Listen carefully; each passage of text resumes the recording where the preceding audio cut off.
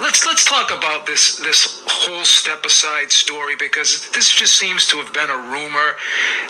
Did anyone reach out to either you or MTK Global on behalf of Deontay Wilder, possibly stepping aside to make way for this Fury Joshua fight? Because there just seems a lot of talk being put out there, but no really concrete evidence that this was even, a reality. Can you speak to this, please?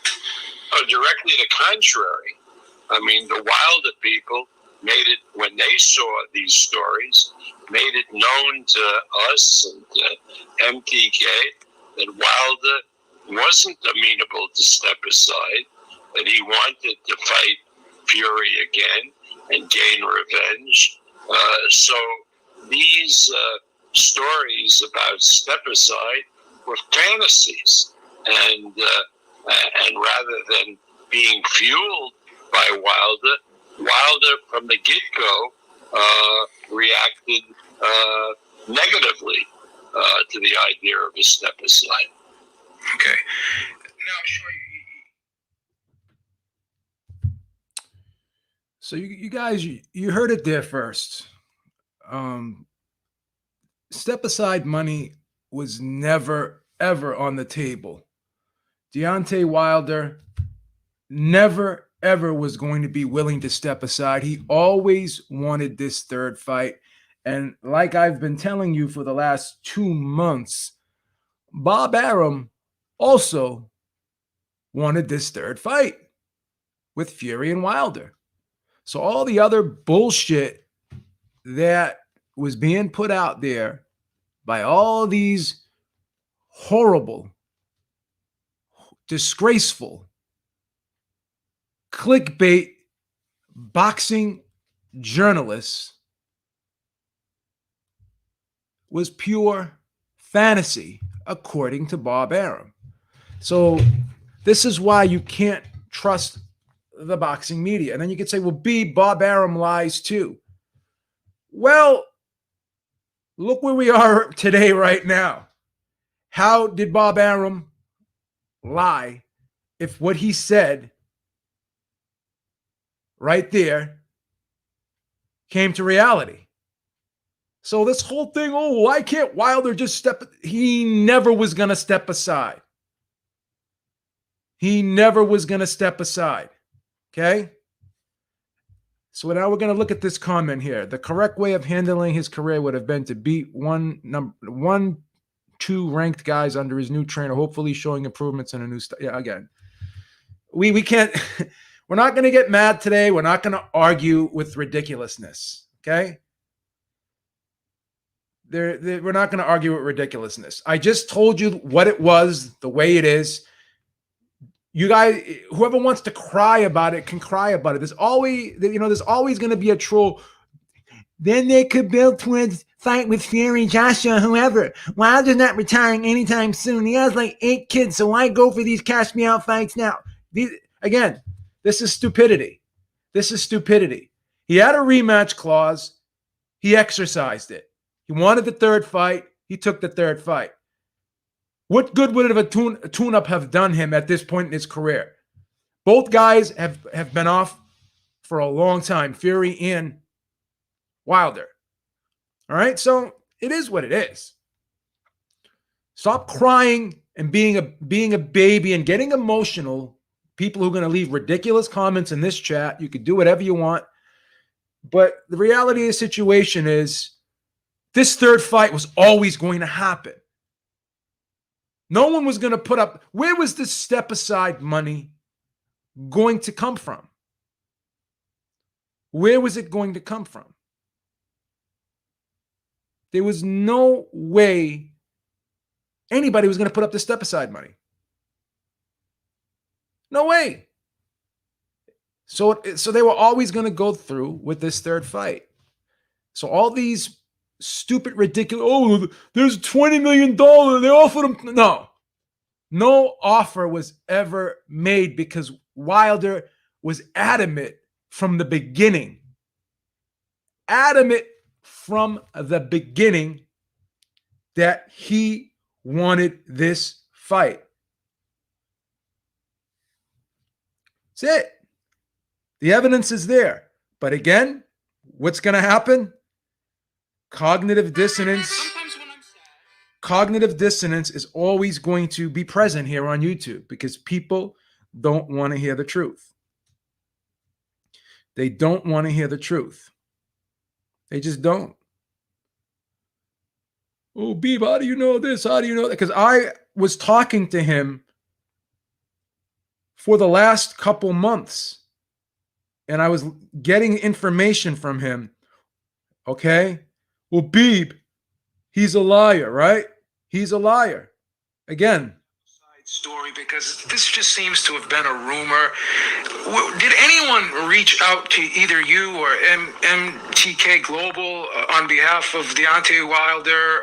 Here it is. Possibly stepping aside to make way for this Fury Joshua fight, because there just seems a lot of talk being put out there, but no really concrete evidence that this was even, a reality. Can you speak to this, please? Oh, directly the contrary. I mean, the Wilder people made it, when they saw these stories, made it known to us and MTK that Wilder wasn't amenable to step aside. Never was going to do it. He wanted to fight Fury again and gain revenge.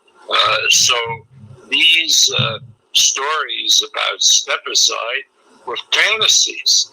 And rather than being fueled by Wilder from the get-go reacted negatively to the idea of a step aside. Okay. Now, I'm sure you're aware that Wilder had surgery on his left bicep, torn bicep tendon. Originally, the rematch was going to be in July, and then it was pushed back to October, and obviously now we're going to have to wait even longer. Is there any concern that Wilder will be ready because of the surgery? Do you envision that he'll be ready to fight, or do you think that he'll need more time to recuperate and maybe you would push the fight back maybe to February or March of next year because of the surgery? Quite the contrary. We were informed, I've been informed by the Wilder people that the original October date, which we all punted to from July, for reasons other than any kind of injury, and that date was acceptable, and he could make a fight as early as that date. And so certainly November, December would be a no-brainer. Right there. Now, what did he just say?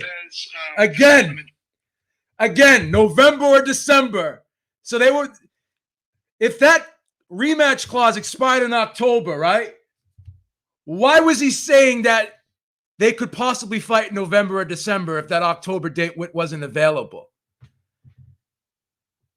Beeb, why are you saying, like weeks ago, how could Eddie Hearn have been promising everybody this Joshua Fury fight when Wilder was always going to force that third fight per his rematch clause? Right? And then Arum said before, tried to say that the rematch clause expired in October. Why was he putting out potential dates for November or December? Again, connect the dots. Follow the breadcrumbs. Beep, what are you talking?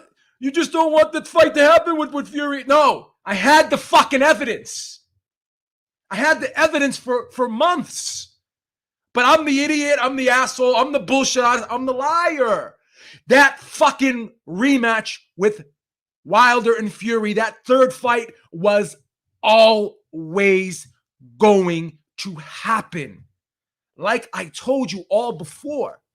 But I'm the idiot. You listen to all those fuck sticks on the internet, all those fuck sticks like Coppinger and the likes of the clickbaiters who were trying to tell you Wilder was going to step aside. Fury, Joshua is definitely going to happen in August 14th. You listen to all the fuck sticks, all of them. But you didn't listen to me. But I was the one who was right. And it's not even about me being right. All it was about putting the information out there, getting quotes, right? Listening to the people who were involved, not some source that you got from fucking whoever the fucking guy was, the guy who fetches the coffee for people or whatever.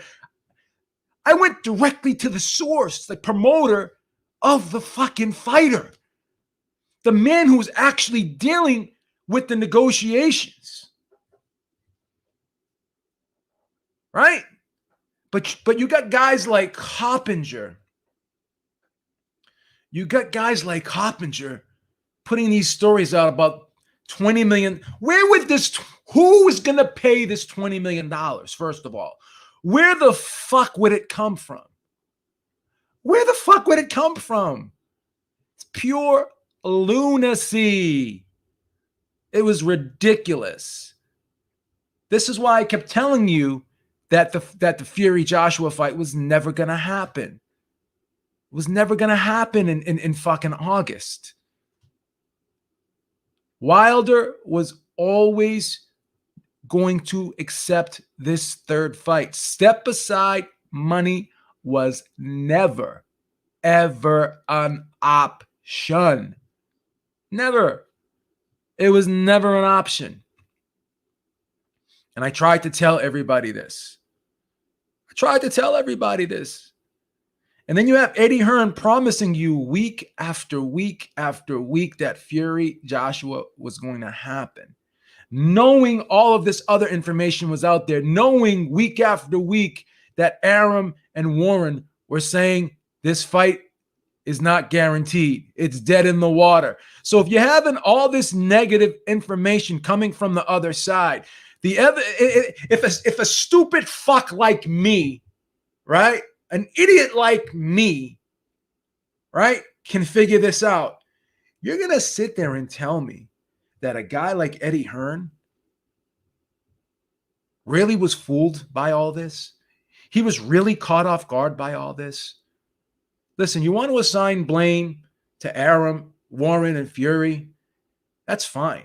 But to sit there and say that Eddie Hearn was just that dumb, when all this information, week after week, you had Arum and you had fucking Warren, and you had Fury, you had Fury's father.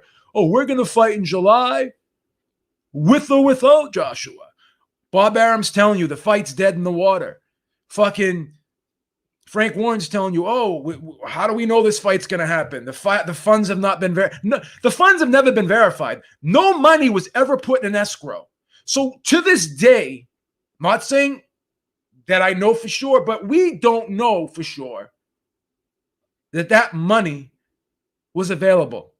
We don't, because if it was never put in escrow, then obviously they were holding back for whatever reason. If Eddie Hearn was delaying and stalling it out too.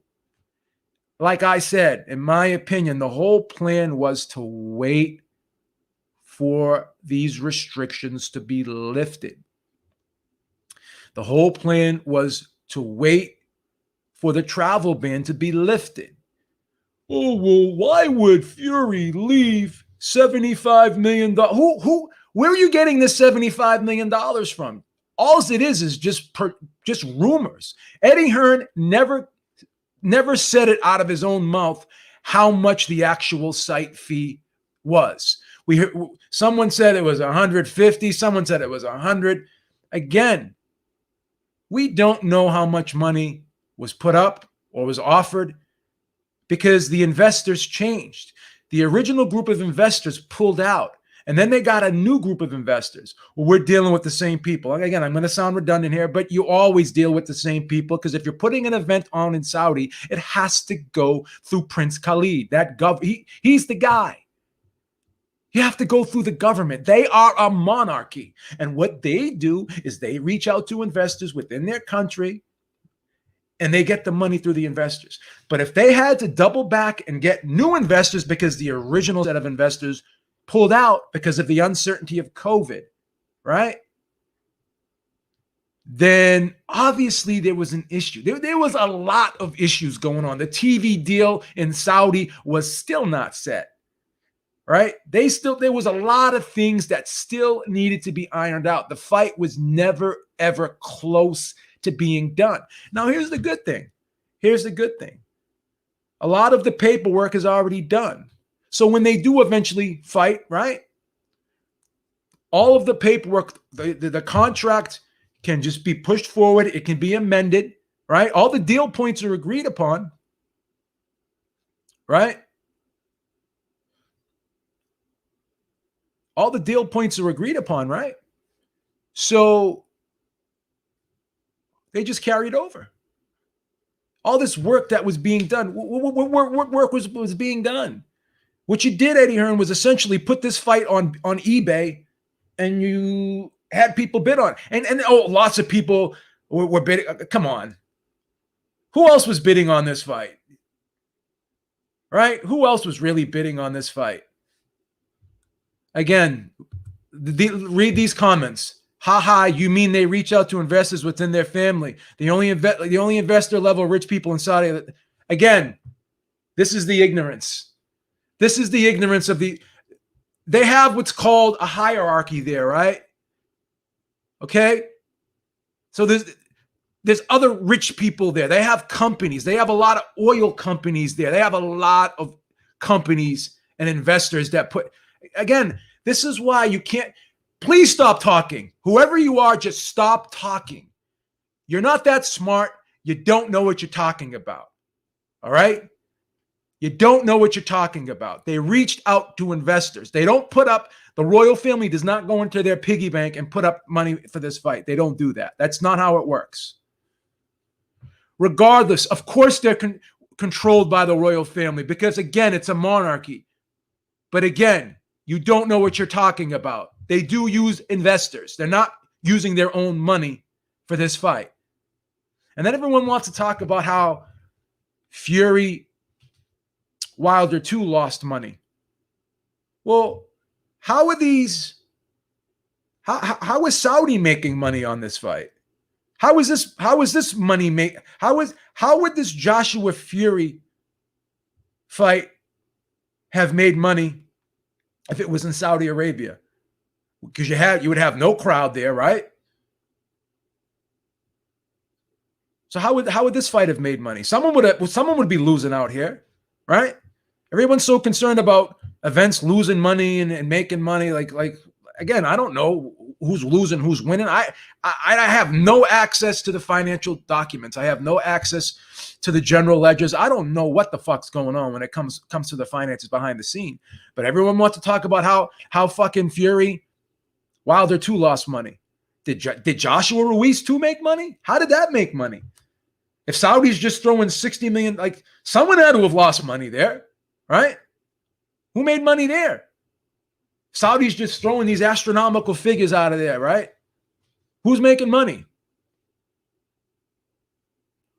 Again, this guy, this is the last response I'm going to have to this guy. It's part of a long-term strategy to make Saudi a major Saudi will never be a major destination for prize fighting. There's too many issues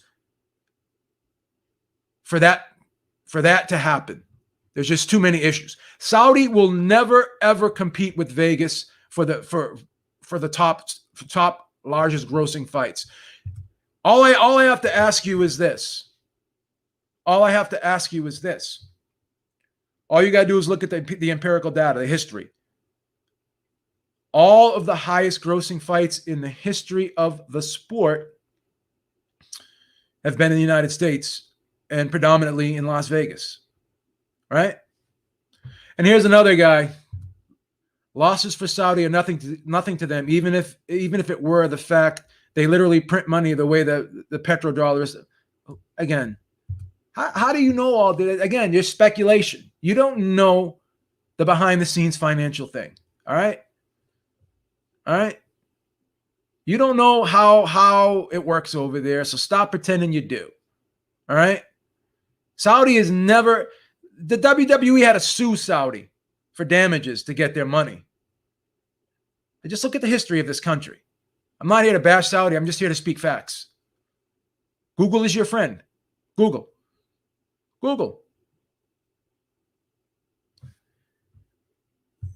Again, Fury did fail the drug tests. Okay? The IBF stripped Fury. Right? These are all facts. But what does that have to do with this fight with Wilder? What does it have to like did he fought for the WBC title, so he had to have been part of the WBC clean boxing program. Let's Google Fury right now. And I'm not defending Fury. We're just going to speak facts here. Did Fury fail a PED test? Yes. Did he take cocaine? Yes. Right? No one's going to defend Fury's issues. But we're not going to try to make false equivalencies here. Like, because Fury took a fucking nandrolone back in 2015, right? We're not going to assume just because he took nandrolone that he loaded his gloves with egg weights. That's the thing.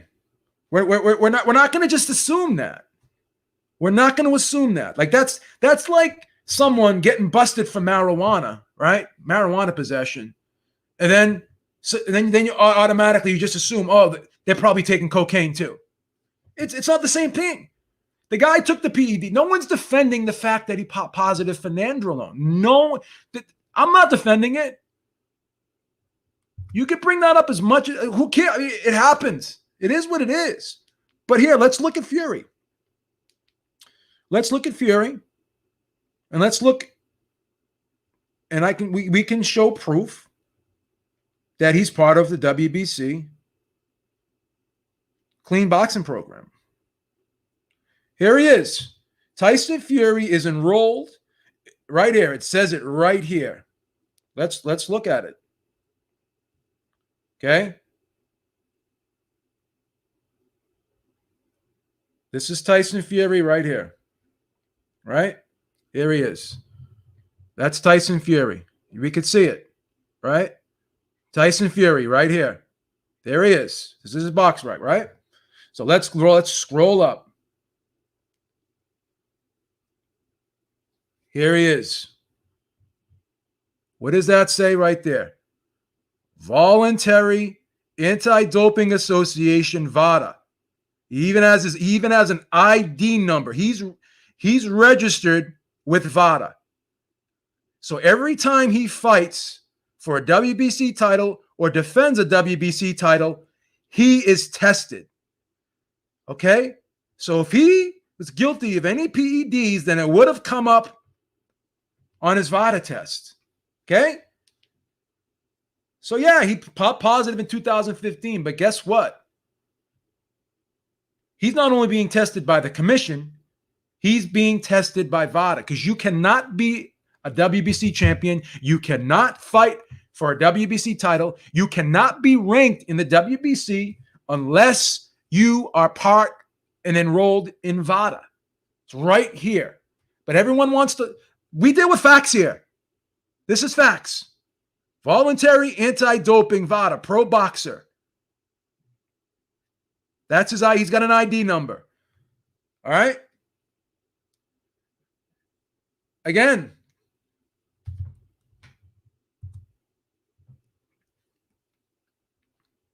they can pay attention to, everyone should always pay attention to a fighter's gloves.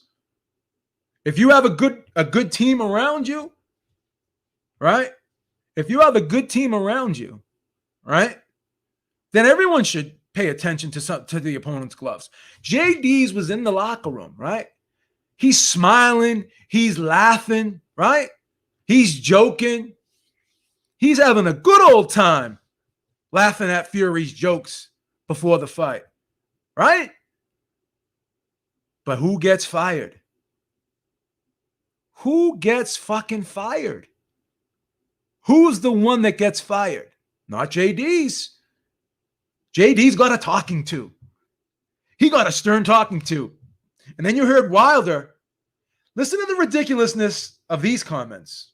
This is no disrespect to Wilder, no shade on Wilder, but this is the ridiculousness of his comments, right? So you're in the biggest fight of your career, right? At that particular time. So he's on this podcast with Ray Flores, right? And Ray Flores is like, he's assuming that JD's got fired because he hasn't seen him in the training videos. He only seen Malik Scott. So they're bringing someone else in too. So now you're going to have Malik Scott, JD's, and you're going to have another guy. Whatever floats your boat. But Wilder's excuse for JD's not catching the egg weights or catching any issues with the gloves when he was in that locker room, right? Oh, well, Jay isn't really experienced at that stuff. How could JD's not really be experienced with that stuff if he's been with Wilder since the beginning and he has always been the guy that went in there and checked the gloves?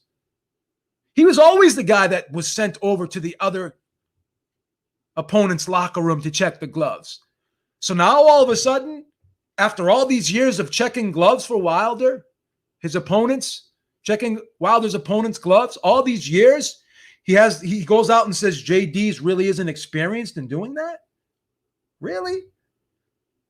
Well, if JD's isn't experienced in doing that, then why in the biggest fight of your life would you send him in that other locker room to check the fucking gloves? Again, connecting the dots, following the breadcrumb.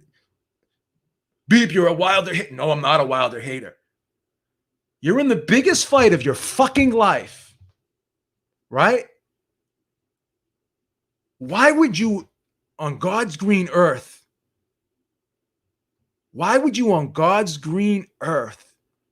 send someone into the other guy's corner to check, other guy's locker room, to check your opponent's gloves? Why would you do that if he was inexperienced? Do you see the statements that Wilder makes, the constant contradictions in the statements that he makes, right? So now who are you going to send in the locker room for the third fight? Hopefully you're going to send Malik Scott in there. That's the thing. That's the thing.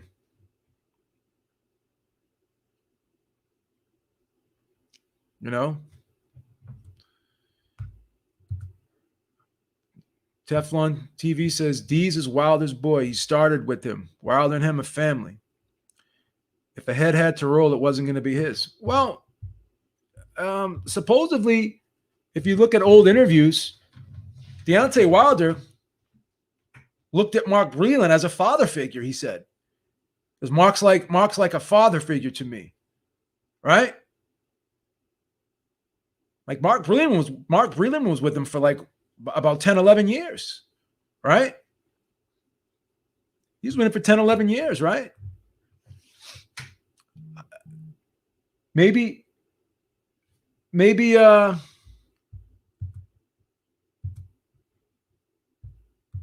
send you a link, Lion Call. I'll put it right in the chat. I don't give a fuck. You can come right on. You can come right on, bro.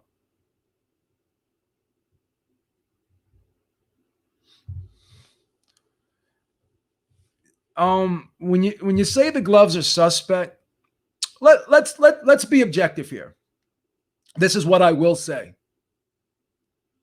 Yeah, JD's. I'm not arguing with you, Teflon. I think JD's is also his manager.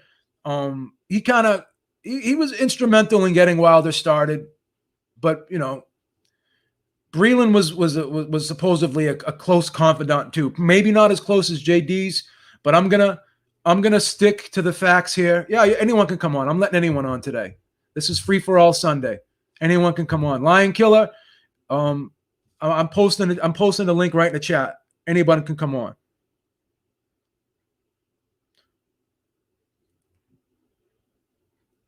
Anyone can come on. I'm letting everyone on. No one's going to get yelled at. We're going to have a nice, because it's Sunday. It's Sunday right now. We're going to have a nice, calm, cool, collective discussion here. Anyone can come on. We're going to let anyone on here. Anyone can come on. No one's going to get yelled at. Anyone can come on. So yeah, that's the thing. So when you want to talk about the gloves looking suspect, all right, this is my opinion. Do I think that Fury, the reason why I think Fury's gloves do flop like that is I honestly believe there's nothing fishy. There's no egg weights. There's nothing loaded. I do think that Fury does like the wrist area in his gloves when the ties are being pulled and the tape is being wrapped. Some fighters, and again, I've seen this. I'm being real here. I'm not making excuses. Some fighters like that wrist area loose. They tell I was there and I've seen guys get gloved up in training and they'd be like, oh, don't loosen that up a little bit. Loosen that up. Don't put the tape so tight. Because if you notice, Fury's gloves was kind of slipping down. The reason why that happens, in my opinion, is because he likes his gloves loose. Now, is that illegal? To my knowledge, it is not illegal. But it is kind of uncommon. Most fighters do not like that. Right? So, yeah.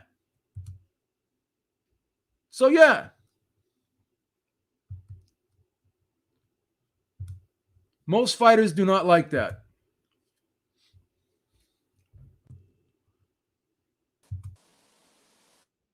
All right. What's up, brother? Joe, I'm not trying to argue with you, man. Why are you getting mad? Not mad at you.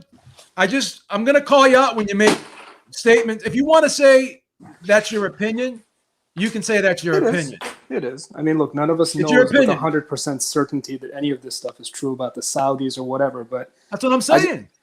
And that's fine. I'm not like, again, the point is, let me ask you a question. I'm going to ask you a few questions. I don't mean to interrupt you. No, I'm going to ask you a few questions, and then I'm just going to give you free reign. You can talk for an hour if you want. No worries. Do you know for 100% certainty that money was even put up there by the Saudis? Do we know that for a fact? No, we don't. Do we actually know the exact amount? No, we don't. Do we think that there was even a step aside presented to Wilder, given the evidence that I just posted here with Arum? Not for certain. We can speculate, but not with certainty. Would you maybe lean towards the fact that there was never step aside even thought about here, based on Arum's comments that I just played for you?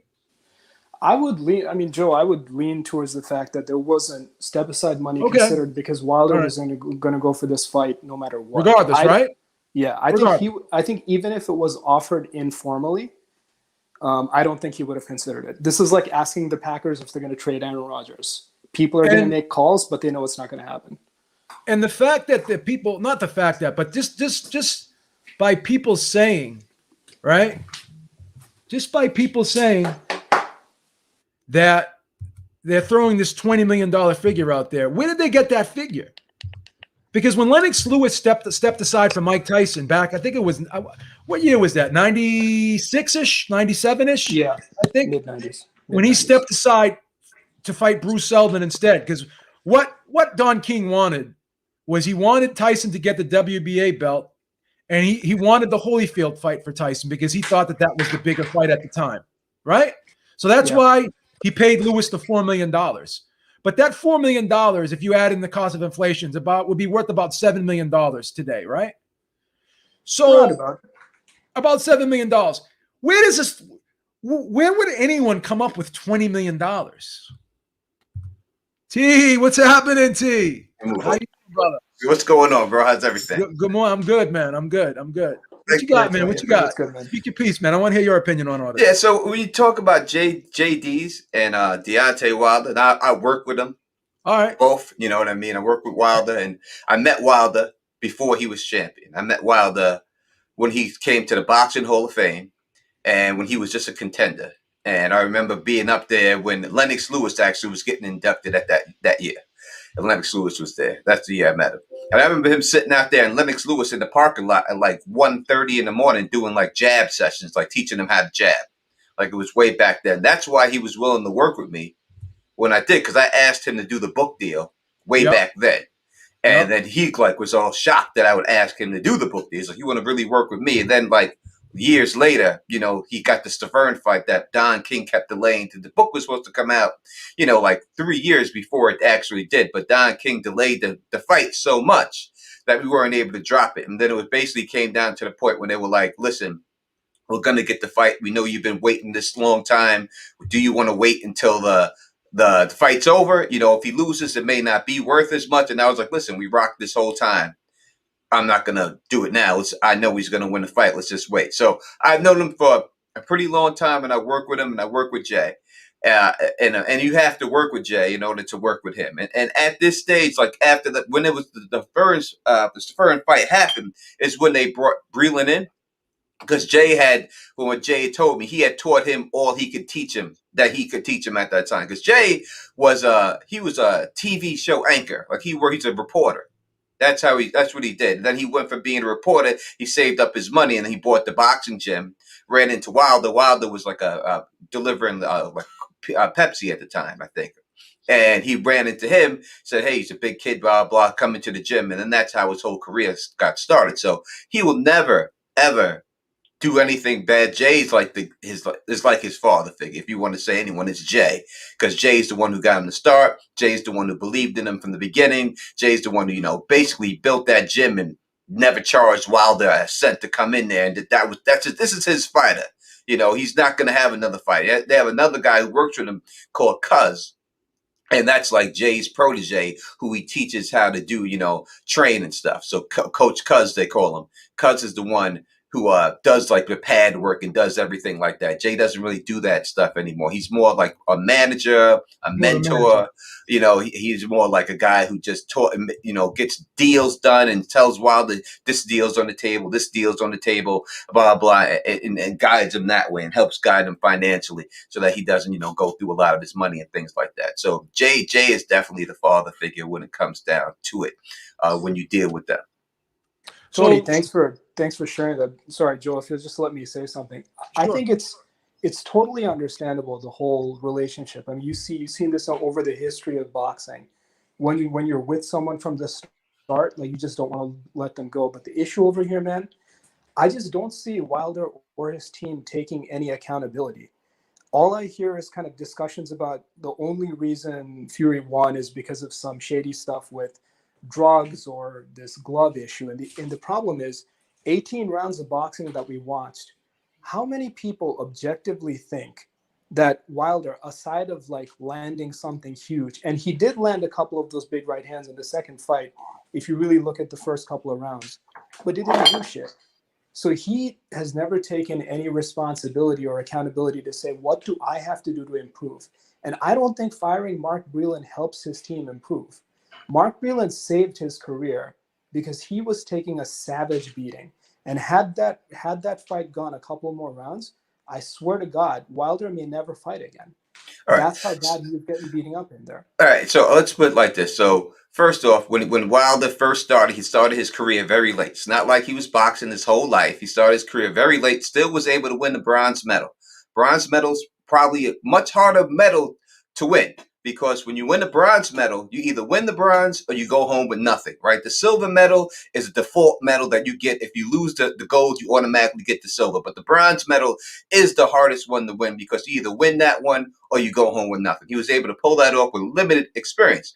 When you look at him and the way that he has fought and the way that he has always fought and everything else, he has always been a guy who has not won every round. There's no fight that you see Deontay Wilder in that he wins every round. He's dominating the fight. It's always the same type situation. When you see him fight, he's in the fight. He lands the big right hand. He gets the guy out of there, and that's usually how it ends up. So to say that he can't do that versus Tyson Fury in the first fight, he put Tyson Fury down twice. Was he losing a lot of those rounds? He was. But it was a typical Deontay Wilder fashion that he put Tyson Fury down, and no one expected Tyson Fury to get up in that last knockdown. That's why it's so unbelievable that he did get up. Tyson Fury's a guy who's been put down by Steve Cunningham, dropped right on his ass, you know what I mean, by a small, light heavyweight fighter.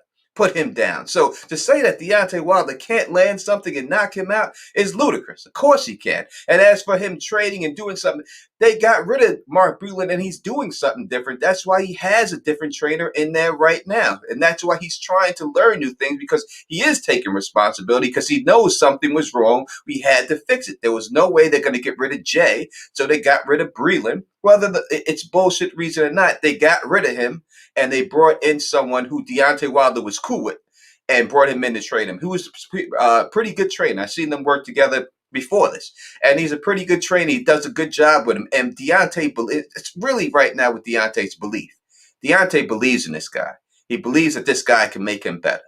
and that's what you have to have when you have someone who's successful as him. If you don't believe in the person training you, it's just not going to work. And he just lost confidence in Breland. So, and as you said, he worked with Breland all those times, and he really didn't get a lot better. Fight to fight to fight to fight. You didn't see a lot of progression with Breland. So I think it changed. Really, I like Breland, but the change should have probably been made a little bit earlier. I just think from the mindset standpoint, you've seen great champions take like big losses, and the first thing they'll say is, "Look, he was the better man tonight. We fought a good fight. I gave it my best. He was a better man tonight. We're going to get back, regroup, and we'll try to run it again if the opportunity presents itself." I just kind of feel like that's the mentality that great champions have, and I kind of feel like I've never seen that kind of talk coming from the fact that, yeah, I mean, Wilder, as you said, he's very dependent on big moments, on big swing the momentum moments, and that's okay. There's been great fighters like that in the past, but I mean, the point is, they're just all of it is all like there was some skullduggery, there was some bullshit going on. There's no recognition of the fact that Fury changed it up in the second fight, came forward, something that we didn't think he was going to do, and really used old school techniques to kind of make Wilder look very amateurish in there.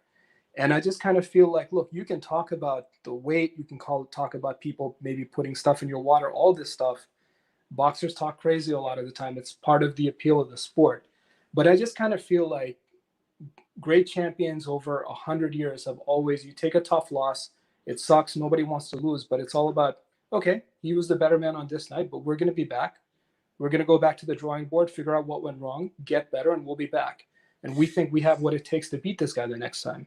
Yeah, but and how I just you don't see that kind of spirit yeah, of contrition. how you perceive someone should react after taking a loss is not how they're supposed to react. People are all different. Some people may have done that, but taking your first loss in your career is a very hard thing to do, especially and I don't want to. You get clowned. I mean, Sugar Ray Leonard said it the best at the Hall of Fame one year I was there. He was like, when you're a boxer, you can go, 50-0. Everyone loves you. Everyone wants to hug you. Everyone wants to be around you. He said, but you lose one time, the same people that were hugging you in the barbershop are making fun of you now. One loss is what happened. So it's hard to take a loss as a fight. Plus, Deontay Wilder is seeing all this stuff that people are putting out about the gloves. He's seeing that. So if he starts seeing that, and he's like, why wouldn't he think that this is true? He lost the fight, never lost. And even if he's looking to, not for an excuse, but for a reason why he lost, and he's seeing all this stuff, and they're showing these gloves bending backwards, which they are. And this glove thing with Tyson Fury didn't start with Deontay Wilder. People said this about him from before that. It just came to light because of the fight was so big. Whether it's true or not, I'm not really here to debate. I don't care. I'm not talking about that. But I'm saying if a fighter sees something like that, why wouldn't they obviously start to believe that some of this stuff could be true? And this could be the reason why he lost. I mean, he does have a dent in the side of his skull. That's pretty clear. You can see it in the picture. We do see gloves bending backwards. That's pretty clear. Whether Jay didn't do his job, but Jay was just sitting in the back, kikiing and not paying close attention, who knows? But it's not like it's unheard of. Panama Lewis famously put something, give him the mix to Aaron Pryor, right? And all of a sudden, Aaron Pryor came out like a wild man after he got that mix and knocked the person out. Antonio Margarito is someone who also put plaster Paris in his gloves and his wraps. Another fighter with Panama Lewis did that too, and Panama Lewis at that time got kicked out of boxing forever after he'd done this. People putting things in gloves, it's not unheard of. This is not something new. Even Felix Trinidad, when he fought Bernard Hopkins, got caught for putting too much gauze on his hands, and all of a sudden that came off, and he didn't knock out Hopkins. When he fought Joppy before, Joppy's like, yo, I've never been hit as hard as I got hit, and I've been hit before, but I never got hit this hard. So after that gauze and that got found, he never really knocked anybody out after that, Trinidad. If you look at the fights he had after, who did he knock out after that got exposed? So this is not a new thing in boxing. People have done it. I'm not saying he did, but it's not something that just is fantasy that could not have been done. Let me let Lion get in here because he's been waiting. Go ahead, Lion. Well, I think I originally came on to speak to the fanboyism I'm seeing in the chat. Now I've forgotten what I was going to say, but I just want to say this word to the wise. Don't invest all your emotional depths into individuals. Admire the sport for what it is. Every day we get on here, there's something different. There's something going on. It's kind of like a soap opera. Me and you, Joe, we've covered this thing one way or the other. Me and Nate, when Paulie comes on, we've talked about this. At the end of the day, it's a matchup between two people. Okay, I may disagree with the way that Wilder approaches, just from an analytical standpoint. I may agree or disagree with what Fury is doing from an analytical standpoint. You got to look at it that way. I think a lot of people talk like I'm sorry, Ayanami, if I'm saying that correctly. You were responding in a way where you were saying, well, Wilder should do things this way when he loses, or someone does it that way. George Foreman did the same thing after the Ali fight. He felt that Ali had cheated some type of way. Something was going on in a fight. The ropes were loose. There was a lot of excuses. He thought his water was drugged too, he said. Right. Yeah. So the thing is, people take losses differently. We got to understand that. It's how you overcome a loss. Do you come back the same, or do you come back mentally, mentally dejected? This particular fight, that's what I want to see. I feel when I look at things from a boxing standpoint, Wilder's at an advanced age for a heavyweight. Even though today, physically, technically, people are living better. People are training differently. They're eating better. There's a lot of different things that can extend that lifeline today.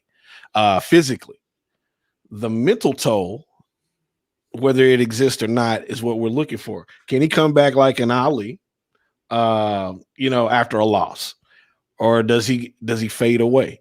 Does Tyson Fury stay consistent? Y'all need to understand something. Tyson Fury's never defended a belt.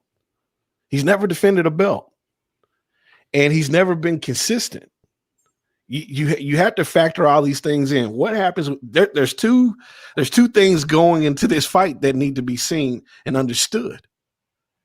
People can throw around cheating. We've analyzed all that stuff. We've had glove experts come in on the show. Everybody has an opinion, but at the end of the day, it's the action that takes place. What's going to happen in this third fight that's going to determine who's who? Is Tyson Fury just a one-hit wonder, or is Tyson Fury a champion? You're not a champion until you defend that belt, in my opinion. Is Deontay Wilder a true champion? Can he come back from a loss mentally and physically?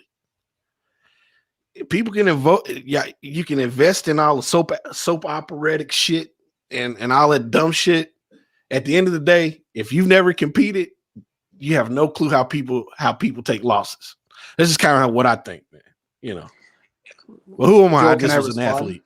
Well, let me just say one thing before. It wasn't disrespectful or anything. I was just wanting. Yeah. Let me just say one thing, and as much as for me, just listening to the comments, they do sound outlandish to me, a lot of them. But if this is what he needs to motivate himself, sometimes fighters can take this type of energy and they can take this negativity and use it for fuel and turn it into a positivity. Well, I'm going to be honest. I do believe that the left arm was compromised in the first fight, because my friend told me after the weigh-in. So not the first fight, the second fight. After the second fight, my friend told me, go look at that weigh-in again. You could see, if you go back and really look, that the arm was swollen, right? That left arm had some issues, that bicep tendon. You could see it. He did look a little bit under the weather, whatever. I do think that maybe he wasn't at his best. I do think possibly he will be healed up for this third fight. I do also believe that Fury sometimes suffers that mental letdown. Once he gets to the top of the mountain, there's nowhere else to go but to descend. And that kind of wears on him psychologically. There's a lot of intangibles here. And I think that makes this fight very interesting. Even though I still think Fury's going to pull it out, I do believe this third fight will be a lot better than the second fight. And I think it'll be a lot more competitive and better than people think. But at the end of the day, if Wilder can take all this hoopla that's going on right now, all these comments, the whole, if he can look at this glove thing and it makes him be in a better place mentally and it motivates him, then I guess then that's what works for him. You know, the crazy thing is, I've said this for about 4 or 5 years with Deontay Wilder. If he learned to consistently throw a jab throughout a fight, he learns essential footwork. It doesn't have to be spectacular, but the essential footwork was always the balance. I was saying this 4 or 5 years ago. He would be he'd be extremely hard to defeat. A jab is your setup. It's also the punch that keeps people at bay if it's employed correctly. Larry Holmes did it perfectly. Lennox Lewis did it perfectly. People are always leery of those jabs. You can also hide a right hand. I've always said that he's had a telegraphing right hand. It's literally a 3-step motion. Tyson Fury was able to adjust to that in the second fight because he had seen it in the first fight. He got caught with, I think, what was that, the 7th round in the first fight or something like that? I think it was the 7th. Yeah, and then later on in the fight, in the second fight, he rolled it virtually every time. So when we win the way that he's won, Deontay Wilder, you can get complacent in your abilities and you can focus on that one thing thinking it'll work. He didn't have any tools. I even said 4 or 5 years, not even 4 or 5 years ago, maybe 3 years ago, maybe he should change up trainers. I question what if Derek James or I can't remember who else I said were to train Deontay Wilder, somebody else. Now I'm talking to those guys since, and they've given me opinions on that, but I just keep those private. But maybe the change is needed. What I'm not seeing in the training videos personally is footwork. I don't see that balance, and I think that footwork is key, especially based on what Tyson Fury's displayed. Deontay Wilder needs distance in order to operate. And if you can't operate in close quarters, even though he's throwing, I saw the video of him throwing hooks inside, you have to be able to maneuver inside. So what is the footwork? What is the footwork improvement? He has the power. He has the tools. It's the base. It's the balance. And Joe, you and me box, so we kind of understand those things. Body position is key on the inside. Always. Because if you don't get body position, and you're not going to be able to get leverage on those shots on the inside, and you're going to be you're right in the kitchen. You're going to get hit with counters. So you got to be able to get low.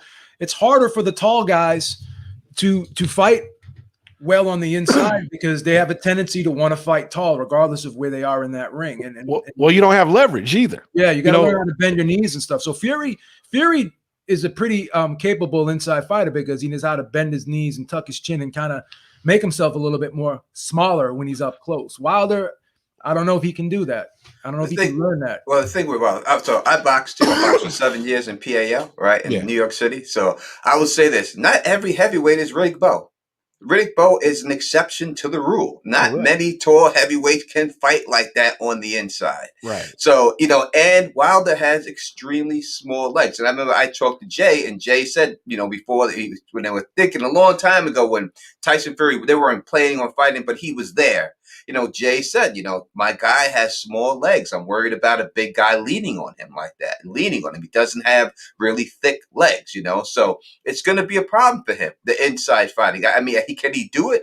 Yes, but I don't think he's got, not with his back on the rope. He's never going to be a Riddick Bowe in there and stuff. So I think he just has to use, and it's like a baseball analogy, right? If you're a home run hitting team and you're hitting home runs every game, a small ball team can beat you. When you can't hit that home run and you don't know how to steal that base and work that run in, you lose. And Wilder was a home run hitting team, and it's always bailed him out. And he always, and it almost did again in the first fight. I mean, it almost was picture perfect. It almost did exactly what a normal Wilder fight was, but Tyson Fury got up. Tony, I've mentioned this several times over a year. I have thought that Wilder maybe has lost more rounds than any heavyweight in modern history, but won more fights. I haven't been able to count the rounds, and I'm not a statistician, but I would venture to say he's lost more rounds than any modern heavyweight champion. Would you think that, based off of what you've seen? I would say that he's lost a considerable amount of rounds. Like, Right. There's no fight that he's dominant, except for like the Brazil fight when he knocked him out in the first round, But there's no fight, and it should be a lot easier. It's easy when you look at someone else and you say, "Man, if I had your body type, I know exactly what I would do." I would pump that jab in someone's face, shoot that right hand over the top, a little left hook, and it's over. He should be able to watch these dudes. A lot of guys he fought, like Molina and these guys, they shouldn't even have gave him a watch these guys right out real fast. Spielka, all those guys shouldn't be. But you always got to look at he came into the game late. And it's hard to teach an old dog new tricks, and what he was doing, even though he was getting hit, he was still winning the fight in the end. So if it ain't broke, don't fix it type mentality, I think, started happening in the camp, and that's why. But I think now, and what we see in the training video isn't all the training, that I think that stuff is put out purposely so that they can say, oh, this is what he's doing. They could be working on the inside game that they don't want to expose. Because they know Tyson Fury's team's going to see this. So they're putting this stuff out there, just because they want you to see something. So he could be working on a huge inside game. If his biggest problem with that second fight was he let Tyson Fury push him backwards. Yeah. He can't let that happen. He has to go. He can't let this dude push him backwards like that. Fury eliminated distance. But I think that's where Lion's point comes in, though. So I mean, the footwork issue.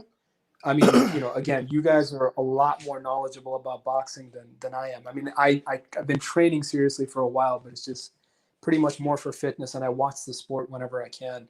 But I mean, when you look at great fighters getting out of awkward clinches and stuff, they're always like spinning out, pivoting left, right, kind of, there's ways you use your legs to kind of get yourself out of bad situations. And I think Lion's point is really interesting, that's one major area that he just never really developed properly, kind of fell in love with the home run hitting ability that he had.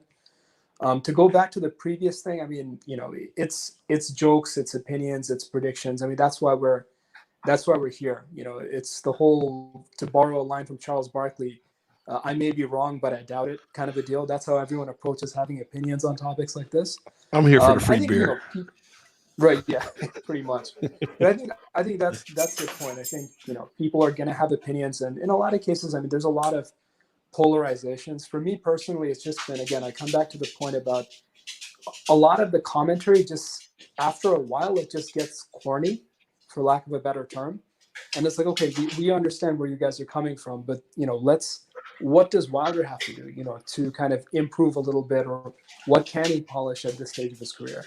And in terms of the soap opera element, I agree with you. Sometimes it is embarrassing to get caught up in stuff like this, but part of it is, most of us at least, work jobs that we hate, come back home after a long day, and you need something to take your mind off of it. And boxing drama is a pretty good way to do that. I mean, not Joe, because I know Joe loves what he does because he's at the ringside reporter, but for the rest of us working stiffs, you know how it goes. But yeah, I think that's what it is. It's a fair point, and I agree very much with the footwork element.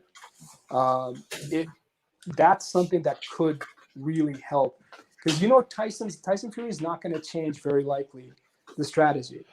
It worked in the second fight. His camp probably thinks there's no reason why it wouldn't work in the third fight. So if you know pretty much what he's going to do, then I mean the footwork would be the key. But it'll be interesting to see how he comes out in that second fight. Yeah, his footwork has been the key. If he can ever get that, I remember Kevin Kelly used to always tell me, like, Wilder looks like he's on skates out there. He needs to get his footwork down. I mean, even in the, if you, as much as, you may not like them, but the Rocky movies, they're based on, it may not be a factual movie, but they're based on boxing. And you can see that Rocky had to get his footwork down And that was the key when he had to go in there versus Clubber Lang the second time. He just couldn't go in there with the plotting style. Apollo Creed came in there, helped him with his footwork. He got his footwork in there. Oh, you're trying to make him fight they use the word colored fighter. It's not going to work. But that's what happened. Arturo Gatti, when he got with Buddy McGirt, what did he do? He learned footwork. He learned how to use the jab. He just didn't go in there face first. That's what revised his career. It can be done. You've seen it. Marco Antonio Barrera, his second half of his career, what did he do? He learned to pump that jab. He learned not to go in there face first. And late in life, it could be done. This is what I would hope that they're working on in this fight. There's no sport that I can think of that doesn't involve footwork as its basis. You need footwork. Footwork is essentially your foundation. I really can't think of a sport. Hell, even pool. If you want to consider pool a physical sport, you had to have good foot placement. You had to have good body positioning. And if you don't understand those mechanics, it can be detrimental to you. The sport for me over the years, I'm in my 40s. I've watched a decline in skill set. I watched a decline in frequency. And honestly, it's allowed for more and more people to weigh in these days based on the platforms that we have now. I don't think we'd be having a lot of these discussions if we had more frequency in the boxing game on the major level. They wouldn't have time. We'd be discussing what we're discussing now. Attributes, things that need to be done within a fight, more so than the dramatics outside of we'd still be discussing the dramatics. A lot of us, me and Nate, tend not to. Occasionally we do, but I just feel this fight coming up. I paid for the first two. I don't know if I'm going to pay for the third, but Tyson Fury has something to prove to me. I talked to Sugar Hill a few times about what they're planning to do. He essentially said, well, I only had him for a short time, but we've been working together for a while. So what he's implementing, going ahead is going to be a much more improved Tyson Fury that's been with Sugar Hill for now, a year and a half by the time this fight goes down. So I hope to see two very improved fighters, and I hope to see a great fight. I'm missing that great fight at heavyweight in this generation, and we need that. You do. Well, you got to have great heavyweight fighters. I don't think we have. We don't have that what we had with Larry Holmes and all of them. And even if you look at Mike Tyson generation, Mike Tyson caught everybody at the tail end of their career. He was in an awkward position at that particular time. He didn't have a lot of great fighters that he had to go against. And that's why he won all those fights. And when he did fight someone that was good, he usually lost. And that's a one-dimensional fight. I think when I look at Wilder's footwork and everything else, it reminds me a lot of Costa Tszyu. Like if you look at the way Costa Tszyu fighting, wide stance, hand on the right, like a Russian fight, like wide stance legs, waiting to land that right hand, really pouring jab, not a great jab in there. And in the end, that came back to haunt Costa Tszyu when he fought Ricky Hatton, who had better, quicker footwork and pressured him, pushed him backwards up against the rope and mauled him and beat him up in the exact same way that Tyson Fury did to Deontay Wilder. If you look at that fight with Costa Tszyu, Ricky Hatton, it's the same fight. They fought. They did the exact same thing in the work. But Costa Tszyu retired after that fight. He didn't attempt to change and come back. He just bounced right after that loss. He never fought again.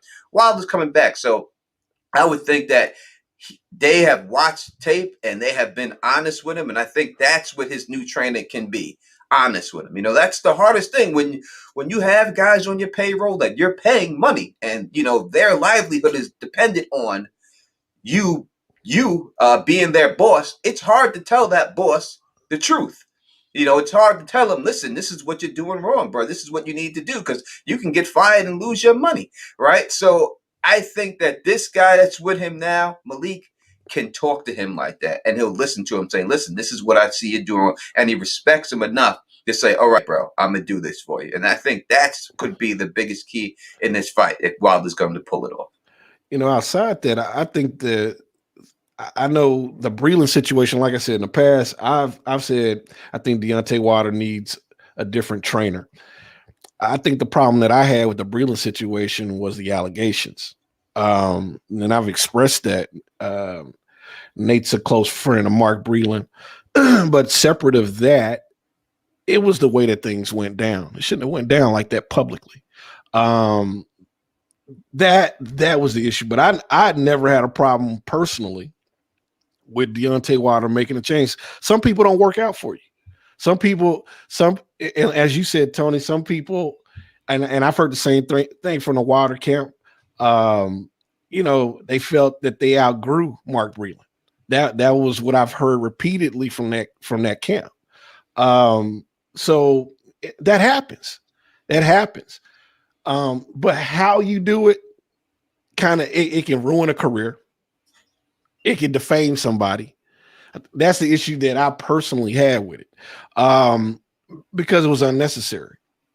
And when a loss like that occurs as catastrophic for an individual, I remember everybody was feeding these narratives. Everybody was feeding. I just shake my head at it. Wait till the evidence comes out. Wait till this comes out, because I was told repeatedly that evidence was coming out, behind the scenes, and it never materialized. And I did get stuff, but nothing that you can prove in a court of law. Because when evidence comes out and there's subterfuge, a boxing match, that's a court thing at that point. It isn't a boxing thing. It's a court thing. And I knew that Deontay Wilder from jump, just like Joe was saying earlier about about Deontay Wilder always wanting a third fight. I know that for a fact too, because I was told that from his camp. He wanted revenge. So there's consistency with what Joe is saying. And Tony, I know you know the camp, so I doubt that your information is different than what I've received. Yeah, no, as Beeb said, this was always going to happen. He was not ever gonna not take this fight, and they did feel like that they had done all they could do with Breland. Like it's gone as far as it's gone, and I have to agree. And I like Mark. I'm cool with Mark. I like Mark. I'm not saying Mark's not a good trainer, but it just didn't seem to be taken. You could look fight to fight to fight. It looked the same. Whatever he was teaching, it was the same thing. He looked the same in every fight. There was no difference any fight. You should have been getting better. You should have been seeing something different. People trying new things in certain fights. We didn't see that at all. It was always the same thing. So I think that, and as for this person, whoever this sneezy Foster saying that this guy's a bigger yes man than JD's, I don't know I don't know if you know them personally or you had a chance to speak to them, but I don't think that you have the right to say whatever you want. But no one really is gonna take what you're saying. How much credibility is your opinion if you're just saying things that you don't really know? Because you don't know. Because I'm telling you, it's that movie, The Great White Head. All these movies, when you watch these movies and the movies. They take that stuff, that stuff they take from real life. There's always, in the boxing, it's hard to be a part of a boxer's entourage because you're dependent on that boxer for your money. And it's hard to tell that guy the truth. There's only certain people that they trust that can tell them the truth, because you could lose your job or lose your livelihood. Malik Scott, I believe, from when I've seen him before, can tell watching the tape. You see how he did this? You see how you did this? And Malik Scott's a very slick boxer, right? That was his style in the ring. So bring in a guy who's a slick boxer to tell you that he's working on boxing technique, that's what he brings to the table. He's going to work on pumping that jab more, shooting the jab to the body, which he shoots that jab to Tyson Fury's body. Bang, bang, bang. That's what he really has. Don't even worry about his head. Just keep pumping him right in his chest and his stomach. Just pump that jab and that right will come. As Lion Killer said, Larry Holmes, my father used to always say, has the sneakiest right hand of all time. You didn't see that right hand come. It would just be there, and then you'd be on your ass. Jab in your face all day.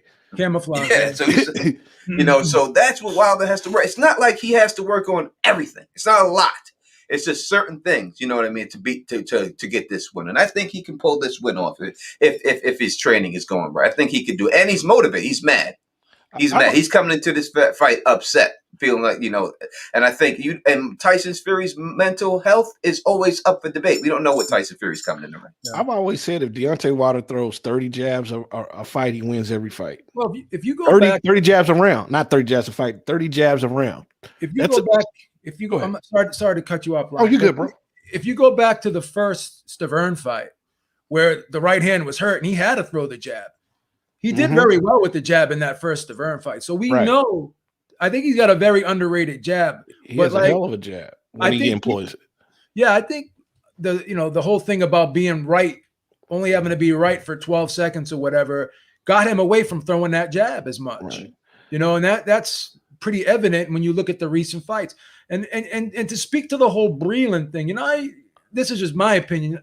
You get a sense that a trainer-fighter relationship is dissolving when you watch fight after fight and you look at that trainer saying less and less and being more quiet in the corner than normal. Like Breland was becoming less of a voice in that corner, and he was talking less, and he was given very minimal instructions in recent fights. To attest to that, Joe, I had been here for months,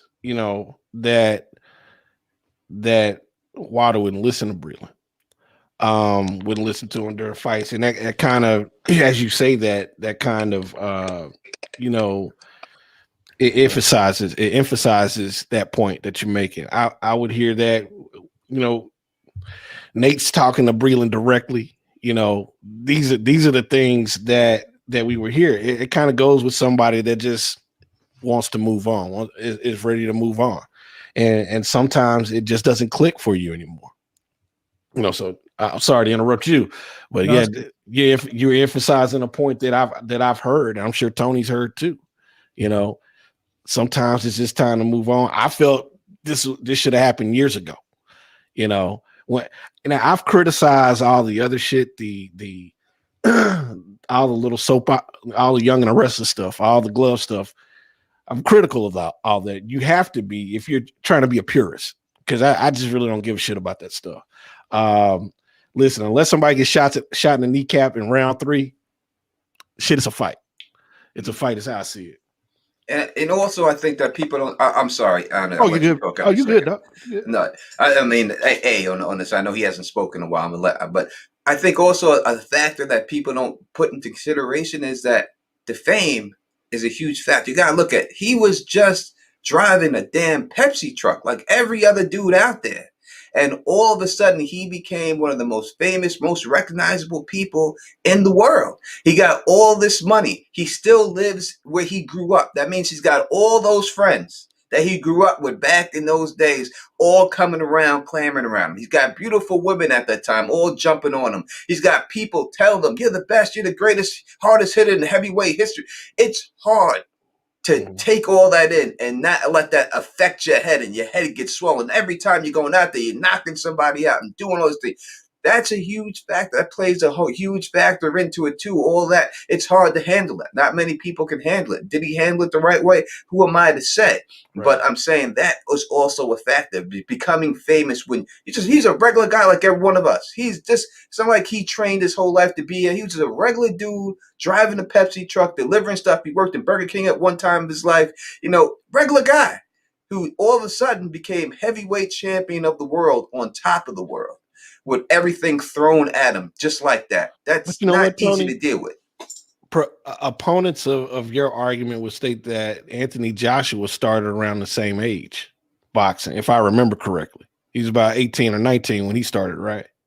That's what I don't know exactly when Anthony Joshua started. I know Sergio Martinez too. Sergio Martinez started boxing when he was 20, and he was on the pound for pound list by a lot of people's opinions. My point is, and it's not even to play devil's advocate, just people that would point that out just to argue, well, why didn't Wilder adapt a more traditional form of boxing? Why didn't he grow? Why didn't he do this? Because that's what I'll see from people. Yeah, of course. In chat. So, and I would say to them, some babies walk earlier than other babies. It doesn't make that baby smarter. And Sergio Martinez came from a soccer background, a highly footwork backwards. Footwork is guaranteed with him. Yeah. When you look at guys like that who start late and are successful, it all points to them just being natural, pure athletes. There's no question that Deontay Wilder's not a natural, pure athlete. No, not at No all. question about it. Now, Not at Sneezy Foster says because they were matching them properly, they were matching Deontay Wilder properly. People kill me with this argument. They match everybody properly, right? At points in their careers. They That's what a manager's. Again, I asked Mickey Ward this question one time. I said, "Is there anything that you regret looking back on your career?" You know what he told me? He goes, "You know what it was? I took too many tough fights back to back to back to back, and guess what? Shortened my career." This is a guy that's got double vision in one of his eyes for the rest of his life because he was in tough fights back to back to back to back to back. You know, and that'll take its toll. So if you don't match a guy correctly at certain points in his career, you're gonna fucking ruin the guy. Not only boxing wise, but life wise. You're gonna fucking ruin the guy. Wilder was brought up developmentally based on his start time in the game. Going into the professional ranks, it was the same thing. He had to develop. Actually, you saw more boxing earlier in his career than you saw later in his career when the knockouts just were ridiculous. But there are a lot of people that argue that say that Anthony Joshua has a better resume. I don't agree with that because I don't agree with the skill level of the fighters. That everybody's pretty much on the same skill set. There's no one that's a step above, really. So Dylan White, I think, is the best fighter, and I don't think much of their resume. I think he's the best fighter, and would have been on both of their resumes to get a win against. I don't know anyone Deontay Wilder beat that's better than Dylan White. And look, Dylan White almost slept Anthony Joshua that fight. That's a fact. The first fight, if he didn't get sloppy, he would have beat him. It seems like that's what Dylan's problem is. You rate Dylan White higher than Klitschko? I think Luis Ortiz is a more skilled guy. I thought Luis Ortiz is a better guy. Yeah, than he's Dillian a more White. skilled guy, but I still think White's a little bit more dangerous. Right. Yeah, because he's unpredictable in his movement.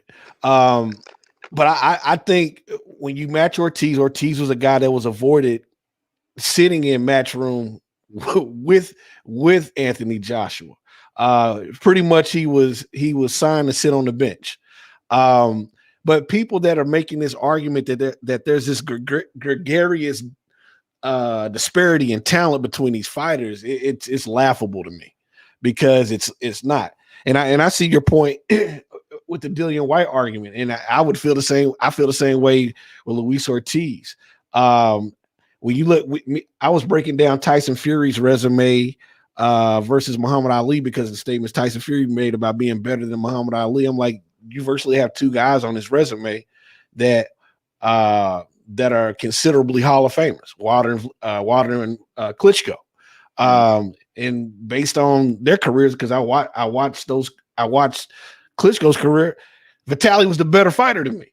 You know, he was definitely a better fighter. And as for people in this chat saying stuff, Klitschko is obviously a much better fighter than all of them combined. But at this stage in his career, when he fought Anthony Joshua, he was not the Klitschko of old. That's not the same Klitschko that we've seen. This is not the same guy. So y'all are just putting the name out there, but not looking at the time when he fought him.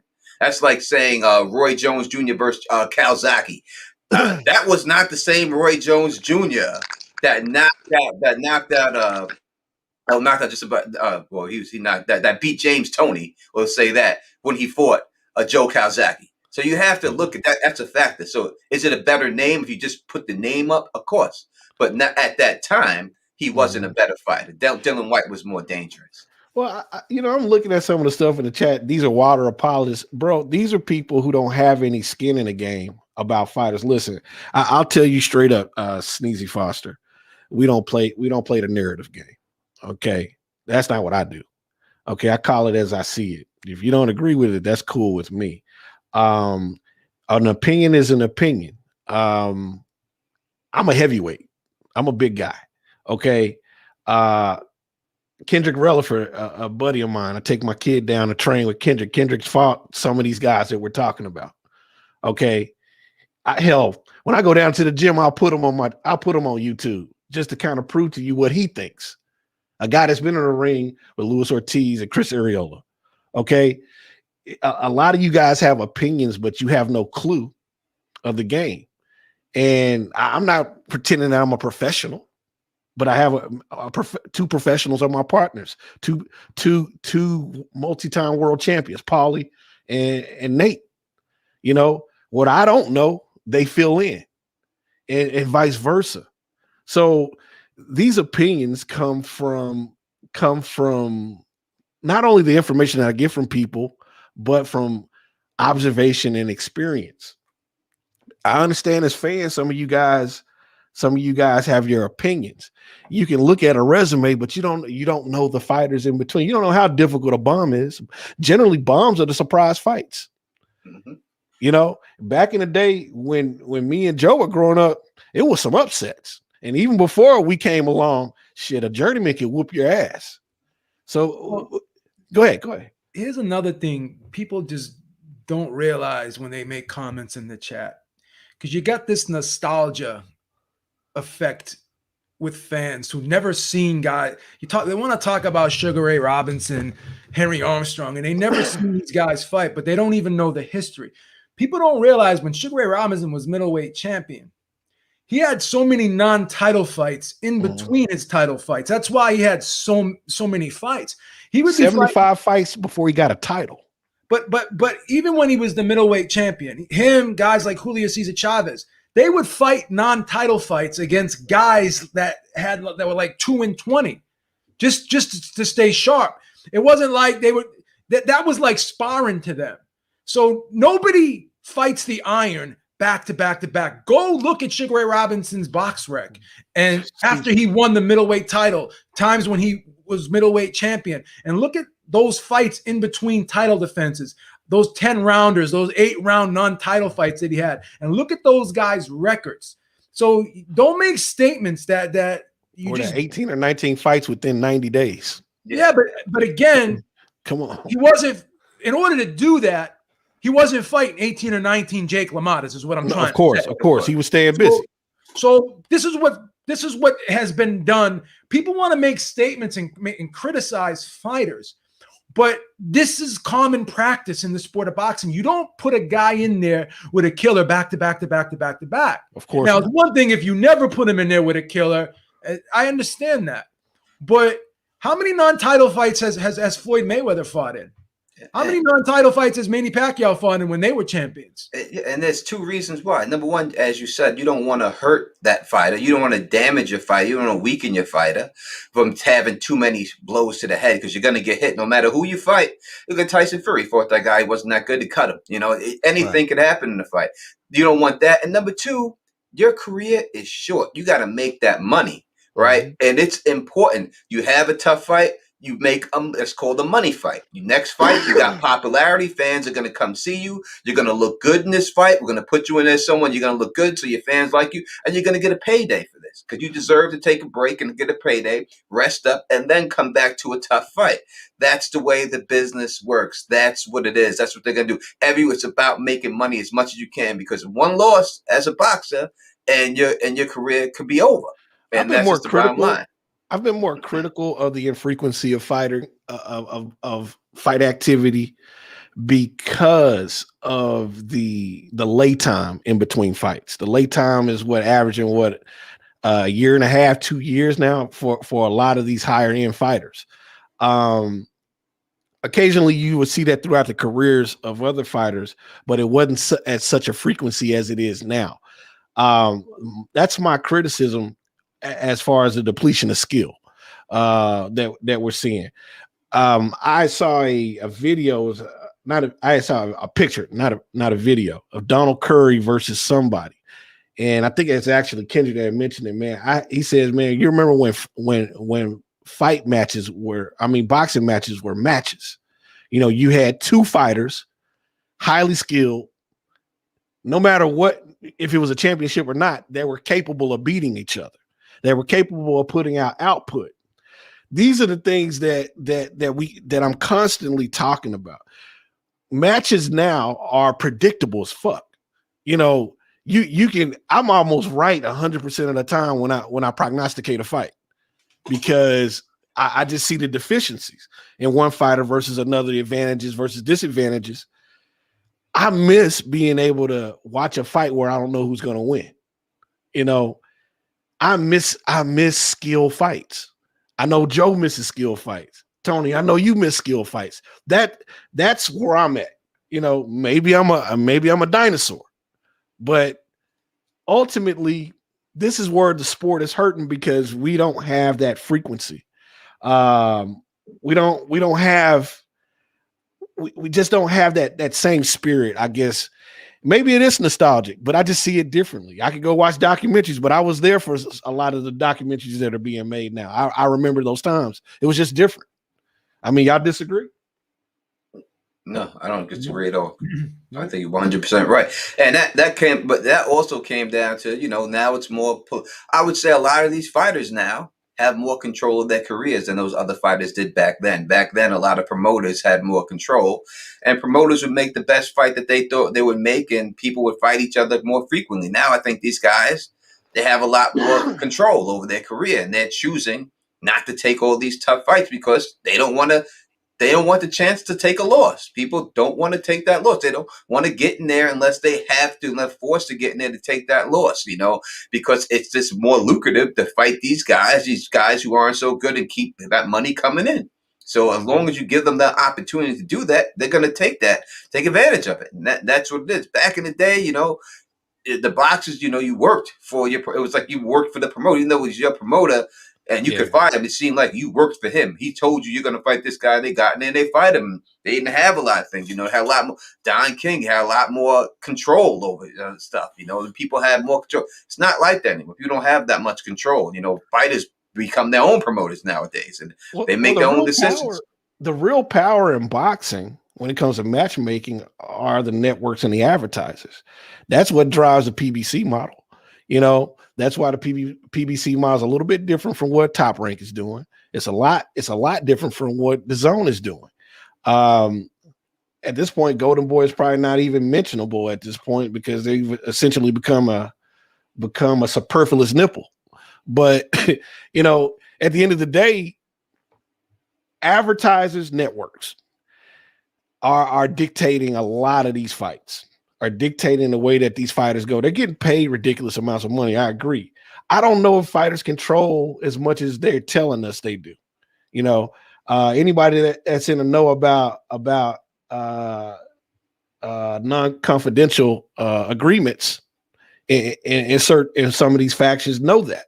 You know, I'm not going to mention any names, but I mean, do you guys disagree that it's the networks, the advertisers that are really calling the shots on these fights? Because we know that sanctioning bodies aren't doing shit but collecting fees. I think the networks have turned into promotional companies. That's like, exactly what they are. Look at what ESPN did during that Teofimo Lopez Vasily Lomachenko fight. Look how hard they were like pushing Lomachenko, making statements like, "Oh, this guy's got a higher power punch connect ratio than Roberto Duran," creating facts. And that's like comparing a guy who got up 10 times who's batting 1,000 to a guy who got up friggin' 500 times who's batting 500. It was a ridiculous statistic. Well, Joe, they're trying to compensate for the fact that Lomachenko doesn't sell. He doesn't sell at all. Well, they were, you know, again, that that could be the case, but they were pushing him. And I was trying to tell that to people who are arguing with me, and it's like, you can't tell that this promotion is like overly leaning towards Lomachenko, like ridiculously leaning towards Lomachenko. Mm-hmm. I mean, it was pure obvious. And they're not fight experts.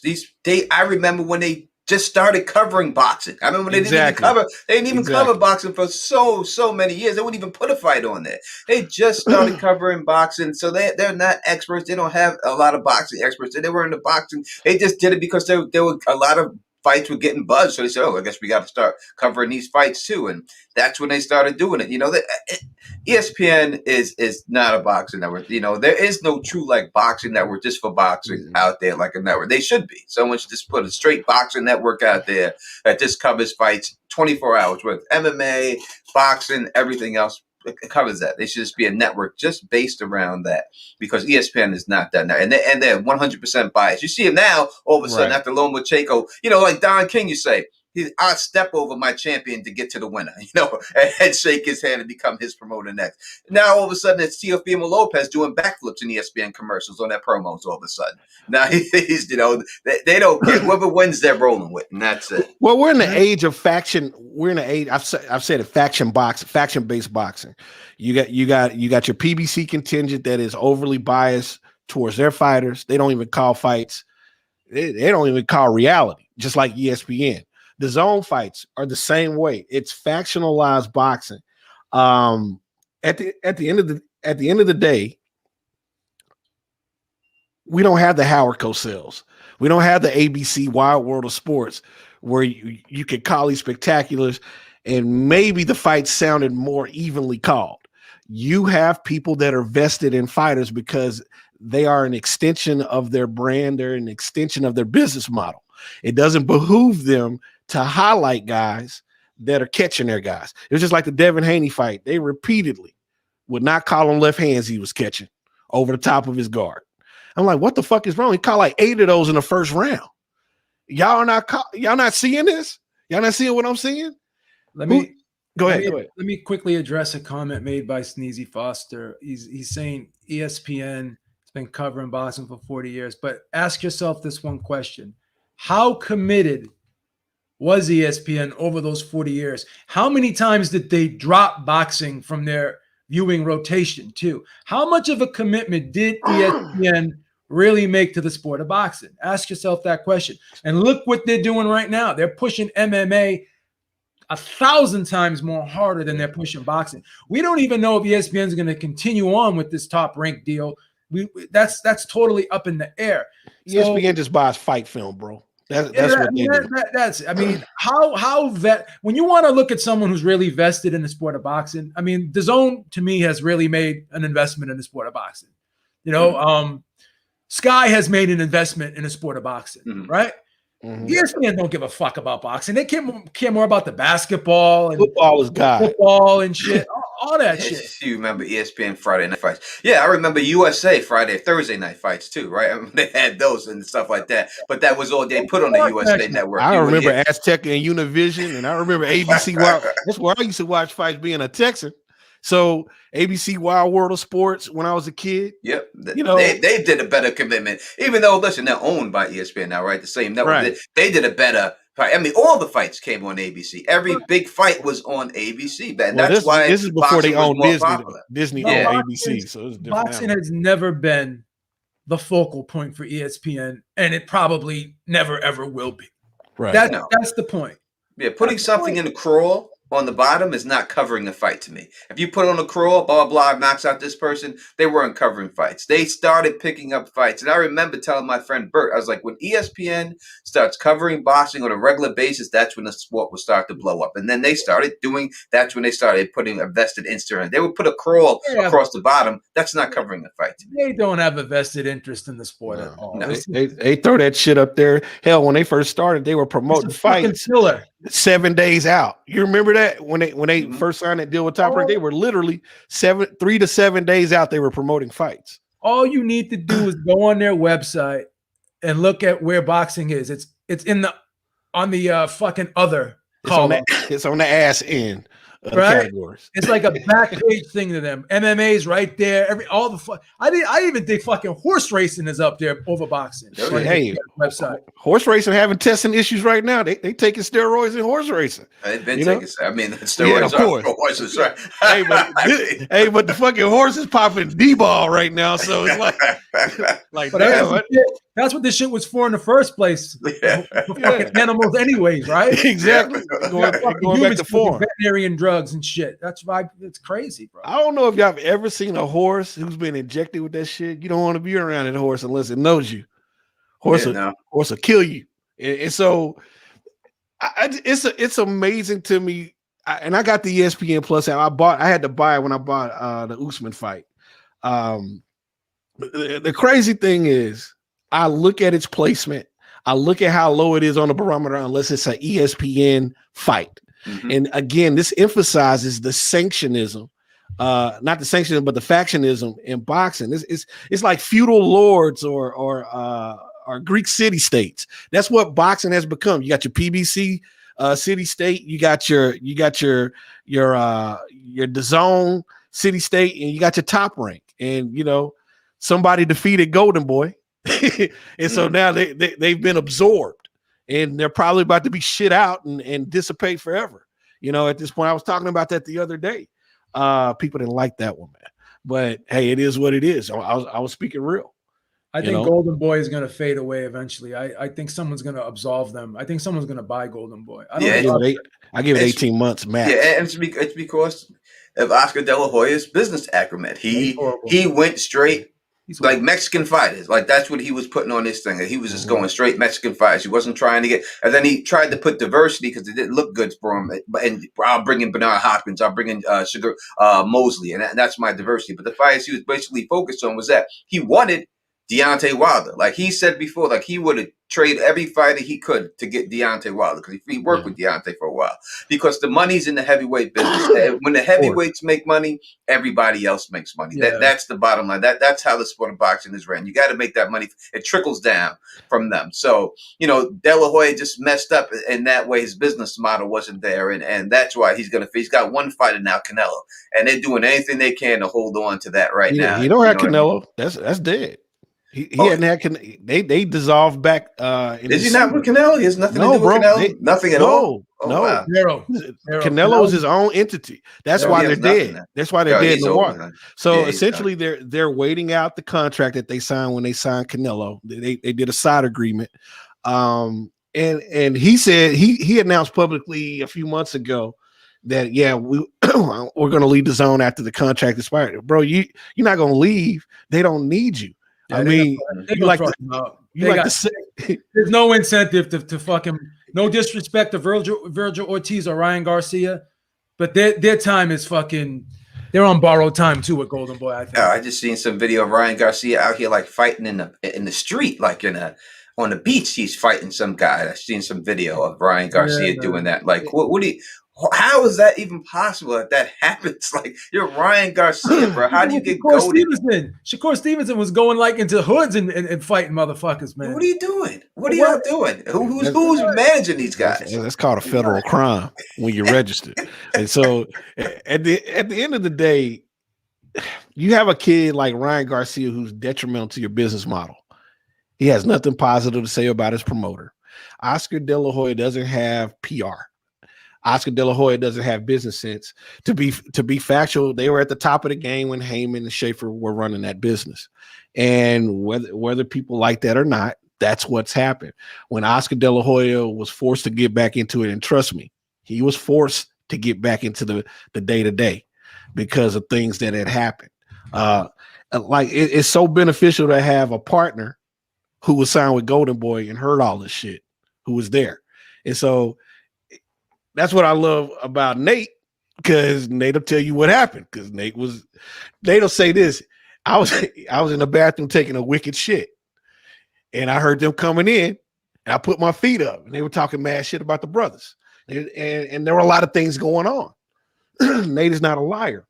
So watching this thing dissipate at the time that it did back in, what was it, 2011?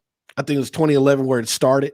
And then having somebody who was there emphasize these things as they happen, it really does show the problem. Plus Oscar's actions over the course of the years, it damaged his brand. I was surprised Canelo stayed with Oscar as long as he did. Yeah, I was too. Being Mexican and seeing some of the behaviors like the fishnets and stuff like that, Mexican guys. I grew up with Mexican guys. Don't fuck with that. I'm not gonna listen. If the guy want to do that, I don't blame. That's his life. No, I'm saying as far as the business, I'm not making fun of it. I'm talking about how it's detrimental to the business. That's what it is, and how an operative in your business sees that. There's no need to make fun of it. His ass has been out a long time. Yeah, and listen, hey, women have made men do worse than that. Trust me. So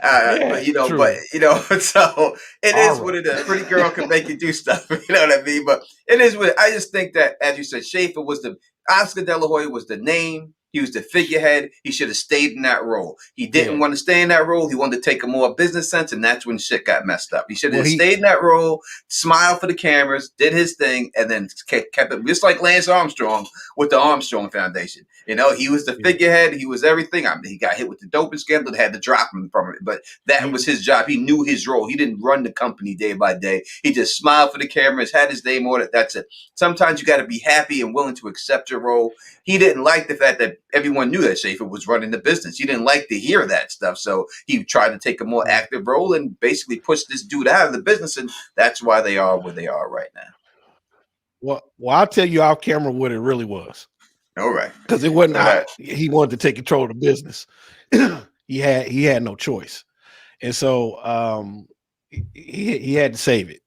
So, you know, you also mentioned a name. I knew Lance Armstrong as a child, man. He used to date a family friend's daughter. I hadn't seen Lance in about 25 years, man. He's good people. I didn't see him through his whole bike racing career, but I met him when he was 19, 20 years old when I was a kid, man. He's a good dude. That's what's up. That's shout outs to that cat. Well, listen, the guy, you go through that cancer, I think you have the right to do whatever you want. Exactly. Eric Gomez is pretty much running the show over at Golden Boy right now. The Oscar De That's La a Hoya, fact. Yeah, I mean, when Richard Schaefer left, that just went down. He's a good businessman, Richard Schaefer, man. Right. So I know that we really talked. This was supposed to be about Wilder. Blue Ball Boxing. Wilder will lose to many excuses. I think we discussed that, but bringing it back to Wilder and the Fury. I do believe that Wilder doesn't have a chance is ignorant. He does have a chance to win this fight. Mm-hmm. I give him a better than a chance to win this fight. Do I think he could win it? Yeah, I think he can win it. I think he has the skills to win it. Whether he's able to execute those skills and get them off, no one knows. But does he have the ability to win this fight? You're damn right he has the ability to win this fight. Isn't Deontay Wilder Tyson Fury's only rematch in his career? No, he fought Chisora twice. Okay. Yeah. So again, the point with Fury, we know Fury has the talent to win a belt. He's done it twice. Yeah. Does he have the gumption to defend the belt? You gotta have all the questions, just not some of the questions you favor. And yeah, some of you guys in the chat don't like Wilder, some of you don't like Fury, but that's a fan thing. I'm more of who's gonna fucking skill this way out or knock somebody out. That's where I'm at. Thing I like about it's gonna be a good fight. I don't think everybody try. Oh, it's gonna be this. It's not gonna be the same as last time. I just don't think it's gonna be the same as last time. I just don't. No, the thing about Fury that I will say that I like about Fury is that when you seen him fight the Steve Cunningham fight, and he got knocked right on his ass by little Steve Cunningham, put him down. He came back in that fight. You could see how mean he was. He was putting his elbow in Cunningham's face, hitting it, putting his forearm on him. He got mean. He got really aggressive after that, right after that. And I like that. I like that about Fury, that he's got that mean streak in him. It's dirty. He'll do what he's got to do. If the chips are down, I'm going out one way or the other. And that's it.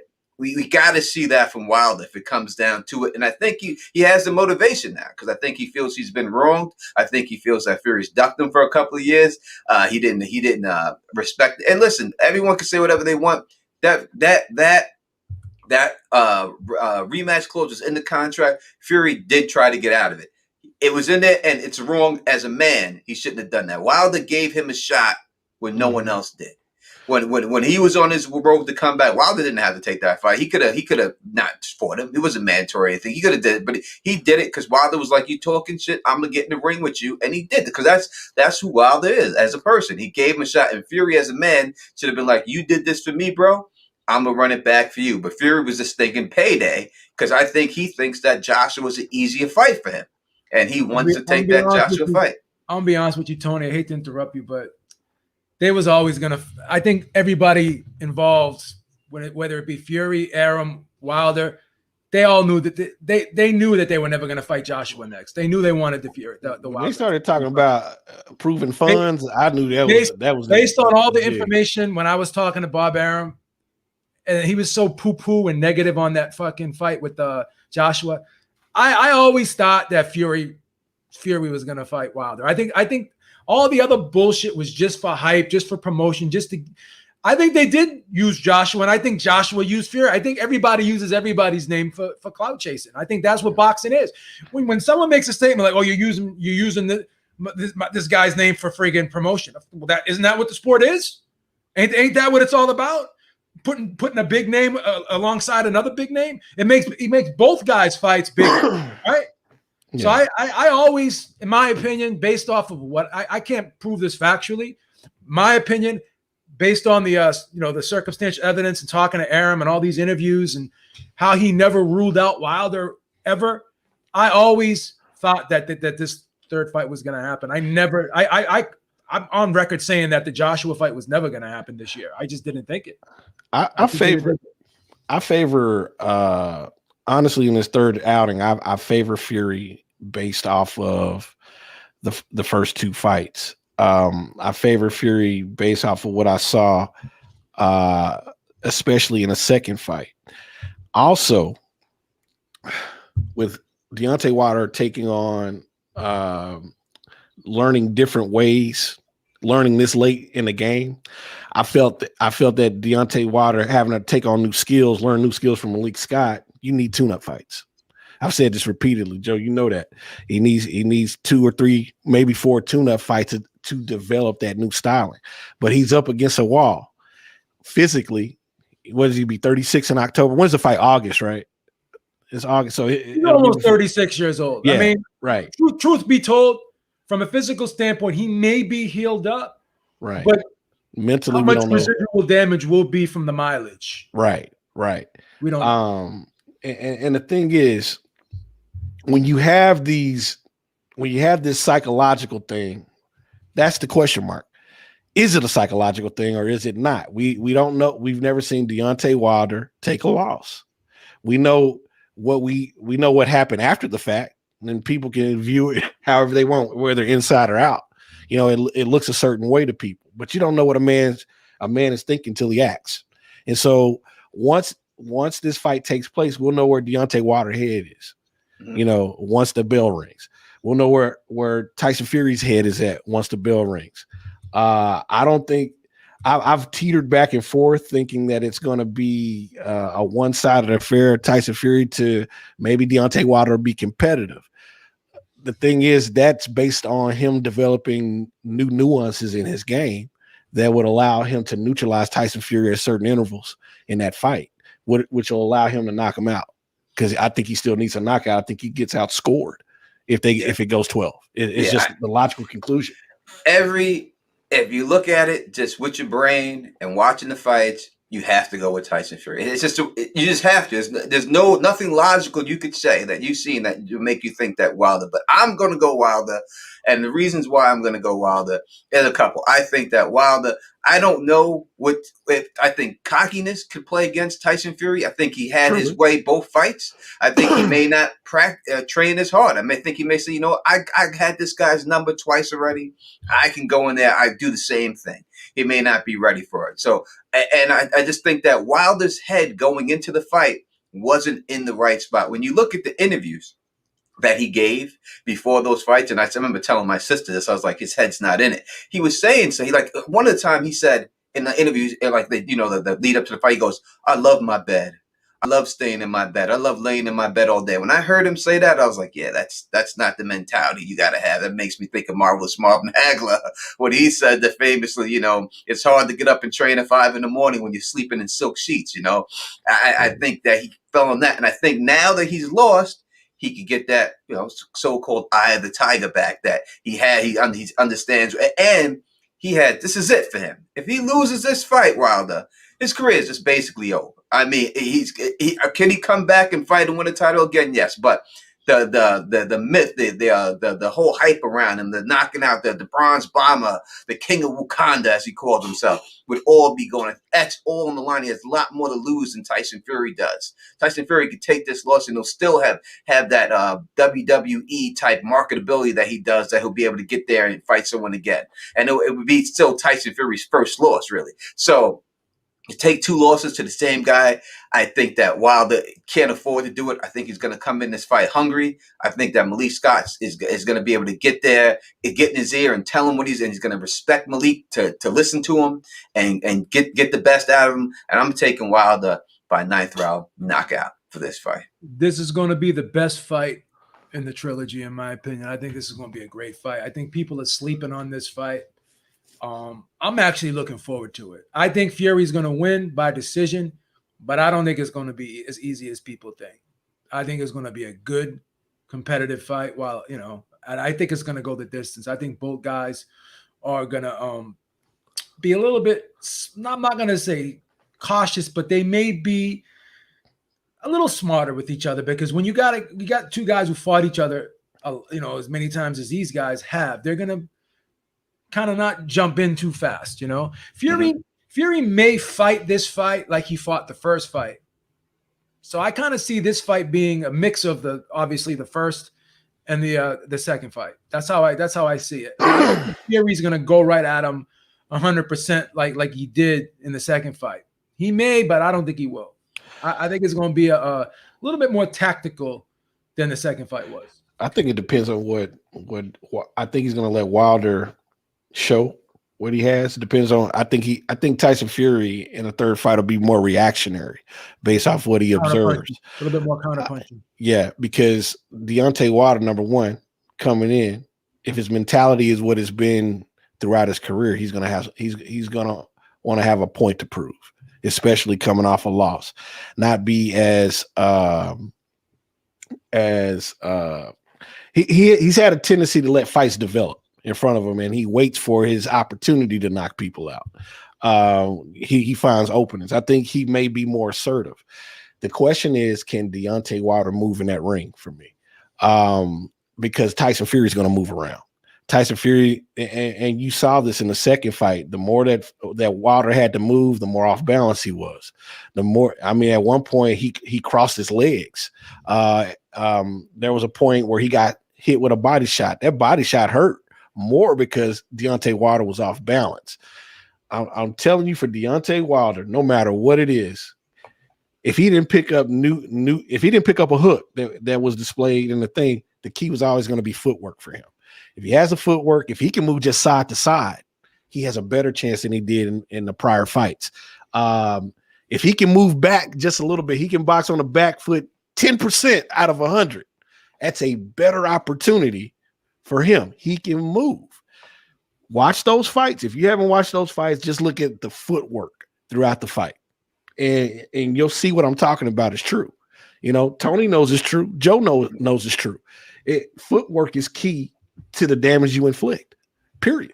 Yeah, and we seen in the clips what he was working on that they put out there is him cutting the ring off, you know, and that's the key. If your footwork doesn't have to be perfect, if you know how to cut the ring off on the guy who's moving, if you can just keep that guy right in line with your right hand, and that's it, and not go for those damn fakes.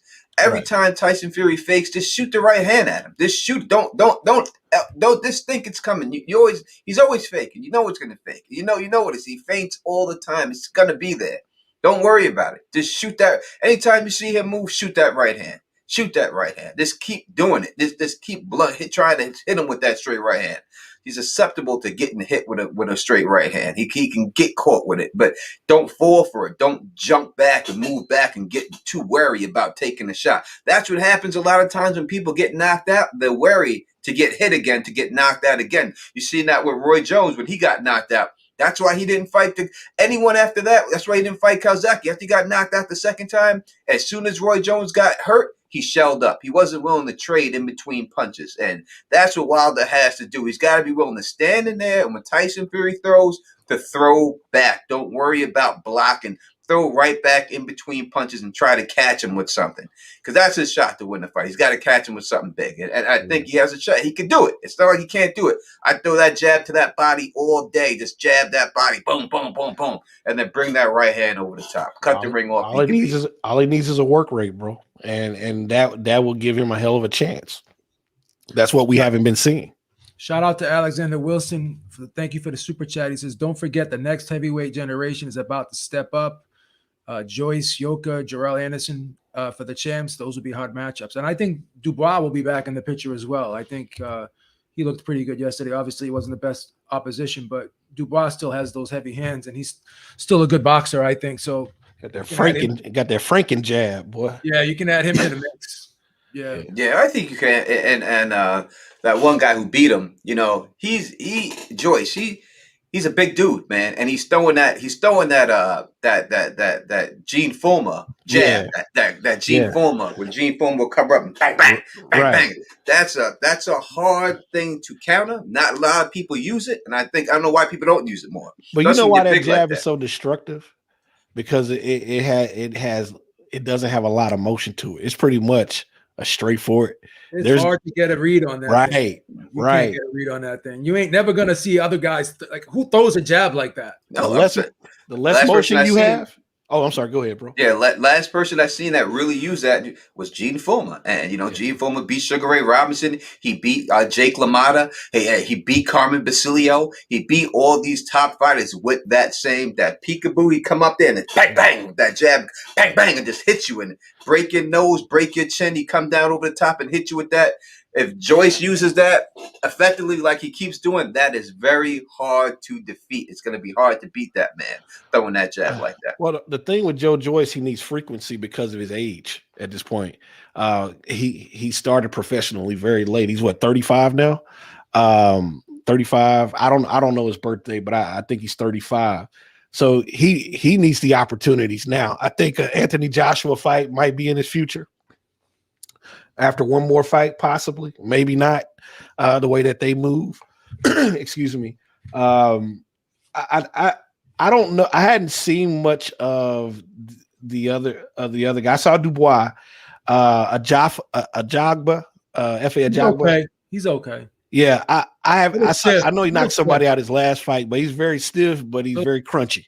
Yeah, very stiff. If he hits you, he's crunchy. I don't know who's even training that kid now anymore. That what's his name is not training him anymore. Wasn't Ronnie Shields? Ronnie Shields was training him no more. Yeah, no, he left. He left Ronnie Shields last year. Wow. So that's crazy. But F.A. Ajagba, if he was more fluidic, I would rate him at the top potentially. But he leaves himself open. Somebody caught him. Was that I forget the cat's name. Just where he retired after that fight.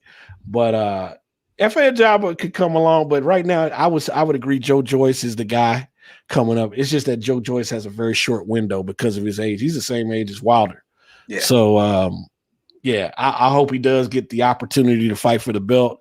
I would like to see that fight between him and Anthony Joshua. That's more likely to me and more feasible to make than him fighting any of the other guys. Well, he'll be next in line after Usyk. Yeah. Usyk's not a threat. He's not. Usyk is not a Holyfield. He doesn't have the build that Holyfield he doesn't have the talent to move up. He doesn't have the talent at all. Yeah. I'm not sold on that guy. Man. Now Usyk was in that Chisora fight. You can see him hurt. Oh yeah, like God damn. He can't take a heavyweight shot. He was uncomfortable. Yeah, he's not going to be like as someone put Ruiz Usyk is a good matchup. You know what I mean? Put everything else in there and stuff like that. I would definitely would think of something like that for him. But I'm going to ask you guys a question real quick, and the people in the chat too, if you can. If you had to pick one heavyweight boxer to fight any heavyweight in the world of all time and win that fight, who would you think that boxer would be? Can you say it one more time? I didn't catch on. If you had to pick one heavyweight boxer to fight any heavyweight in any generation at any time to go be your fighter, you had to put all your money on the line that you got to pick this guy to fight any heavyweight all time in boxing. Who would you pick to win that fight? Lennox Lewis. I picked Joe Lewis. I put Lennox Lewis. Big, strong. He's big.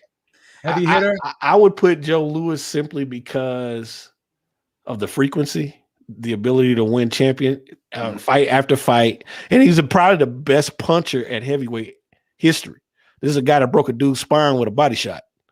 I mean, I just think he's too small. I agree. He's too small to fight these guys. A big guy. So do you want to separate that? No. That's why I Yeah, said any yeah. fight. You got to look at it. No, Any fight of any time. That's why I think you went with Lennox Lewis. You can hold that line if that's how you feel. That's how you Yeah, feel. of course. Yeah, I'm going with I Larry. ain't trying to talk you out of it. No, I take Larry Holmes all day. Wow. I think Larry Holmes could Larry- beat any heavyweight I at agree with any that. given time, any way. He had a great chin, I agree with that. He got hit, knocked down, and got off the floor many a times. The jab, the right hand, footwork. I'm taking Holmes to beat anybody. And Larry's fucking chip on his shoulder was astronomical. You know, You gotta factor that in. His chip. I'm sorry, Lion. I said, T, it's so crazy you asked me that question because I was talking to my friend, and I've known him for about 30 years. And I remember back in the day when the whole Riddick Bowe, Lennox Lewis thing was going on, and I was a big Riddick Bowe fan. I thought Riddick Bowe was the man because I just loved how he could fight on the inside for being a big man like that. And my friend always was like, yeah, he always loved Lennox Lewis. And I said, hindsight's 2020. Look what happened with Lennox Lewis and look what happened with Riddick Bowe. I said, you ended up being right. Well, the '88 Olympics showed you what was happening with Riddick. I kind of wanted to kind of like disregard that. No, that's the amateurs. Riddick Bowe's better now. I still think if Bo would, I still could see Bo beating him. I could see how Bo could have beat him if he was if he would just got in there and slugged with him. His chin was that. I could see Bo was prolific in the exchange. He was prolific in the exchange. He threw combinations. He moved well. If his mind was right, he could beat Lewis, but he had those lapses, you know. But Lennox Lewis was the perfect combination of size, athletic ability, technical ability, and power. He had it all. Like when you look at a guy like Klitschko, you could say, yeah, he was big, he had good boxing ability, but he wasn't as fluid. He didn't have versatile, and probably didn't have that same one-punch power that Lennox Lewis had with the right hand. And Lennox Lewis, when he got with Emmanuel Stewart, he added some nuances to his game. Like he shortened up that hook on the inside a little bit, threw that sneaky right uppercut on the inside. And he held you in the back of your head and uppercutted you. He was just he changed that hand position a little bit, kept that right hand closer to cover up his chin and stuff. He got a lot better. He did. That's what a great trainer could do. Only problem I would have with Lennox, me personally, would be the chin. The chin was a factor. The chin is a factor that he can get hit. And the person saying Ike Ibeabuchi was a monster. He was a monster. That's why I was about to address too. He was a great fighter. He was the one. Without a shadow of a doubt, he should have been the one. Nobody would have faded Ibeabuchi. That fight he fought with David Tua, he stood there toe to toe with David. Took everything. They were giving him the business. He took everything to it. Tua was knocking everyone, sleeping people. He took it all. I think it's the highest punch rate in the heavyweight fight history. Tony, and you realize that fight, David Tua was at his 30th fight. Ike Ibeabuchi was at his 15th. That's what people don't understand about Ike Ibeabuchi, why he was going to be the man. This guy was a 6'3" Mike Tyson. He could move. He could punch. Yeah. I physically, yes. Skill wise, he's there. Curtis Coates had a monster. And again, that mind, man. If that mind was right, he probably would have still fucking been fighting today. It could have been. I mean, real tough. I couldn't have seen no one beating him. He would have beat Lennox. He would have beat all those guys, I think, without a doubt. I mean, the way he beat Chris Bird like nothing. Like he walked through Chris Bird. No one could even touch Chris Bird. Yeah, he just destroyed Chris. I remember Chris Bird's whole face just twisted when he got hit. It just knocked out and spit coming out of his mouth. Ibeabuchi would have been and should have been the guy that everyone's talking about right now. He was that good, that talented. There's no that doubt. Early. Yep, he had it. I will not deny that without a doubt. I generally don't attribute much to fighters 20 fights and under. Ike Ibeabuchi is literally my exception to that rule. People talk about how good Lomachenko, they under 20 fights. I don't see what y'all see. Ike Ibeabuchi by fight 15 was championship level. I mean, championship level when you had competition. During Lennox Lewis run, that's how good he was. I don't think Lennox could have took his shot, his combinations. No. I think Lennox would have had a hard time sticking them. Mm-hmm. And if they like, you can use a reference as a Tua fight. Tua couldn't adjust to Lennox Lewis. How can Lennox adjust to a guy that can bob and weave? A better Oliver McCall, a better, more powerful Oliver McCall. You see, Lennox again. The problem you have to see, even when he fought Hasim Rockman, he got knocked out. When he got knocked out both times, it was when he was forced to go backwards. He got knocked out moving backwards both times. When he got hit, he was always moving backwards when he got hit. The most thing I can give Lennox, the best fight that gives me the most respect for Lennox Lewis is the Ray Mercer fight. Right. Because that's the one fight I've seen Lennox Lewis sit there. He shouldn't have, but he sat there with his head in the tank right there and just went blow for blow with Ray Mercer. The whole face swelled up. His whole face was swelled up. He fought inside in that fight like a champ, bro. Yes, he did. This is what I'm trying to say. This dude's versatile. Shout out to Alexander Wilson with another super chat. He said, Riddick Bowe is not nice. He told my barber's son off when he asked him for an autograph. My son was 8. My barber went after him with some clippers. Wow. I'm sure, listen, everybody has a bad day. I'm not going to use that one episode. You don't know. I don't know what's going on. Maybe he was, I don't know. I've met Riddick a couple of times. He's always been cool with me. Maybe it's later on in his life and now he's nicer. But one episode, I can't blame one person. If it was a consistent basis, like Rosie O'Donnell, you hear a lot about her consistently that she's mean, or Ellen, consistently she's mean. But she's like one of the mean women you wouldn't give a fuck though. Oh yeah, yeah. So you're like, shit, you be mean all day, goddammit. Lennox Lewis is the most chill guy though. Like you see him like on at events. Cool. He is mad cool. He takes pictures with everybody. Yes, he does. And he don't even have that look like, oh, what the fuck? Like sometimes you can see the guys like, oh shit, I gotta take another one. He's just like, cool. There should be a 30 for 30 for Ike Ibeabuchi because people really don't.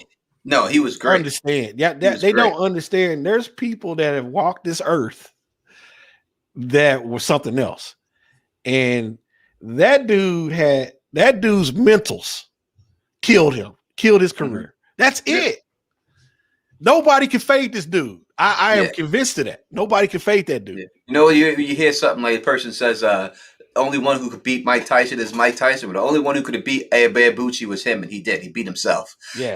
No one in the ring could have beat him. He beat himself. Unless he got lackadaisical, and he looked like the type of guy who could have, from what we see, he could have got, became champion, got lackadaisical, got trained and everything else. He looked like he had that type of mental aspect that maybe like that. The thing we didn't mention is his stamina, bro. Oh yeah, his stamina at heavyweight. Yeah, as I said, that fight with David too, I think, is the most punches thrown in the heavyweight contest at all. And he stood toe to toe with David Tua. Slept Michael Moore.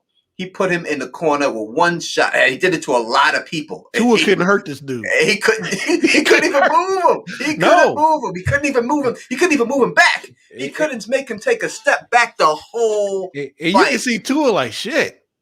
Wait a minute. This ain't supposed to go like this. And he's happy when he goes back to the corner. He's fucking marching back to the corner. Yeah, no, Ibeabuchi was a beast. Man. El Maestro, ¿qué pasa? What's going on, Joe? You can hear me, right? Yes, I can. What's going on, brother? I've been listening to the last 5 minutes with people disrespecting my man Lennox Lewis. Are you guys seriously saying that Ike Ibeabuchi would have beaten Lennox Lewis? Is that what you guys are saying? I'm as serious as flatulence. Not me. Jesus Christ. If I look at what Ike Ibeabuchi was when he was before he went out, and from what I've seen, and I looked at Lennox Lewis, from what I've seen at Lennox Lewis at that time, I think that Ibeabuchi would have beat him at that time. I don't think so, but hey, he is. There's no way he's decisioning Lennox Lewis. And for you guys, I forget who said it, but someone said like Lennox couldn't deal with the bob and weave. Really? I mean, I said it. He beat David Tua. He bobbed and weaved. He beat Mike Tyson. He bobbed and weaved. I can go through the names. Yeah, but those guys you're talking about are 5'10" fighters. You're talking about a 6'3" fighter. So And it's when the did he have reason. trouble with a But I'm 6'3" saying, fighter? I'm saying, but a 6'3" fighter who's bobbing and weaving, who has reach, he's not going to be able to hurt from what we've seen. Who's constantly coming at him. When we seen him fight Hakeem Rockman and he moved backward, he got knocked out. When we seen him fight Alvin McCall and he moved backwards, he got knocked out. Ibeabuchi didn't get pushed back by anyone. So if he got pushed back by Ibeabuchi in this fight, like could have happened, because I haven't seen anyone push Ibeabuchi back ever. So he had to go back, and we seen Lennox go back. I think he would have got clipped and got knocked out. I mean, it wasn't like Lennox Lewis had this great chin where you had to kick his ass to knock him out. It was a one-shot deal. If you caught him on his chin, he was gone one time. And that's every time he got. First of all, if you're going to be fair, right? The McCall stoppage was a controversial stoppage. He got up. He was on his feet. He was ready to continue. That's a fact. He was about to fall into the ring. Rewatch the fight. I did. He put his hands up like this, and he was falling into the ref, and the ref caught him and then waved the fight off. And then he waved his hand up after that. He was ready to fight. He got knocked out by Rockman. There's no doubt about it. But there were circumstances around that fight. I've never seen Lennox have trouble with a 6'3" dude. I just haven't. And you guys are forgetting. You're making it seem like Ibeabuchi was some, indestructible force. Bro, he went the full rounds with a few fighters. Okay. He went the full rounds with Marion Wilson. Yep. He went the full rounds. He went the full 10. All right? He went the full rounds with Anthony Wade. You're talking about 5 fights where he didn't have knockout. No. He didn't. Yeah, exactly. He couldn't even tie Lennox Lewis's shoes. These people that I'm mentioning that went full rounds with David Tua. See, the thing is, Lennox will never get his respect, especially out here in North America. He has our respect. Hold up. I would say, but Lennox did go the full fight with David Tua too, right? Yeah, but look, you just said it yourself. David Tua was sleeping dudes. He was, and Lennox did not want to get caught, and he fought, and he stayed back, and then he jabbed him, and he jabbed him before Lennox. David Tua couldn't get past that jab. You know why? He couldn't. Because that jab, it's difficult to get past that jab. That's a strong jab. It was. That's a jab that keeps people off, and that's a jab that hides that right hand that slapped multiple dudes.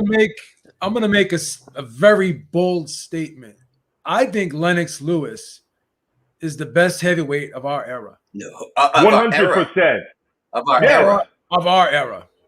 Yeah, like the 90s. You got to separate the eras. From the 90s to now, he was the last great one. In my opinion, I think Lennox Lewis. He's the last great one. Lewis is the best heavyweight. 100. And Joe, you know who my number 2 is, Joe? And this is something that people always disagree with. But my number 2 is Vitaly Klitschko. I agree with never tasted the canvas once. Probably the best chin I've seen in the history of heavyweight boxing. He was an ass beater. Let's keep it real. Oh my goodness! Like the only time he's experienced any trouble was when he tore his rotator cuff in a fight and decided to retire, which he got a lot of slack for.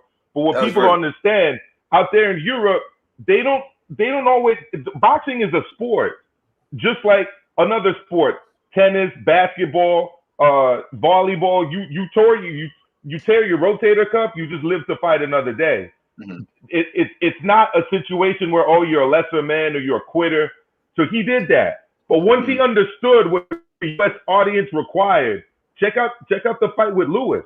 So all right, so I think that was versus Chris Bird when he fought Chris Bird. That happened. Yeah, he wasn't in any way at that particular time ready to stop Chris Bird in that fight.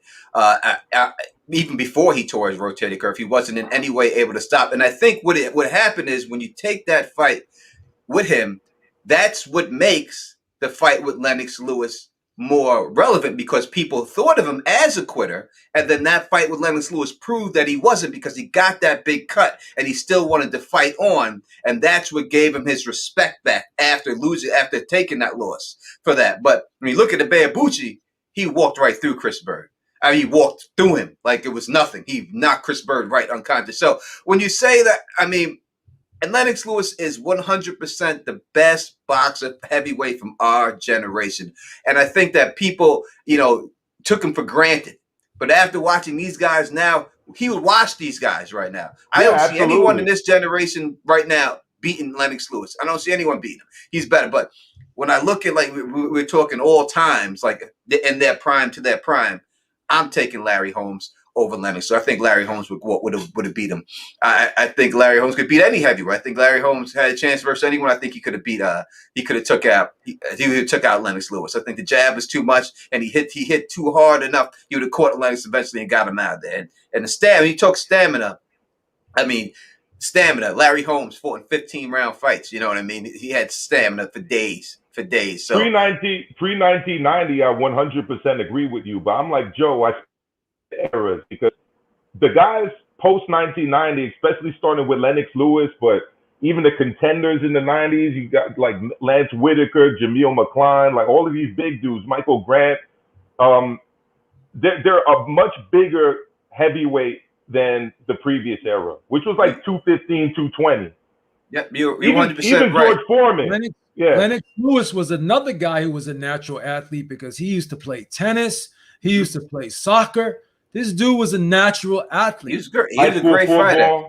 He was a great fighter. But when you talk about the guys you mentioned, Michael Grant, Jameel McCline, they were big, but they weren't good.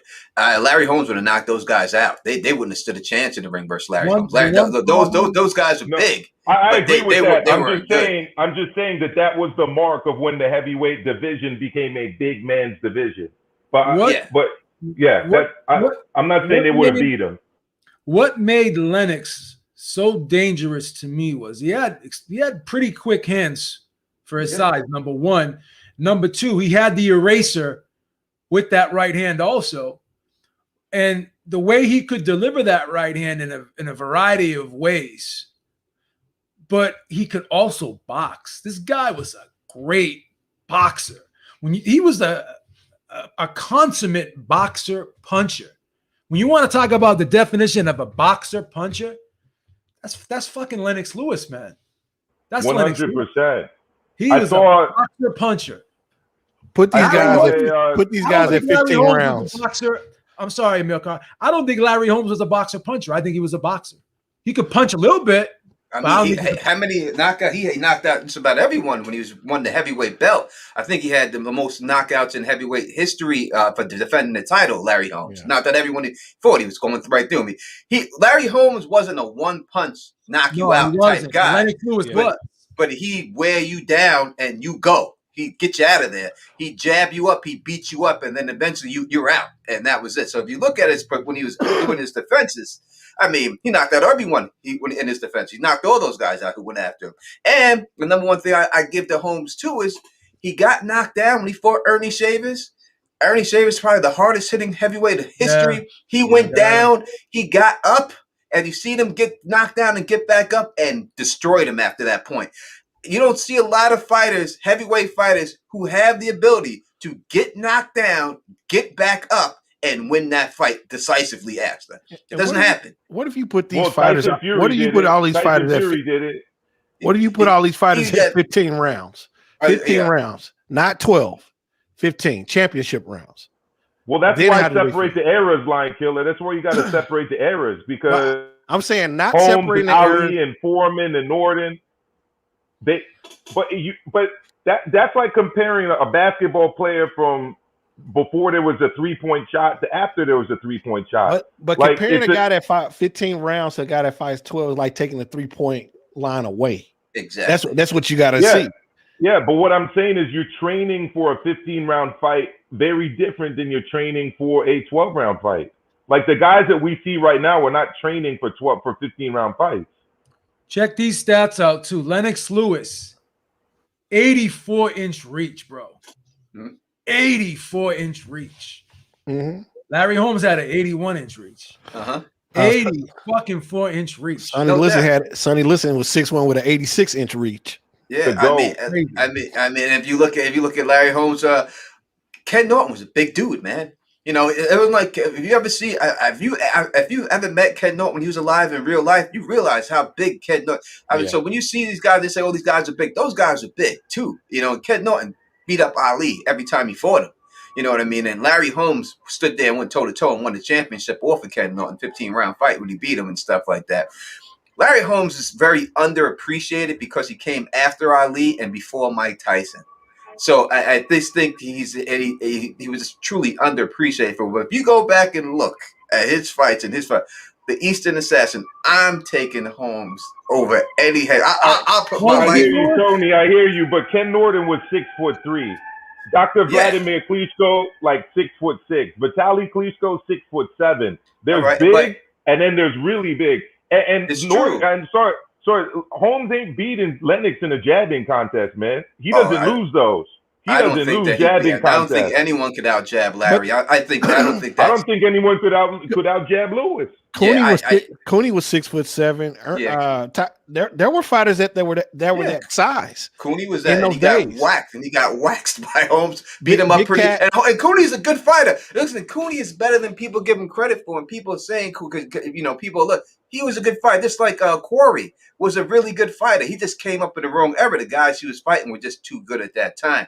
Holmes beat big dudes. He could beat a big guy. I mean, Holmes, as an old man, beat Ray Mercer when Ray Mercer was in his prime and he came off the Tommy Morrison fight. Larry Holmes beat him up. He'd be a cruiserweight champion, one of the best cruiserweights. Larry Holmes did have a killer of a chin, too. He was a very freaking durable guy. Very durable guy. Dog. Period. I tell people, just go back and watch Larry Holmes. I'm saying he knocked out everyone he fought when he was. I like Larry Holmes, but Larry Holmes is great. I like Larry Holmes, but Lennox Lewis to me was just like everything. He was like dynamic. He was cerebral. He could do it all, man. I just love Lennox Lewis's versatility, man. He was great. How about if Lennox Lewis wasn't a Jamaican who was born in the UK, who moved to Canada and then moved back to England, but if he was born in the United States, then we wouldn't even be having this debate. I don't agree with him. I disagree. We wouldn't even be having this debate. Disagree.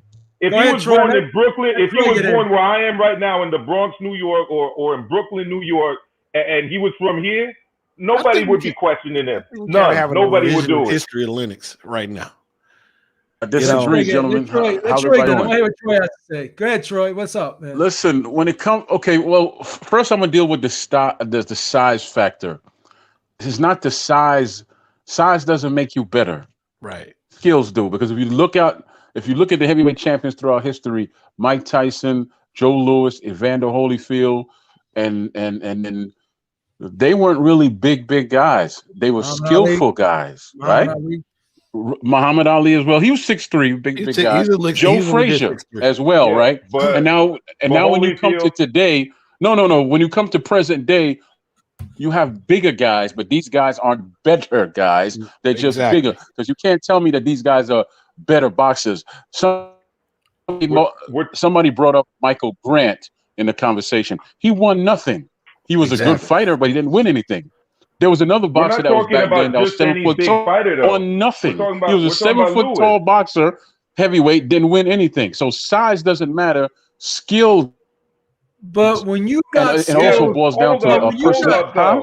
Well, when you got size, when you got size and skill, thank you. That's a fucking recipe. Okay, tell me something. Hold on. Tell me something. Present day top guys, right? No, let me finish. Present day the top heavyweights of the day. Take the top 5 guys.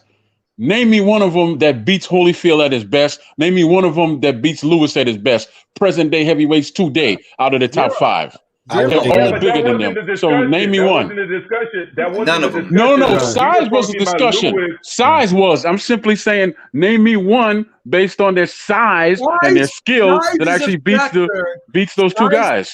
Size is Lewis is just as big as Joshua. Size is a factor. Joshua's bigger than Lewis.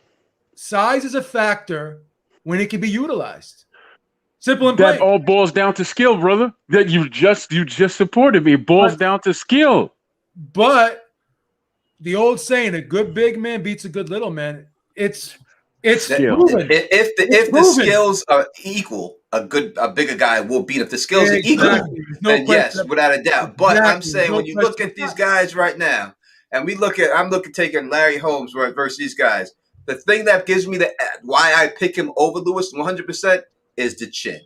I've seen Lennox Lewis stretched by one punch, not beat up. by a bunch of punches. One time hit, stretched, and gone. I've seen it happen. I've I've never seen seen Lennox that Lewis happen. doubt himself. Yeah, I've never seen that happen to Larry Holmes. I think Larry Holmes was just too much will, too much skill. Early on. We got to throw that Mike Tyson fight out the window. Early on.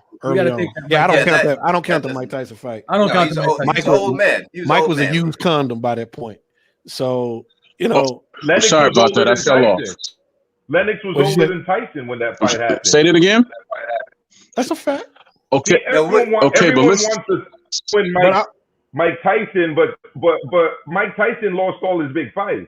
What if these guys at all? He didn't lose all his big fights. That's actually incorrect. That's actually very incorrect. He did not lose all his big fights. What if these guys had all fought between 90 and 92? That was really that to me was the nexus point for all these guys to have been at their best. I don't even think it's an argument that these guys could compete in the 90s. I don't even think it's an argument that these guys could compete in an argument. If they would have fought in the 90s, you wouldn't be hearing about Wilder. You really wouldn't be hearing about Fury. I don't believe you would. No, you would not, because things were rougher back then. They would have blew his damn body up. He's so big. You wouldn't have heard about Gonzalez was just Fury, big, and I thought right? You would have. Joshua would have been mentioned, tough fighter. White would have been mentioned as a tough fighter, but as far as top fighter being top, no, absolutely not. No. Larry Holmes would still, if he started in the 90s, no one would have beat him. He would have been undefeated. And I don't even think it would have been hard for him to beat these guys. It's just a different level. I think, boxing is one of the only sports that you could truly look at and say that the guys from the earlier generation are better than these guys from this generation, because they were just a different era. It was a different rumble tumble type fam. They trained. Even people, these guys got different training. The way they trained was just basic. They fought, and these guys were beasts in the ring. They fought. It's just a different level of fighting the way they fought back then. You put Lennox Lewis in the 70s. Tony, though, in the 70s, the old timers were saying that about the guys in the 70s. But what I'm saying is, you put Lennox Lewis in the 70s, where these guys, these weren't lopsided fights. Not to say that Lennox Lewis had lopsided fights as far as skill for skill versus an opponent, but you literally had 6 or 7 guys in the heavyweight division that were championship rotation. You were going to have a fight. Lennox Lewis, I agree. He's game till he gets caught. He's game till he gets caught. Ali, Norton, Holmes, Foreman, Frazier. Do you think that Lennox Lewis could have beat Foreman? You think he could have beat a prime Foreman? No, Foreman. He wouldn't have beat Ron Lyle in my opinion. He would have beat Foreman. Wow. He would have beat Foreman. I don't think he would have beat Foreman in the 70s because he was a better boxer. Foreman got beat by boxers in the 70s. You do realize that, right? I do realize that, but Lennox Lewis can compete in any era, in my opinion. He can in any era. Lion Killer, you had to be joking. No. I don't joke. Lennox Lewis would have outboxed Foreman because he got beat by lesser boxers than Lewis back in the 70s. Make no mistake about it. Lennox Lewis got hit with some good shots against Holyfield. He got hit with some good shots when Tyson hit him with a good shot.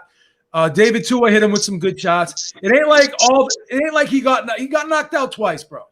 Ray Mercer hit him with and there's no doubt about that. So what you're saying? Anybody can get caught. Would you rank Holyfield among top?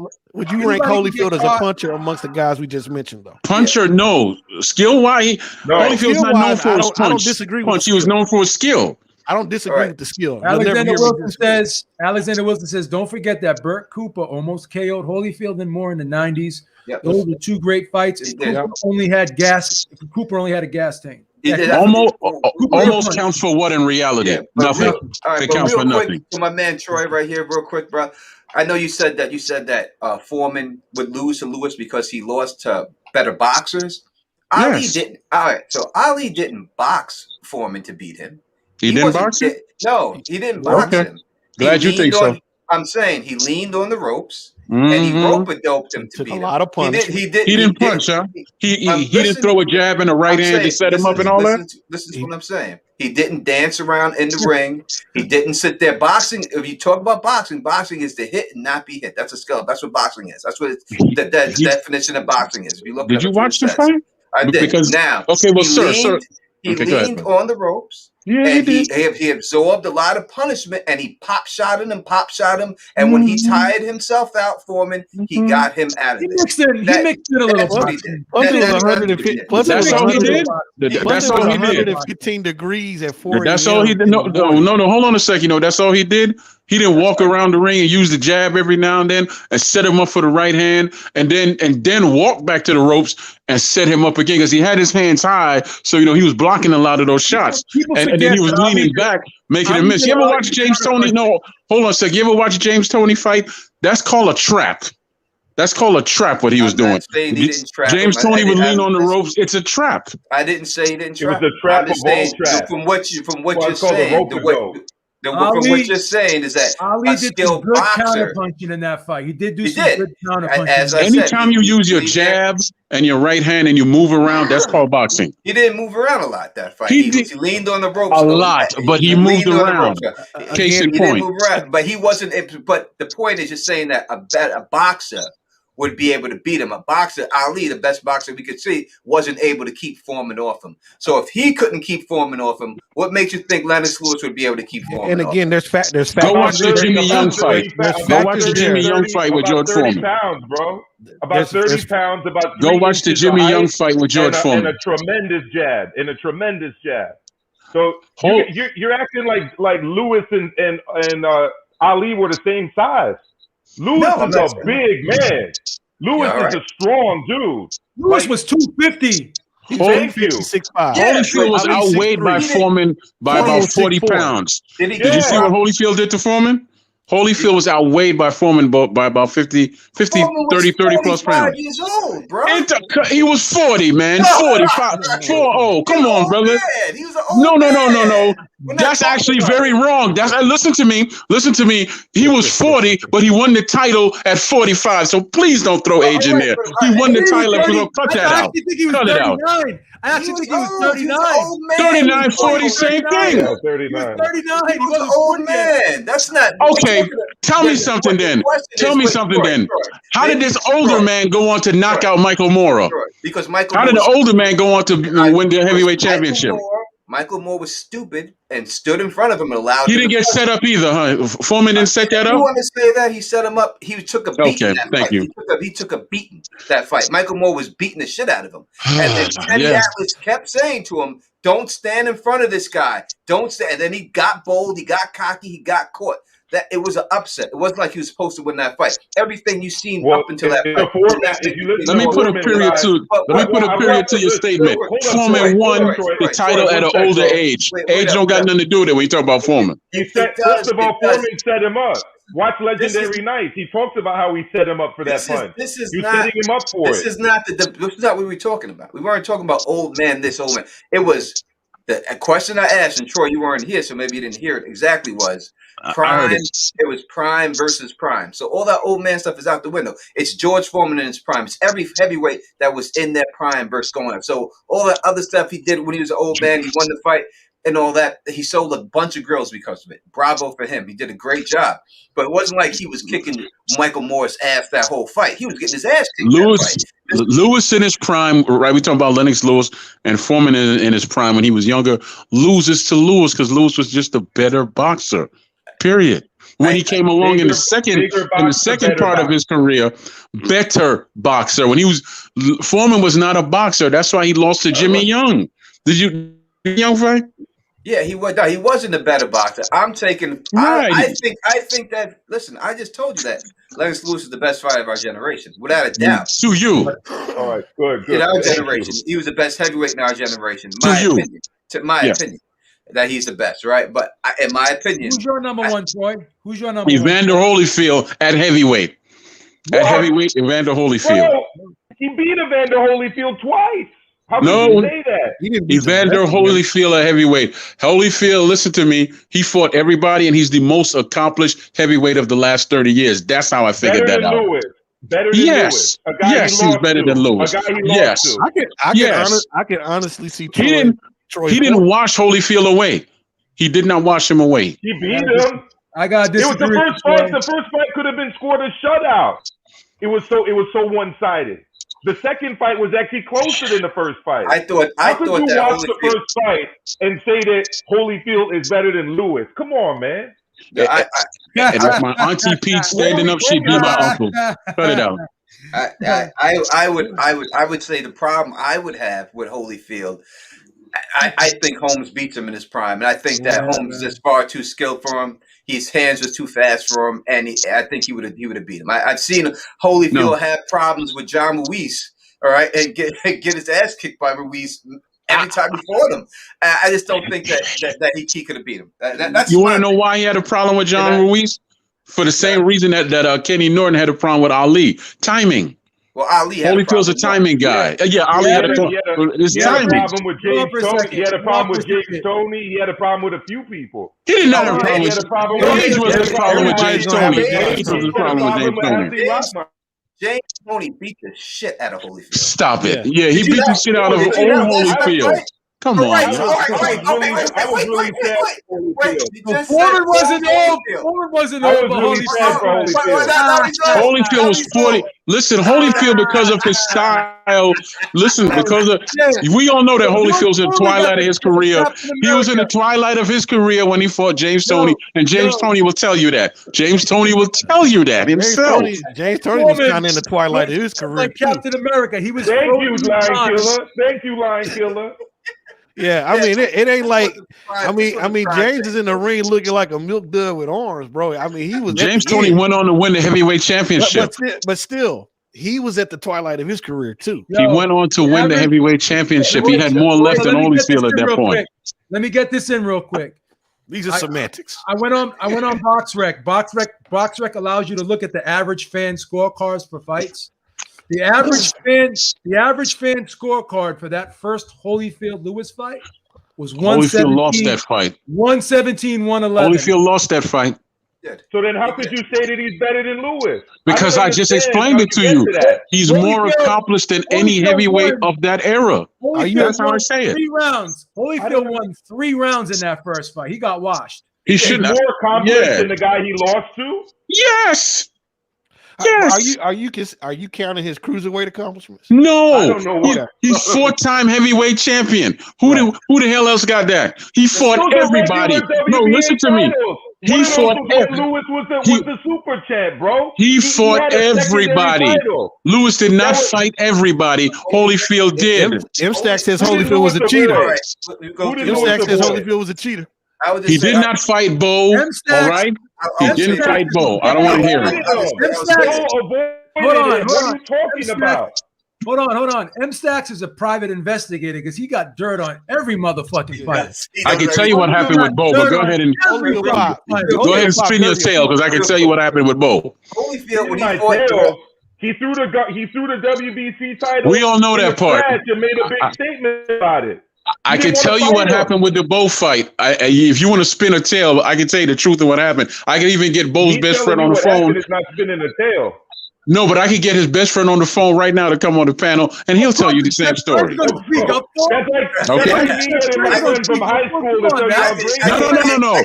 He's a boxer as well.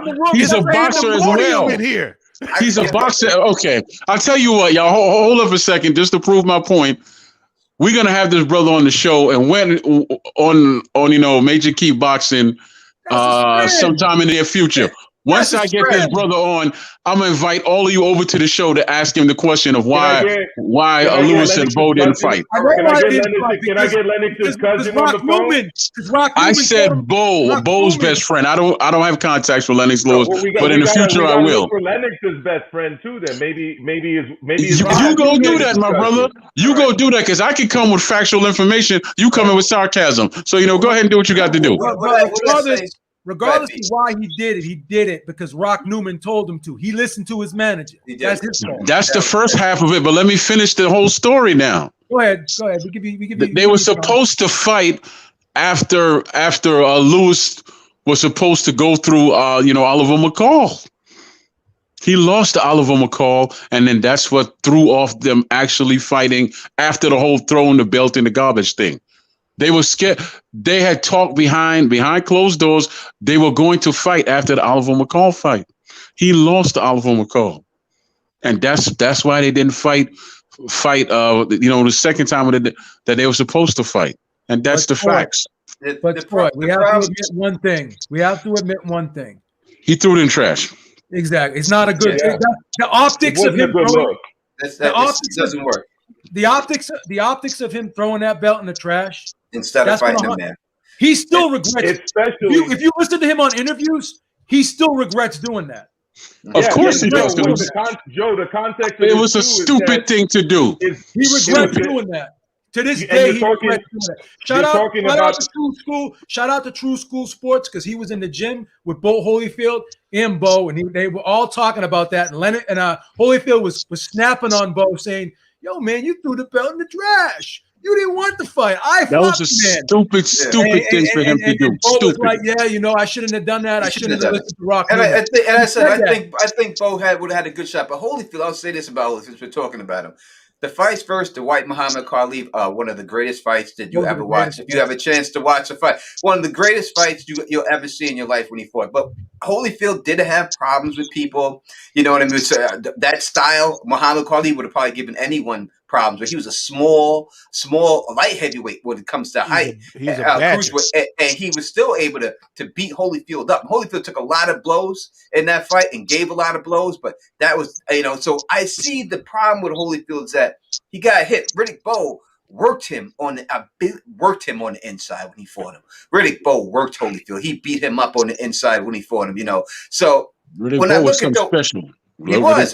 I'm not saying Riddick Bowe was. So when I look at, when we comparing with the question is the best heavyweight versus any other heavyweight of all time you would pick. I understand you take Holyfield, but when I look at those things, that's the reason why I would have to question I got you. Well, I got you, but you got to look at some other factors too. No, but you got to look at some other factors, right?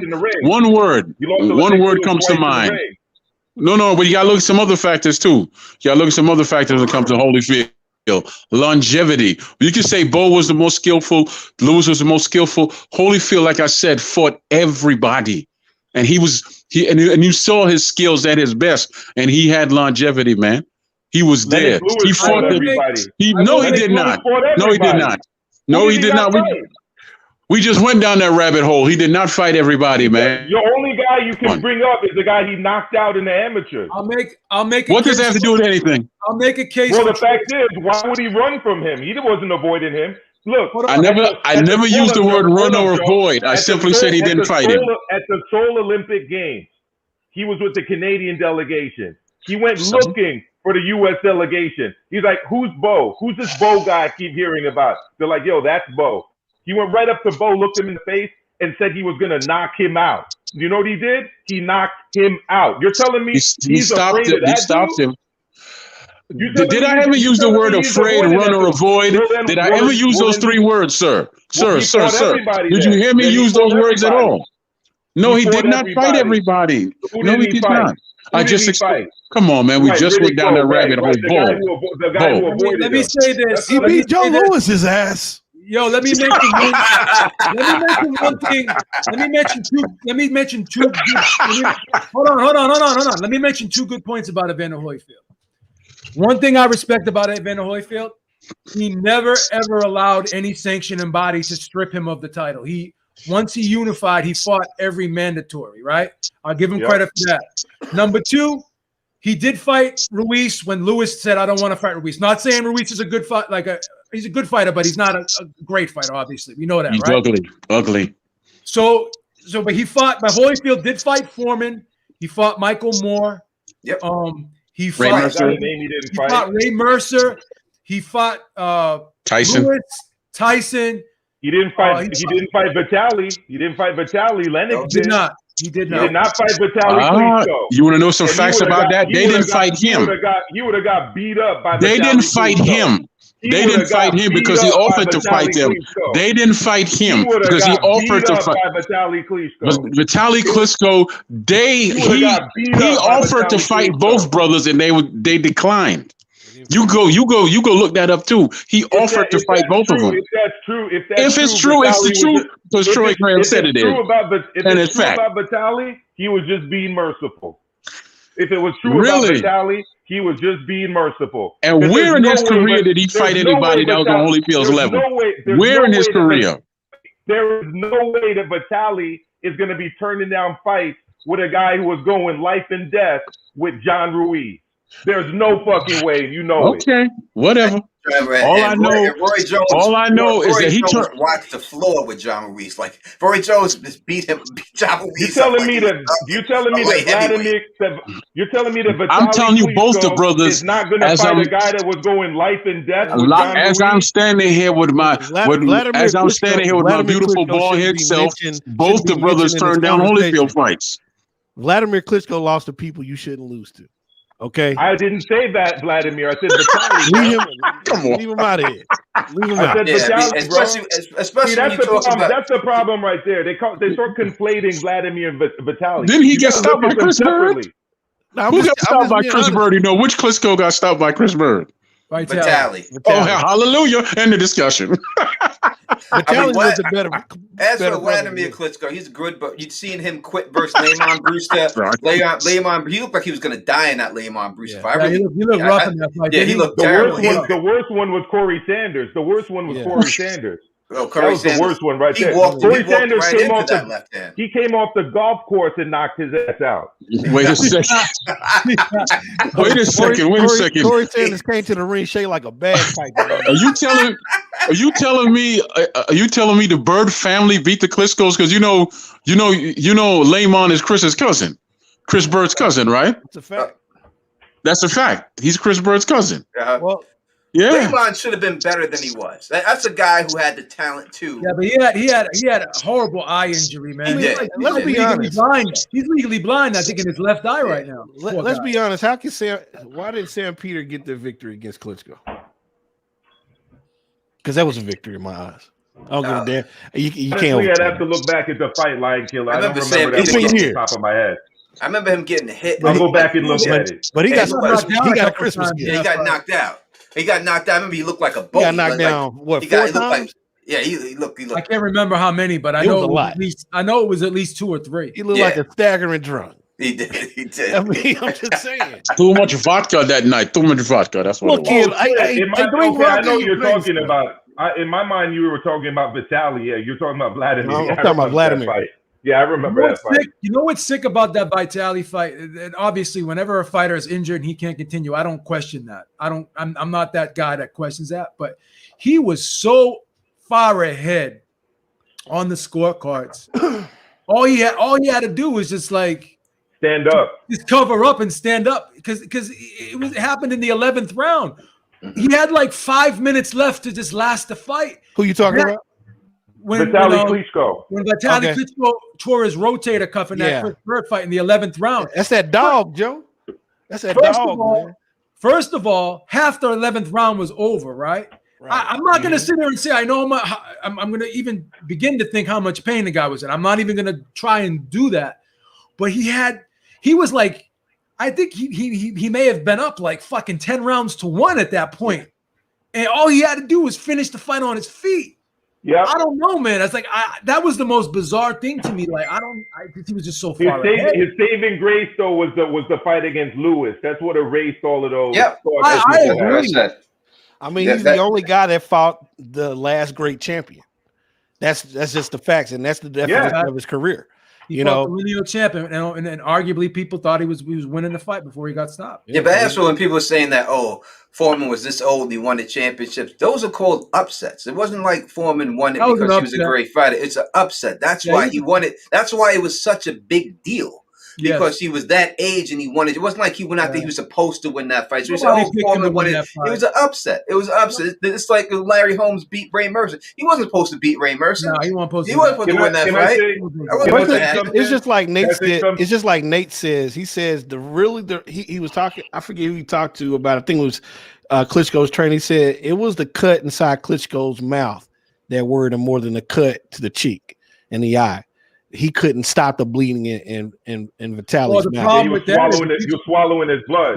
Right. And it's just very toxic, and you could die. Yeah, absolutely. Really sick Joe, I wasn't on earlier when you guys were talking about Wilder Fury, right? I was going to ask your opinion on that. Yeah, I just want to say this. Why you bringing up shit, Maestro? I can't wait to answer this question. They figured out Wilder. telegraphs his right hand, and that's why he was able to slip and go with the shot so well in the second fight. Because He rolled the shot. He rolled the shot. Yeah, he rolled it. He did eat a few of Wilder's right hands, but he took the sting off of them. Basically, what Wilder does whenever he's thrown with power, is he puts his left hand nipple level on his right side and always throws with that from that position. He does not throw a powerful right hand from below that position. He does not throw a powerful right hand from like the chin position. He always lowers it. He telegraphs it, and he also telegraphs it with his footwork too. Right. I think I heard Lion Killer say earlier he takes like 2-3 steps to load up that shot. You know, so he lowers his hands, then he takes 2 steps. Fury's got it read. So Fury, I think it should be by far the betting favorite. You know, anything can happen, but he's read Wilder pretty well, I think. Yeah, I think anyone, if you look at it statistically and from both fights, you have to say that Fury has the best chance of winning the fight. Doesn't mean he's gonna. I'm going with Wilder, but I understand why people believe that Fury.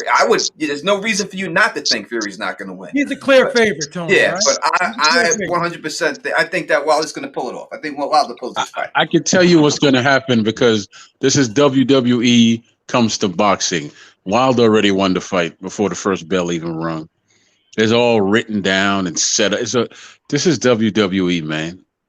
It's taking the fun out of it. No, I'm serious. It's WWE.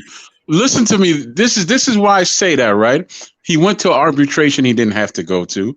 He took less money to go fight this guy when he didn't have to. I mean, his father made a point. John Fury made a point. Drop the damn belt. Let him have the belt. Go fight. Why not? You still have to pay damages.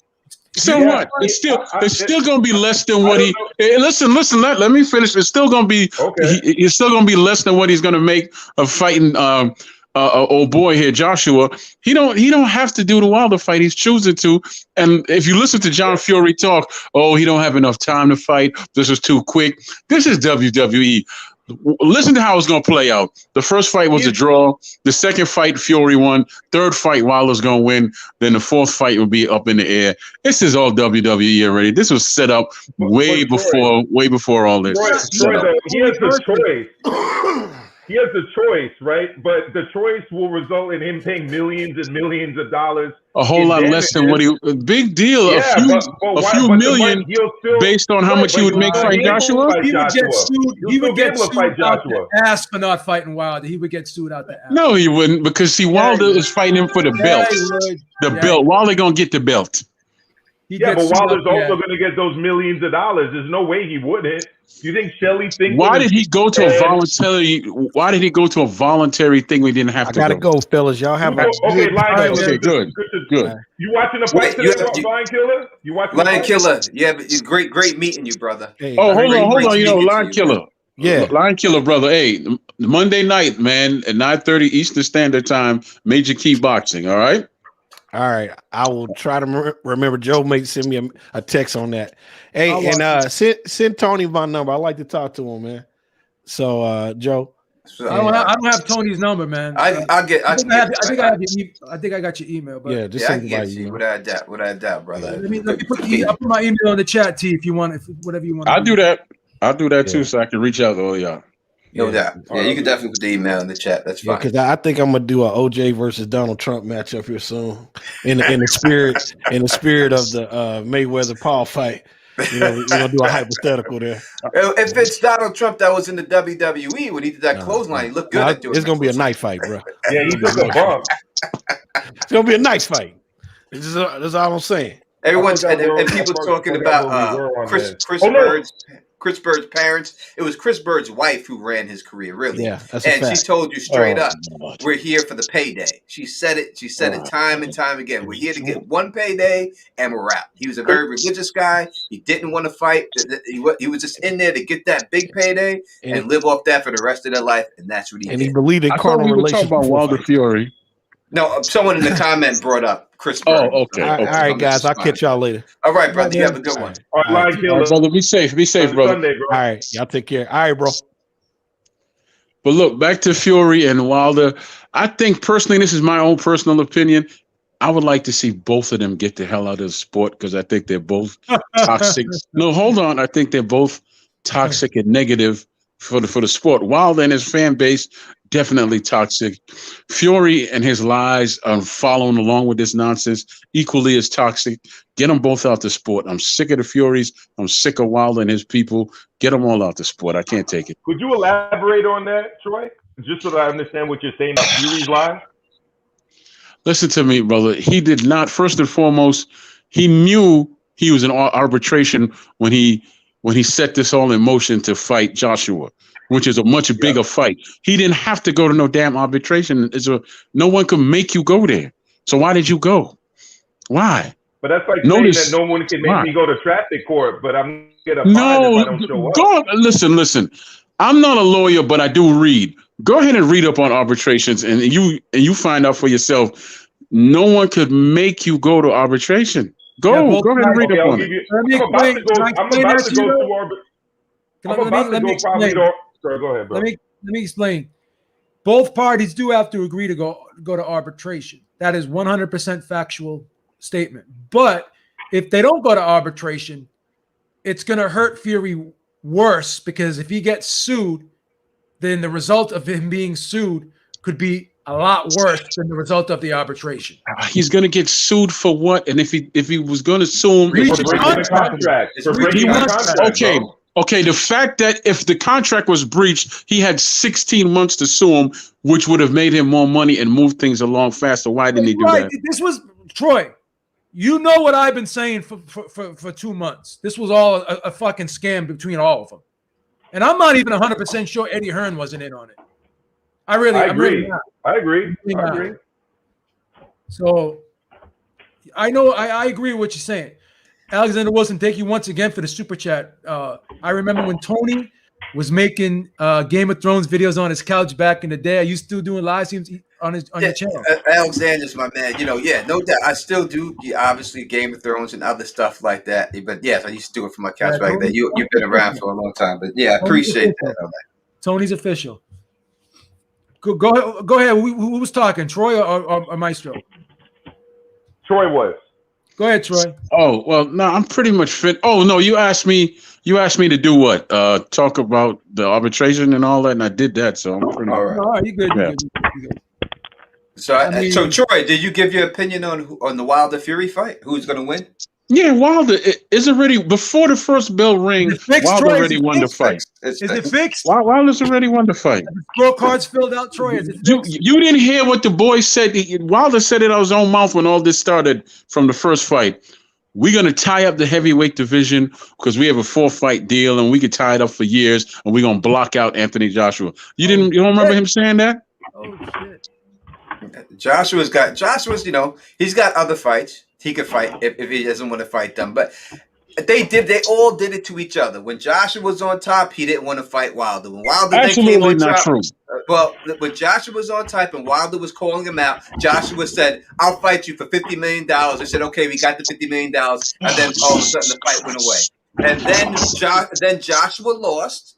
Deontay Wilder became on top, and then Joshua was like, "All right, I'll fight you." And Wilder was like, "Nope, I'm not fighting you." So they both did it to each other. They both played each other that Tony, way. Tony, you know what's funny about that, Tony? You know Go ahead. Funny about that? Go ahead, Castro. The funny thing about that is that Hearn was going off about how he needed proof of funds and put that shit in escrow when it came to Wilder's team, right? Which, by the way, was backed by Viacom through Showtime, which is a $1 billion corporation, right? But then when the shoe was on the other foot, right, and they were asking for proof of funds from the Saudis, right, who, let's be honest, are not as quite reliable as a major multi-billion-dollar corporation like Viacom, then all of a sudden, now asking for proof of funds is a problem. Asking for stuff in escrow is a problem. I always felt that was kind of a funny kind of situation. Yeah, it's great hypocrisy. There's no question. Can I ask both these gentlemen a question? Right? Why is it that you leave out a big bulk of that story? It goes to the 50 million when I'm not going to sell I'm not going to insult your intelligence because we all know 100 million plus is way more than 50. So why did you leave that part of the conversation now? How are you ducking someone if you offer them $100 million? Can you please elaborate on that? Yeah, but Go here's ahead. the thing, Troy. Let me explain that to you.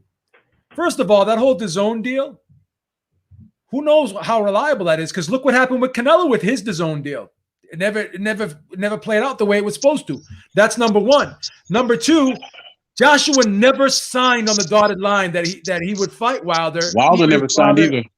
Even if Wilder signed that, if Wilder signed that DAZN deal, there was nothing in that deal that guaranteed him a fight at the Joshua fight, because Joshua did not sign a binding agreement.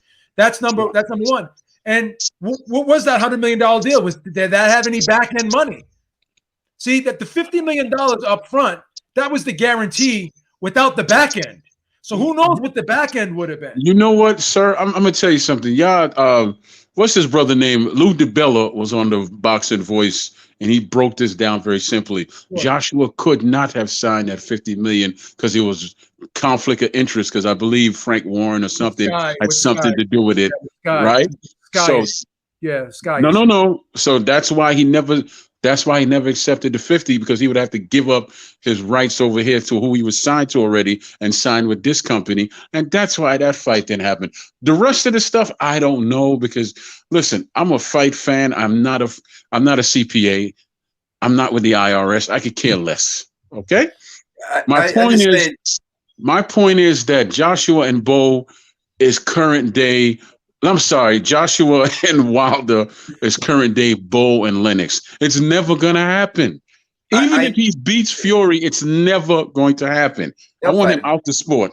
I think if they both lost, it's even better chance for them to fight then, when they both need each other. I think at the time, both of them lost. I think they both were just, at the time, I think they were both using it. Like Joshua was on top, so he was doing the negotiation. Then when Wilder got on top, when Joshua lost, then he was on top. It's like, oh, you didn't fight me, I'm not fighting you. And it just kept going back and forth like that. I think if, after this fight, if Wilder lost, I don't think he's gonna, but if he did, it'd be a better chance for him to fight Joshua, because he need that fight. If Joshua lost, that's usually when these things happen. It shouldn't take that to happen, but that's just what it is and stuff. But I Can I ask you an honest question? Can I ask you an honest question? Take away the belt from Wilder. What is the need to fight him? What does he bring that anybody would need? It would be name recognition and could he fill up the arenas? Wilder he can't sell out in Alabama, brother. He didn't when he was younger, but he did do good in Brooklyn. When he fought in Brooklyn, he did draw a good crowd. Who else was on that card? He has increased his profile since 2008. Yes, in a real negative way. I don't think this fight with Fury, it's negative or positive. People are still right. I don't think this fight with Fury and Wilder is going to sell anything, because it's too much negativity. He just pushed the envelope too much. Okay, we'll see. We'll see. What is the greatest thing that sells in America? It's controversy. Sex. And this shit got a double dose of that. There's no sex in this. Sex does work, but controversy. Look at Mike Tyson. His image was never good until now. He's an old man. His image is good, but growing up, people came to watch Mike Tyson and Muhammad Ali. People came to watch him lose because he was cocky. He had a big mouth. It's always something like that. Wait till this promotion starts, man. It's going to be fucking wild. Here's the difference between both men. When you talk about Tyson, the reason why he is where he is right now, because he openly says he was a piece of this, that, and the third. He gives himself away to people. He turns all that negative inward and gives it to you somewhat in a positive sense. He says, yes, I did all those things. I was that piece of garbage. Yes, I was, and I claim it and I own it. When has Wilder ever claimed anything and owned it? He's not that old yet. You got to get Tyson did that. He's 6 years old. How old does he have to be?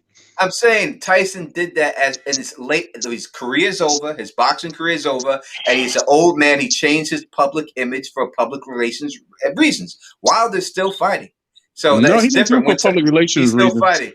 when Tyson was fighting, he was still talking about eating people's babies. He was still talking about sleeping with people until they loved him and making fun. He was doing all that stuff. All of that was public, though. All of that was public. Listen to me. That whole garbage, which I'll go ahead and eat your children and carry it on. That was after a fight, and obviously he was promoting. And that whole thing in what he said to the reporter that he's gonna F him till he died. He had come out of jail. He was off his meds. And that was clear. That's clear fact. I'm not making up no excuses. He even said it. He was off his meds and he wasn't really in a good place. He probably would have hurt somebody. So all that stuff don't mean nothing. When you come out, this stuff here, the whole negative stuff that he constantly does and gleefully says he wants to take somebody's life, right? That doesn't sell anything. Nothing at all. No, it depends who. It's a dumb statement to make. You're 100% right, but to a certain audience, it does sell. How come he doesn't sell then? How come he's not selling? I'm saying he started saying it, but to a certain audience, he has a huge fan base. Go online and look at all the huge fan base that does not pay for his fights. Exactly. I'm saying he has a huge fan base that are out there. A huge fan base of mouth breathers that don't pay for his fights. He has a huge fan base saying the things he did. What he doesn't have is any spot. I mean, listen to me. If he was that big, why isn't he up on a much higher level then? If all of this is benefiting him, why isn't he up on a much bigger level? Why isn't he a brand? Explain it to me. Let's make some factual statements based on data. The first Fury fight, what did it do? 300,000 pay-per-view buys. The second one did 850,000 pay-per-view buys, and that's according to Bob Arum without the digital. So it could be upwards of 900,000 to close to 1 million, right? So let's be real. When you're going from 300,000 to almost 900,000, you're tripling the audience. Somebody got to be interested, bro. I mean, we just got to be honest. Those numbers are laughable when you compare them to what Mike Tyson did against Roy Jones. We're not talking about that. We're just talking about this fight. Once again, I'm sorry, Tony. Once again, you have 1,000 times more streaming now than you had back when Tyson was fighting. You didn't have fucking internet back when Tyson was fighting, really. He still sold more even back then without all that. If Tyson fought today, I guarantee you, any of those fighters fight today, watch what Floyd Mayweather's event does pay-per-view wise tonight. And also, when Mike Tyson did fight back then, they would show his fights in movie theaters. Also, you can go to a movie theater and watch his fight. You can go out there in bars and watch his fight. Bar rooms, people drew up. Mike Tyson was a bigger celebrity than any one of these guys. That's why right now he could still fight. Right now as an old man, and people are, Tyson could still have a chance to win the belt. Please, people still think because he has this myth about him. He's still there. He's huge. He was one of the most. People name their kid Tyson because of him. Why is he bigger, though, brother? Can you answer that question? Why is he bigger? Let's just be real about one thing. Whether you love or you hate Deontay Wilder, he is a lot more popular in 2021 than he was in 2017. I have toilet paper more popular than him, but you're not answering the question. Whether it's for good or for bad, he's a lot more well-known. He might be a lot more talked about, but a lot more popular. Absolutely not, because you have to have some benefit to be popular. He has. What are the benefits of him? You can be popular for the wrong reasons. Yeah, he's infamous. He's infamous. He's not even infamous. People are really tired of his. So go ahead. Not everybody. Again, there's YouTube channels out here with 100,000 subscribers, right? So that's 300,000. You can name these guys. I'm not gonna name drop them all, but you got Boxing Eagle. Boxing Eagle got over 100,000 subscribers. You got he needs a kick in the ass. He needs a kick in the ass. You got 78 Sports over 100,000, right? 78 to 1 threatening to shoot people. Yeah, go ahead. Whatever. You got freaking Barbershop. He's got a Wilder got a big following. There's no doubt about it. You got a following. I gotta jump off real quick, but I'll come back on. All right. Troy, good to speak to you, brother. Yeah, Joe, where you going? People who literally their YouTube channels are just dedicated like fan channels to Deontay Wilder. That's essentially what these channels are. He's benefiting off that. They're fan channels. Now we're gonna let the PR. We're gonna let Wilder's PR person M-Stacks speak right now. Go ahead, M-Stacks. I just find it funny that Troy gets off as soon as I get on. He had a question because you bring the heat. I just want to know where he go. Get back on. That's some pussy ass shit. You gonna come up here and hate But who's bigger than Wilder? Who's bigger than Wilder right now in the heavyweight division? Answer that. Tyson Fury, Anthony Joshua. Fury? Okay. No. Tyson Fury is not bigger than Wilder. Not Oh United my States. God. Over here. No, Not there was United more States. English fans at the fight in California than there were I'm just than saying. there were Wilder Listen, fans. the English fans are the greatest That boxing doesn't mean fans in the nothing. world. English fans, there were more English fans when Ricky Hatton fought Floyd Mayweather in Vegas. They traveled over there. And, you know, English fans are great fans. They travel for their fighter. That's just what it is. That's what they Travel do. for their And fighter, a lot of them have a Bigger lot of than money Wilder to right do that. now. Who's bigger than Wilder right now? Nobody's bigger than Wilder in heavyweight. He's the most popular heavyweight there is. There's no doubt about it. Exactly, because What? Troy had More than Anthony Joshua? Go to Mike Tyson just to say he was bigger. That's how sad he sounded. Mike check There's no one bigger than Wilder. We got you, Kelly King. We got you. We hear you. for sure. There's no one bigger than Wilder right now. You can hate all you want. He also said some other stuff. You think AJ Fury's selling more than Wilder Fury? All right, so in the UK, I think it's a huge fight for them there, but worldwide, I don't think so. But there in What's the the UK, population in the UK, and what's the population in the United States? 65 million versus 350 million. Okay, so you want to continue down that path? Exactly what I'm saying. Exactly. I stand by what I'm saying. Doing 900K in this day and age. No, I'm saying Wilder and Fury's bigger. In the UK, it's a bigger fight for them, for the people in the UK. It's bigger for them. But worldwide, it's Wilder. Wilder is the name. Wilder. Of picking either Fury, picking either AJ or Wilder. If you're gonna pick AJ, let's take away the belts. Let's just take away the belts. AJ or Wilder, no belts on the line at all. This is straight money grab. Who are you gonna grab? You gonna grab Wilder if you're a Fury's promoter, or you gonna grab AJ? Who would be your first choice? I mean, if you take Wilder, it's not a bad move. It's not. No, so it all depends how you look at it. If you're just talking about just for fights. So Troy, wherever you ran to, because you always skedaddle when I come on, because I always eat you. Please answer me that. Why do you have to go to 90s Mike Tyson, one of the biggest names ever, not just in boxing, ever, to compare to Wilder? Okay, Wilder's career isn't even over yet.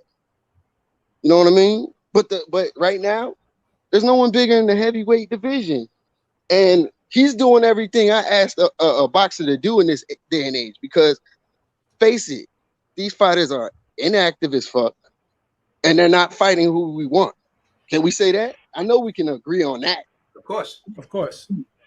So if there's a fighter that's doing, win or lose, is doing everything like Sean Porter, I can't ask anything more from Sean Porter. He's fighting everybody. He's trying to fight. Yeah, and he wanted to fight Crawford too. Crawford didn't want it though. Yeah, Sean Porter is a B fighter. I mean, in all honesty, he's a B level fighter. Doing everything I ask a boxer to do it in this day and age. But the hate is real. People hate. But man, Troy, this dude, he'll get on every platform, talk about Wilder. But to be honest, people also hate Tyson Fury. Like, there's a lot of people in the UK that don't like him because there's a lot of racism and discrimination against gypsies in their culture. Listen, if he fought Joshua, the British public would be behind Joshua more than they would be behind Tyson Fury. You know what? The American public will be behind Joshua if he would have fought Wilder years ago, win or lose. The American public would back AJ more if he would have just fought Wilder back in the day. It doesn't matter if he got knocked out in the first round or not. There would be more Joshua fans in the U.S. if he would have just grabbed his balls, no, we're going to fight. And he did it. Floyd Patterson did it back in the day. Stacks, you know what else too? If he fought Andy Ruiz in the rematch the way Lennox Lewis fought Hasim Rahman in the rematch, he'd have a lot more fans too, I think. Yeah, I fully agree with that too. Yeah, he fought him the way to get past the fight. He was still gun shy about getting hit again. He fought to survive. He did it. He did it. Sometimes you have to do that. You know, Sometimes you got to get through a fight to look better the next fight. You don't have to go in there and fight the way somebody wants you to fight. You just got to win that fight. To survive, though. Lennox never fought to survive. What do you mean? He fought. He did fight to survive. He didn't go toe to toe with David Tua. He fought. He didn't run from him either, though. He didn't run from him either. He just used his jab. He used the jab and stepped back. You know, that's a smart fight to fight. But he didn't stand in there and go blow for blow with him. It's a smart fight. Sometimes you fight a smart fight. He did not look the way Joshua looked in that rematch, running from a man that weighed 30 pounds plus, more than he weighed the first time, and he was already fat then. Yeah. I'm not here. I'm not run from a guy like that. I'm not an Anthony Joshua defender. I'm just saying that the way he fought the fight was the way he felt he had to fight the fight to win the fight. Sugar Ray Leonard, when he fought Marvelous Marvin Hagler, he didn't stand there and go toe to toe with him. He boxed and weaved and ran around the ring and flurried at the end, but he won the fight, right? And that's what's in the history book. Sometimes people fight what they got to do to win the fight. And that's the way he felt he had to do. He just came off a knockout loss. If that's what he had to do to shake off the cobwebs in his head, he did. And it worked for him. So that's just what I don't think anyone here can really just say something how another fighter is fighted. It's up to them. It may not be what you want, but that's just the way it goes. Nobody's debating that. All we're saying is that if you want to endear yourself to the U.S. public and become a bigger star, that's not the way to do it. He did what he has to do. We're just talking about why he's not as popular as he should be here in the United States. He's not American. I think those are two different things. Yeah, he's not American. He's not going to be as Lennox Lewis was never as popular here. Nor is Manny Pacquiao. Manny. It's a different story with Manny Pacquiao. If you talk about heavyweights or not, Manny Pacquiao was ingratiated by the mainstream media. They loved him. They loved him. But Americans don't discredit guys because they're not American. No, but I'm saying that's one of the reasons that's holding him back. If he was an American fighter, Joshua, doing exactly the same thing he was doing, he would be much more popular in the United States just for the fact that he's American. Okay, yeah, I can agree with that. Shout out to Lisa Bills. Thank you so much for the super chat. Always a pleasure to have you on here in the chat. But listen, Wilder Joshua still is the biggest fight in the heavyweight division right now. Still is. Still, without a doubt. There's no doubt about it. Take Fury. Joshua is not as big as Wilder versus Joshua. That's the biggest. Been building longer. Been building a lot longer. Yeah, that's the biggest fight. Said the other day, the promoters, they know what they're doing when they prolong these fights. They know that they're playing us, and we know that they're playing us, but at the same time, we still pay the money at the end of the day for the drama and the build-up. I can also put it like this: when you deal with Deontay Wilder's popularity, I wrote children's books for a couple of other boxers too. Joe's paying the money tonight, but none of them sold like Deontay Wilder's children's book. His sold the most, without a doubt. The money tonight. Forget Wilder versus Fury. Joe's paying the money tonight. What should I do here, Maestro? Tell me. Give me some advice. I think you should row your boat gently down there. You can figure out the rest of it. All right. But hop in real quick. Crazy, man. They think I'm crazy. Go ahead, yeah, I'm about to jump up out of here, but I want to thank Joe for facilitating this discussion. It was very fun to have. Tony, nice to meet you. Nice to meet you too, bro. On this platform, same to you, M Stacks, Callie King, and Troy, who already left. A pleasure to speak to all you guys. No doubt. M Stacks ran Troy out of here, man. Yeah, you know it. Even in the comment section. Quit hating. Be a boxing fan, not a fan. Let my man Brian get a few words in, man. What's up, Brian? What's going on? Hey, top of the morning. Hey, I just wanted to talk about AJ, man, real quick. I got to make a good point. When AJ came over here, and he went to the Garden and he was making his debut, I think if he would have knocked Andy Ruiz out, he would have been more popular over here. It would have been a bigger buzz, but he lost, he got stopped. And I think if he would have brought the fight back in the United States, that's what I'm saying. I agree. Would have been different. I agree. Yeah, He would have been more Go popular. right back to the scene of the crime, man. You don't like. Yeah, go right back to New York. And then you had Eddie Hearn saying this. Well, we don't know for sure if he could win in the United States, but we feel a lot more confident if he fought in Saudi or the UK. Right. Promoter saying shit like that, that's a bad look, bro. Yeah, losing your first fight in the United States at Madison Square Garden to him really hurt him. That really hurt his popularity. That really did him in. It did. And even though he won in the rematch, he still should have ran it back over here. You know what I'm saying? I agree, man. Should have been all eyes on me. I think that was a bad move not coming back to New York, man. Yeah. Yeah, you fight in the Mecca. You fight, and especially at Madison Square Garden. Really, they do fights, but they don't do fights like they used to do fights. When you fight in Madison Square Garden, you fight. He didn't fight in the Barclays Center. He went right to Madison Square Garden. They gave him the Garden.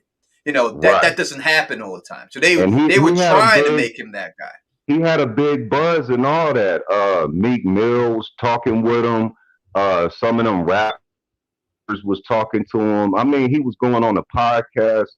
I mean, he was making a buzz. He would have made a splash if he wouldn't have got, mollywop. If he wouldn't have got. And that's why that's why a lot of these fighters don't fight each other, because they don't want to get Anthony Joshua. They don't want that to happen. They're scared that it could go down like that. Because like I said earlier, Sugar Ray Leonard, man, he said it. Told me, he's like, yo, you undefeated, they love you. The next you lose one fight, you go to that barbershop, all your boys is clowning you, showing you getting knocked out over and over again and stuff, and that's what happens. Not right. People don't want that. That's why Sugar Ray Leonard, he's like, that's why we love coming to the Boxing Hall of Fame, because whether we lose or we win, you guys respect us. You're the fight fans. That's my man, Sugar Ray Leonard. I love Sugar Ray. He's my favorite fighter of all time. I love that. Great fighter. I love that. Great fighter. See, that loss with Anthony Joshua, even though he came back, it's still kind of like, got everybody still looking like Tyson Fury is better. You know what I'm saying? Just in everybody public perception, Tyson Fury the number one dude right now. But where did old boy go that just hate Wilder so much? Where did he go? That's the one I want to talk to. Anybody want to talk to him? Is it like something personal? Did Wilder sleep with his broad or something? What's happening with this dude? This dude go to every podcast just to hate on Wilder. Like, come on, dude. You know what I'm saying? But we got to be objective here. Like 900,000 pay-per-view buys is nothing to fucking sneeze at. When you're doing a $19 million live gate, everybody's sitting there saying, oh, the fight lost money, the fight lost money. Who the fuck looked at the books? Who knows what the balance sheet was? Who looked at the general ledger? Regardless of the fact, it was a $90 million fight. That is nothing to fucking sneeze at. Nothing. Right. Especially when you have everybody bootlegging shit. When everyone's got a fire stick that's hit and they're watching it for free. If you still make those numbers on top of that. They got apps on your fucking phone now. APK joints that you can stream fights on now. Yep. Motherfuckers streaming fights. I was out with a dude one night, and we were streaming the fight. He was streaming the fight on his fucking phone, and we're sitting in a car driving around watching the fucking fight. And I can tell you why he does so well in a time where you can just stream it. Because if you're throwing a fight party, you want drama in that fight, you want a reason for people to scream. That first Wilder fight, I ordered that at my father's house. Me and my father went half on the fight. He bought the food, I bought the fight. You know what I'm saying? You, Stacks. And when you making it a family affair, that's what it's all about, man. And you're not going to stream no fight like that. You're going to order it, and you're going to have a good time, and you're going to feel like you got your money's worth. I'm not streaming that fight. You're going to feel like you got your money's worth. I always pay for them. I always pay for them anyways. That's why people make fun of me, man. I pay for them too. I always respect the boxes. I don't like to take money out of anybody's. I don't like to take food off anybody's table. If any athlete deserves to pay, it's them. Yes, they really put their life on the line every time they're in that ring. They could die. If you're gonna bleed for me, the least I could do is pay for it, man. And that's what I'm saying. If they're gonna put their lives on the line, you might as well do it in the best fights. You know what I mean? Take the Lomachenko blueprint and I'm gonna say fight all the top something. fighters. I'm gonna say something that I think is a very derogatory statement that is being made about Wilder fans, right? Because a statement is being made out there. Oh, Wilder fans don't even pay for his fights. How the fuck does anybody know who pays for what? That's a very, very, I'm just gonna say, a risque statement to be made about that. I don't like that fucking remark. No, I'm gonna be honest. It's a racist statement because it's saying I'll basically let you say it, Steve. saying that the black people that support Wilder ain't gonna buy the fight, which is bullshit. If you go to those fights. Hey, how many American pay-per-views did Tyson Fury and Anthony Joshua do over here?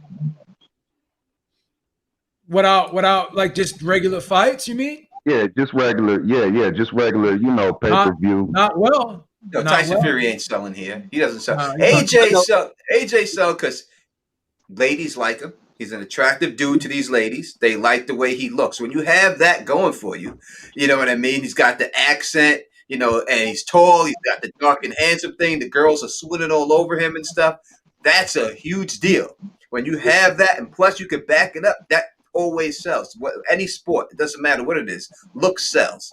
He has that look, the look that corporate America would like to promote their product. That's why he has more endorsement deals than Wilder and stuff, because he has the look that they want the person to have.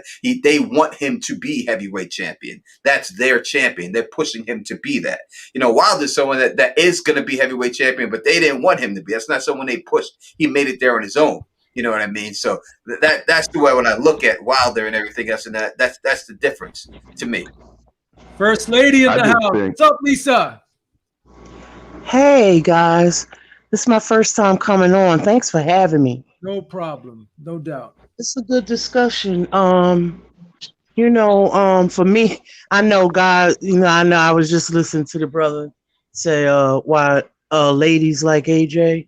Well, that's not why I like him. It's just I like him because of the way he carries himself, inside and outside of the ring. But as far as what the brother said, I get what he was saying about coming to the U.S. or whatever, but I mean, you can't speak for all Americans.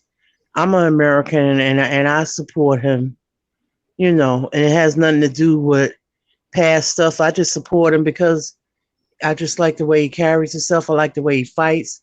And even though he lost to Ruiz, he came back and made the necessary adjustments that he had to make. So he's transitioning. He's going through like a style change, you could tell. So it's going to take time to get used to. But no, I agree with that. I agree with that totally. But I think he's like the more marketable out of the three, and but that doesn't mean, you know what I mean? Like I just support him, because and he's very business oriented. I noticed. Got a lot of endorsements. He got a ton of endorsements. Looks and not just that. He owns a lot of stuff. He owns a lot of stuff. A lot of people don't know about. So like those are some of the reasons why I like him. You know what I mean? Like he's got the look. He carries himself well. It's a total package. He's who people wish to see as a heavyweight champ. He's a good look. He's a good role model for people. He's all those things. He ticks all the boxes. He ticks all the boxes. I'm not gonna dispute none of that, but I'm just still gonna stick to reality because he got beat up over here. You know what I'm saying? And that just kind of hurt him because instead of looking good over here to people that didn't know about him, because if you knew about Anthony Joshua, you knew about him before he made his debut over here. But if you didn't know about him, and then that's your first time seeing him, you get that image of him. You ain't gonna see nothing else of him. It's done. You know what I'm saying? Bringing him to basically introduce him to somebody new. They like, damn, this dude, he got beat up. Yeah, I can give you the perfect example how it would have been for him. That's boxing, though. It was the exact same thing that happened to Prince Nassim Hamed. But Hamed, when they brought him out there, they brought him to the Garden. It was his first fight in America. He fought Kevin Kelly. He almost lost. He got knocked down, but he won the fight. And then that's when his popularity exploded. Yeah, and that was it. People loved him. Hey, Prince was everyone. They loved Prince. Was the that. biggest star. I still love that dude, man. I did too. And he hit hard as hell. When he hit, I remember when he knocked out Augie Sanchez. That was just like disgusting. He hit so really hard. Unorthodox. Yeah, he made Barrera and Barrera's comeback popular because he beat the Prince. That's the reason why he got popular. It's that Prince fight when he fought the Prince and he slammed his head into the turnbuckle and he beat him. That's what put Antonio Barrera's popularity back in there. It's always that golden goose, Arturo Gatti was the golden goose. He was the one who made Oscar De La Hoya popular because he beat Arturo Gatti. It's always that guy that the fans love. And when you beat him, you take that step up. Floyd Mayweather beat Gatti, and he also beat Oscar De La Hoya. And then Manny Pacquiao was the next guy up because he beat De La Hoya. That made him popular. And he was the next guy up. So that's the way it usually goes in boxing. And Joshua was well on his way to superstardom across the board, but he got upset in that fight. Right. Yeah, but you see the star power, Joshua? Now listen, you see the star power of him. Remember when he lost? You see how overnight Andrew Ruiz got like 1 million followers overnight. So that tells you his star power. That's why I know he's the biggest out of the three. No. But even Anthony Joshua fans got to be honest. Yeah, okay. Yeah, okay. Even AJ honest. Fans got to be honest and be like, hey, if he would have got that knockout in the Square Garden, that would have looked a lot better. You know what I'm saying? It would have looked a lot better, to the people that's over here that don't know about him and all that. Yeah, but it's like, I'm not saying that, I get what you're saying, but it's unfortunately these things happen in boxing. It's boxing. I've seen so much in boxing that nothing surprises me. The biggest shock of my life when time stood still was when Mike Tyson lost to Buster Douglas. It was like the world stopped. Right. That was the big from what I saw in my lifetime. That was terrible. That was. I remember people outside in the streets running around screaming, "Tyson got knocked out! Tyson got knocked out!" Because it was it's unbelievable. But I mean, if you look when you look back at it, you could see it falling into place. That's got to be like one of the biggest upsets right there. Is that that's right there? The biggest Mike upset Tyson was a killer. Everybody wants to talk about the Olympics when the United States beat Russia. I still think the Mike Tyson upset, the Buster Douglas upset of Mike Tyson was the biggest upset in my opinion. That was a huge upset. Yeah. Nobody expected that. No. What was the odds on that? 40-1. Yeah. Oh man. Yeah, he wasn't supposed to lose. That was a huge upset. Somebody I mean, listen. up. Ali versus, it wasn't as big, but Ali Foreman was a huge upset. No one expected Ali to win that fight. No one expected when it was Ali, when he was Clay versus Liston. No one expected Clay to beat Liston at that time. That was a huge upset. No, I mean, if you look at people the way back, no one would have thought he could win that fight or possibly win that fight. So I don't think it's as big as the Buster Douglas fight. I still think that's bigger. To me, my most heartbreaking one was when Roy Jones got knocked out like Tarver like that. That hurt me more than any boxing fight because Roy Jones was my guy, and when he got knocked out by Tarver, that destroyed me. That destroyed me right there. That hurt a lot of people. No one was happy with that. Yeah. Well, the thing is that.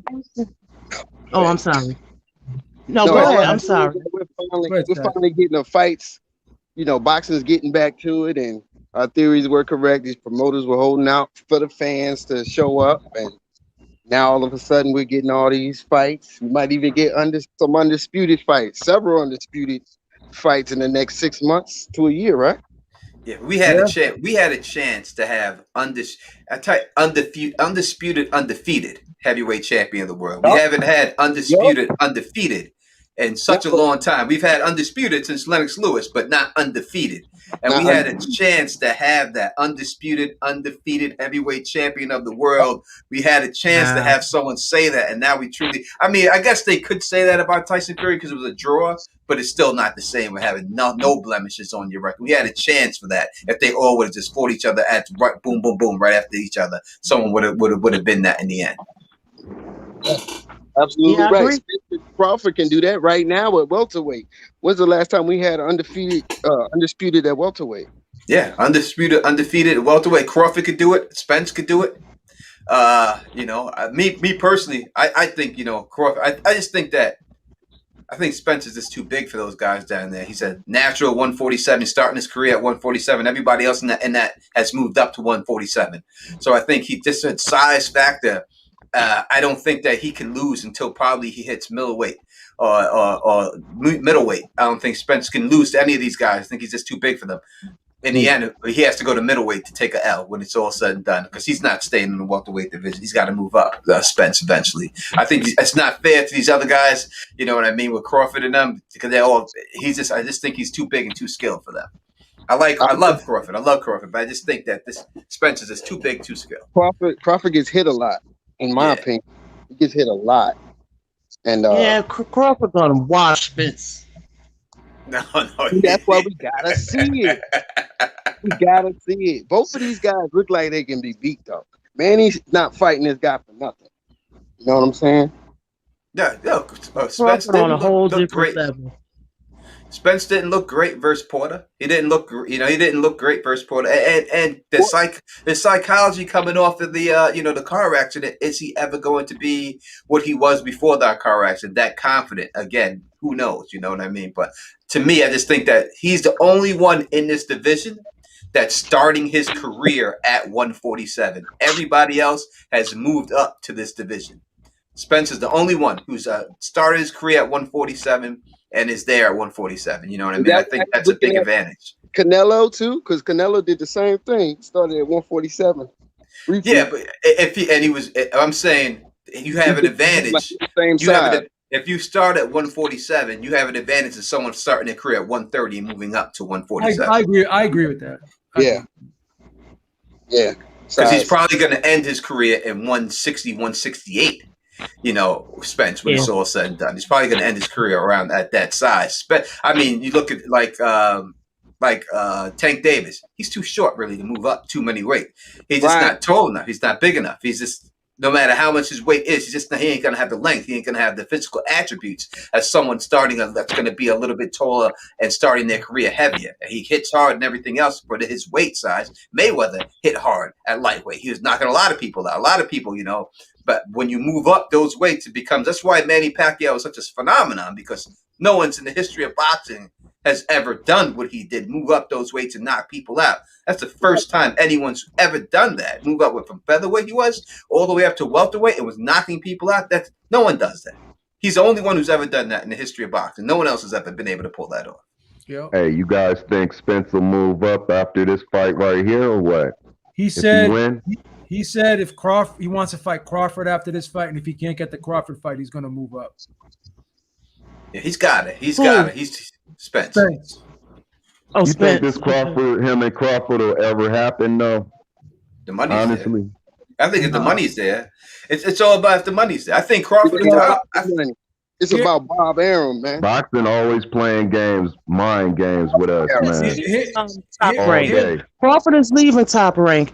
Whatever Crawford decides, I'm okay with it. Because you know what I mean? Because as long as the thing about it is that people don't have time to wait. This man is getting older. He's getting older. They just waiting to age him out. I call a spade. I call it how I see it. Yeah, the person in the chat saying Chris Bird, when he was an amateur, he fought at 168, but when he turned pro at heavyweight. They perfectly made that move. They said, hey, we're going to beef you up and put you in heavyweight, because it was really just built for the one big payday. That was his whole career, was to get that fight for a couple of $1 million, and that was it. But he didn't start his career there. He started his amateur career there, and then he moved up. And then when he tried to move back down at the end of his career, he got knocked out. in his first fight when he moved down to 175 after he got knocked right out, and then he retired right after that. See, I think what's going to happen, I think the WBA is going to reinstate Manny Pacquiao as the full champion. And I think if Spence wins, he'll have 3 belts. And the enticing thing would be to get the 4th belt against Crawford. Then he could say, I unified all the belts. Yep. So that's what I think the plan is going to be. I think once Crawford does leave Top Rank, I think it'll be much easier to make the fight. Yeah, I do think Spence has sort of a similar stance that Floyd had with Bob Arum, because he says a lot of things about Bob Arum. He's very critical of Bob Arum because I think he believes that Bob Arum has been the major factor in blocking the fight.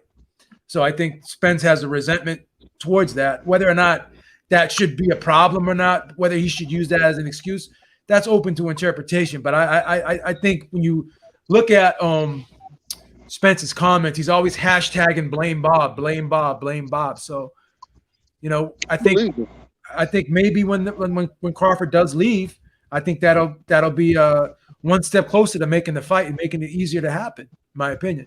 Yeah, Bob Arum's like Don King. Like, these guys got to go away from a different generation, and it's time for them guys to go away. And you know, the way they did business back then is not the same the way business is being done now. I said the boxers now have more control over their careers, and he's from a generation where the promoters had all the control. So you got to just let these guys take control again of their own life, and that's it. The Bob. Yeah, say what they want about Eddie Hearn, but at least Eddie Hearn will do like how he has with Devin Haney. He'll cross promote. Yeah, he'll cross promote. Like a joint. That's what people are doing now. Julio Jones to the Titans. He ain't doing that with Joshua. Not no big fights though. Hearn has been keeping him out of big fights. I mean, let's face it. AJ would have fought for undisputed. AJ would have fought for undisputed in 2018, but it was Eddie Hearn. Can you hear me? Can you hear me? Yeah. Had you ever thought? Yeah. Had it ever occurred to you that maybe the other side played a part too? Well, they said it's not just is he talking about Wilder? Big fights. When I see one side getting fights after fights, calling up people out in interview after interview, private, ESPN, doesn't matter. I tend to believe that guy from history. When I see one guy and his fans, you know, quiet and his promoters always lying, I don't tend to believe that side because his promoters are lying. You know, the Povetkin fight was totally unneeded. He could have fought Wilder then. That really pissed me off. Remember, whenever it was that time to do an undisputed match, nobody was so high up on it like how they are now, because Wilder wasn't as popular. He wasn't. What was all the stuff they were saying? He wasn't making no money. He wasn't fighting nobody. It was too much risk to not make an undisputed fight then. Yeah, it was too much risk. Too much risk. The bottom line is this. The bottom line is this. They play a part too, okay? So everybody always blame one side. Look at the other side too. But initially they said Wilder wasn't popular. Initially, they both played a part. Yeah. Who's AJ fighting? He just who was he fighting? They said, remember Wilder had to build up his... You know why he fighting mandatories? Because these motherfuckers won't fight him. Okay, your mandatory is a 40-year-old over-the-hill fighter? His next fight's Usyk, right? He has to fight Usyk. Ortiz ain't over the hill? Ortiz ain't over the hill? Canelo, these mandatories don't mean anything. You could pay. You ever seen the Great White Hype? Okay. Anybody guess what? He gotta fight them. He got to fight them.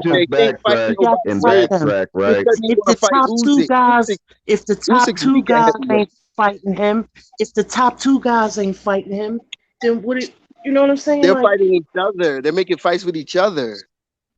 AJ can't make a fight with anyone. So that tells you something right there. I have no doubt that AJ AJ will Case fight closed. the winner of the Wilder Fury fight if he gets offered to fight. If he has a chance to fight the winner of that fight, that will be his Yeah, I fight. think I have AJ no will do doubt it that now. he will I think he'll definitely do it fight. now too. I agree with that. It's I hard agree. to see that. I I think don't he'll know do what it to tell now. you. I agree A with lot of Tony people- now because both guys do have a loss, and I think they're realizing that the time and the clock is ticking. So I think Joshua lost I think to the a cherry fight. pick gone wrong. Say Wilder again? didn't lose to a cherry pick gone wrong. Joshua lost to a cherry pick gone wrong. No, that's Andy fine. Ruiz I'm not debating that. I'm just saying because both guys lost, I think now that the fight will be easier. Yeah, I know that, but I'm I mean, comparing but sides. hey, Like, but don't say look, one side or the other. If you Salvage say both whatever the sides, show. nah, you want to say but both my sides thing, because hey, your but side look, is losing. Yeah, let me hop in both real sides quick. play a Hey, part. Yeah, you're but dealing with why is Yeah, it? but So AJ's all not this fighting no going, one of worth. you're dealing with trying to ego. blame one side, Yeah, ain't when you're nobody dealing trying to hear that. Yeah, when you're AJ's dealing fighting with, Philly fight. but Stacks, when you're dealing with egos like this, you can't. It takes two to make a fight, man. It's not always a one side's fault. I Hey, but B, think look, you got two When big you send egos out like this. flat fees, and rejecting offers hey, but after a B, week. hey, Stacks. What was Wilder saying? Who came up with that saying? One face, one champion, one name. He came up with that. It wasn't AJ that was trying to do that in the Right. very beginning. Remember, they said he So many wasn't damn popular. offers sent to them, He they didn't fight declined. nobody. So miss me with that. Remember when Wilder and He had AJ to build up all this stadium? shit. You know what I'm saying? He had to build himself up to even get a fight with AJ. That wasn't AJ building himself up to fight Wilder. That was Wilder had to build himself up to Yeah, fight why did he AJ. have to build himself up? All these other fighters, these bums he fought, they weren't built up. They weren't half the money he could have Charles made with Martin. Wilder. But the Charles reason Martin, why Bums. remember? More with Wilder and What one fight. bums? He could have 2 fights with Wilder right now. He could have made way more, and 4 of those What bums They could could have. have been had an undisputed match. Now they Who want to bums? make one ordered Pulev? today. Who ordered Pulev Joshua? The What- idea. Yeah, but the thing is this. All right. At the time, But why Pulev was never considered a bum. no, Pua's not. But The bum now, he's over 40. yeah, but the reason why Talk boxing. the reason why Joshua didn't take the Wilder fight earlier is because it was too much risk for the reward at that time. I believe that's what his promoter told him. You could take the fight, but you could lose this fight. It's a lot of risk. You could lose everything, just like he did with Ruiz. You lose everything right now, and his name wasn't as big as it got. And by the time his name got big enough, Wilder's name, Joshua had already lost. And then that's when Joshua was looking for the Wilder fight, and then Wilder was like, "Oh, you didn't want to fight me then? I'm gonna do what you did to me, and I'm gonna fight somebody else." And that's the way it's yin and yang. They both do it to each other. You're not a top heavyweight when you're getting uppercutted 5 times in a row, several times by someone as slow as Anthony Joshua. And that's what happened to Pulev. I don't know if anyone you saw that fight, but I watched that fight very closely. Pulev is done. And they knew that. Okay? And he could have anybody else but this guy. He could have. You talking about mandatories? If you look at the rankings, there's always a bunch of guys that get up there. Hey, but it's crazy. Somebody posted in the chat all these biased groups just saying something, biased towards Wilder. But the thing is, if them groups wasn't there, he wouldn't have never had no fan base. That's what they started with in the beginning. He ain't got no fans. Remember that? You guys remember when they said Eddie Hearn said Wilder has no fans. So now he got fans. Now they saying, oh, they biased. Come on. You know what I'm saying? We could have had a undisputed fight. Yeah, that was BS because anybody with his knockout ratio in boxing doesn't have fans is complete BS. Because it took him a while. But you see them more fans with. But they're more happy with what's the Paul brothers, Jake Paul. They're fans of that, but they're not fans of what Wilder was doing, knocking out boxers. I don't get it. You know what I'm saying? I remember when Wilder was first starting, he was knocking people AJ out. had plenty of knockouts too. So what's your point? I remember when Wilder just when he won the belt, when he beat Severn and everything else, his next fights when he was in Alabama, he didn't have that fan. It took a while for that fan base to come around to him. It wasn't instant. It wasn't like people were all him. It took a little bit. The Molina fight, and then the next fight wasn't sold out. And that was in Alabama, and I was at that fight live. And a couple of fights. It took a little while for. I remember a lot of these YouTube channels were making fun of him, and now they blow the dude when they see him. But I remember when he first come up, they're like, oh, he's not good. He's not this. It took a while for other people to gravitate towards Wilder. When they did, now he's got the fan base. But in the beginning, it wasn't like that. That's why he was willing to take the flat fee, and they still didn't fight him. You know what happened in the beginning. Yeah. Whatever you say. I disagree with. Yeah, I know you like the way AJ looks, and you say it doesn't have anything to do with his looks, but if Andy Ruiz, if that was Andy Ruiz, trust me, you would not be on that game. All for You're breaking up. You still don't take that. I didn't hear any of that. Did y'all? No. It broke up. No. But yeah, I'm telling you, B. I remember the guy that show used to be on B. They used to make fun of Wilder all the time. All the time. And now you look at that guy. He's all over. Oh, Wilder's great. I remember watching when you were on that show. I stopped watching when you left. But when you were on the show, he used to make fun of Wilder all the time. He didn't like him whatsoever. Not whatsoever. And then he jumped on it. He jumped right on and started riding. But in the beginning, he wasn't on it. That's the reason why he needed somebody. He needed support from somebody. But then when he get the support, they say, oh, they just some biased fanboys. Well, he needs some damn fans. You gotta have fans to make a fight. Come on. AJ got fangirls, fanboys. Tyson Fury got fanboys. Put them all together. Let them mix. It's all three. You know what I'm saying? I'm not gonna put down AJ. I'm not gonna put down Tyson Fury. All three of these dudes is good for boxing right now. But we just gotta be like, let's just come together and make them fight. Have some big fights. You know what I'm saying? That's it. It's simple. Yeah, you know, AJ good for boxing, Wilder good for boxing, Tyson Fury good for boxing. Why you got to pick a side? Which one is bad? They're all good. You know what I'm saying? The only reason I get mad is because of the fight avoiding. I'm sick of it. That's politics too. That's not just the fighters. The politics is BS, and then the fans go with it. Like, are you a boxing fan or what? I want to see this fight. I should have seen several Wilder AJ fights by now. That's every fighter. That's been that way since boxing started, and that's every division. That's just what it is. It's always been politics. It hasn't been this bad. It has not been as bad. I mean, look at the guys down there right now with Teofimo Lopez and these guys. These guys should have fought. They're not fighting each other. They should have been fought. And then they all they miss out on these big paydays, and then they get older. Now they ready to cash out. I mean, come on, man. That's what happens. Come on, let's get it. I mean, these guys, they ain't. That's not the same breed of fighters. So what are y'all supposed to say? Wilder didn't take the fight. Wilder fighting Fury? Which Wilder time? is fighting Tyson Fury. The best heavyweight. The best heavyweight right now is Tyson Fury. Wilder is fighting him again. Okay, let me ask you something. Who's the best welterweight? For the third time, the best heavyweight. Ruiz was the best heavyweight right now? Fight best welterweight right now? To do it for $12 million, for $15 million. Answer that. You still won't answer that. Who? Anyone. Hold up. The first Wilder's offer when the best heavyweight. Wilder agreed to fight AJ several times. AJ has never agreed to fight Wilder. All right, let Lisa get in, man. Let Lisa get in. Don't. You know what? Let her get her word. How do you know that? Okay, because the 12 or whatever, 0.5 or whatever, that was from Matchroom. That was way before the zone, and then they sweetened the deal. They tried to do it with the 15 or whatever.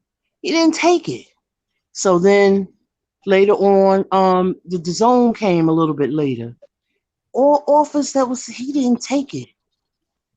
So stop placing blame on AJ. So the week that he made the fight with Povetkin, I'm talking about AJ. The week The week he made the fight with Povetkin, Wilder wasn't looking at the contract and preparing to send it back with his signature. None of that was going down. And then all of a sudden we hear about this Povetkin fight. You don't remember that? Yeah, I remember that. But guess what? You act like you was there. You act like you was there and read the contract, was there with Wilder. I don't know what's going on behind the scenes. I know AJ looks good to you, but I just want the facts, man. Got you there, Stacks. She got you. Say that again. You said what? No. I need to address this man. No, everybody. No. Hold up. No, I need to address this man. That's what No, I need to address this man. You said what? He looks good to me. What do you mean by that? I know you're going to defend him to the death because he looks good to you. No, wow, you stereotyping. That's a little misogyny right there, Stacks. That's a little misogyny right there. You can't do that. Don't you ever disrespect me. Don't you ever disrespect me. Because that's not why I like him. Good looking is disrespectful. I think she's trying to say that you're disrespecting her boxing, being a fan of the boxing game. That she's only interested because she. I don't like fanboys. I don't like fangirls. I just want the facts. AJ is not fighting anyone in the heavyweight division of worth. That's a fact. Says you. No, that's not a fact. Is fighting that's not a goddamn fact. Right now for the third time. Don't you disrespect me though. Don't you ever disrespect me. Because you saying that I like him based on what he looked like. And I came on this panel when I initially said this isn't Match.com, Stacks. So don't disrespect me. I don't appreciate it.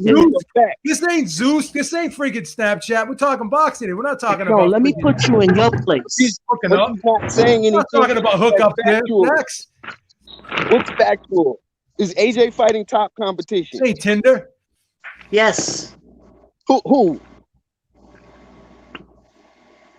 I would all say the guys that he fights so far has been top competition. I said who? I ain't saying. Guess what? Kovalev was a top 10. You're talking about something years ago. Okay, who's he fighting now? That's top competition. Who's he fighting now? I guess hopefully Usyk. Hopefully. Well, no. He hasn't fought Usyk. He hasn't fought Wilder. He hasn't fought Fury. Yet. So none of those guys count. No.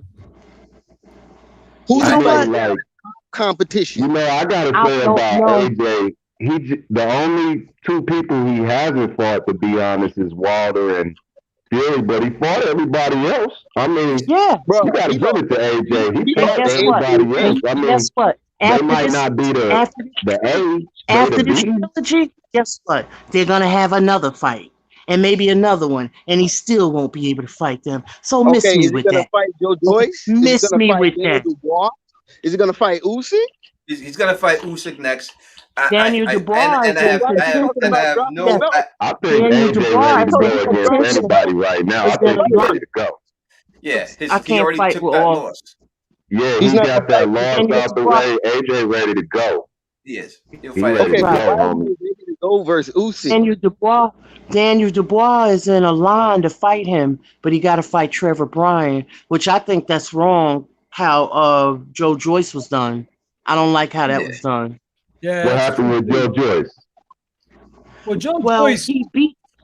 Go ahead. Go ahead, Lisa. Speak on it. No, I was gonna say Joe Joyce beat Daniel Dubois, right? Correct. Okay, and then they were waiting, and they thought that this undisputed was going to happen, but it didn't happen.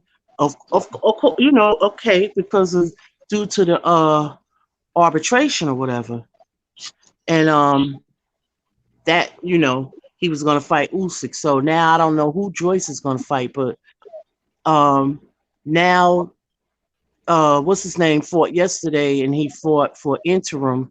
So he's in line to fight Trevor Bryan, which is a direct line to the WBA, which is AJ. But it seemed like kind of unfair to me, to Joyce. Well, they don't want to fight Joyce. Well, because that Joyce Dubois fight was supposed to be a WBO eliminator, and then because Usyk was the super champ at cruiserweight, as soon as he moved up to heavyweight, because of that rule they got, if you're the super champ in the lower division, automatically you become the number one contender.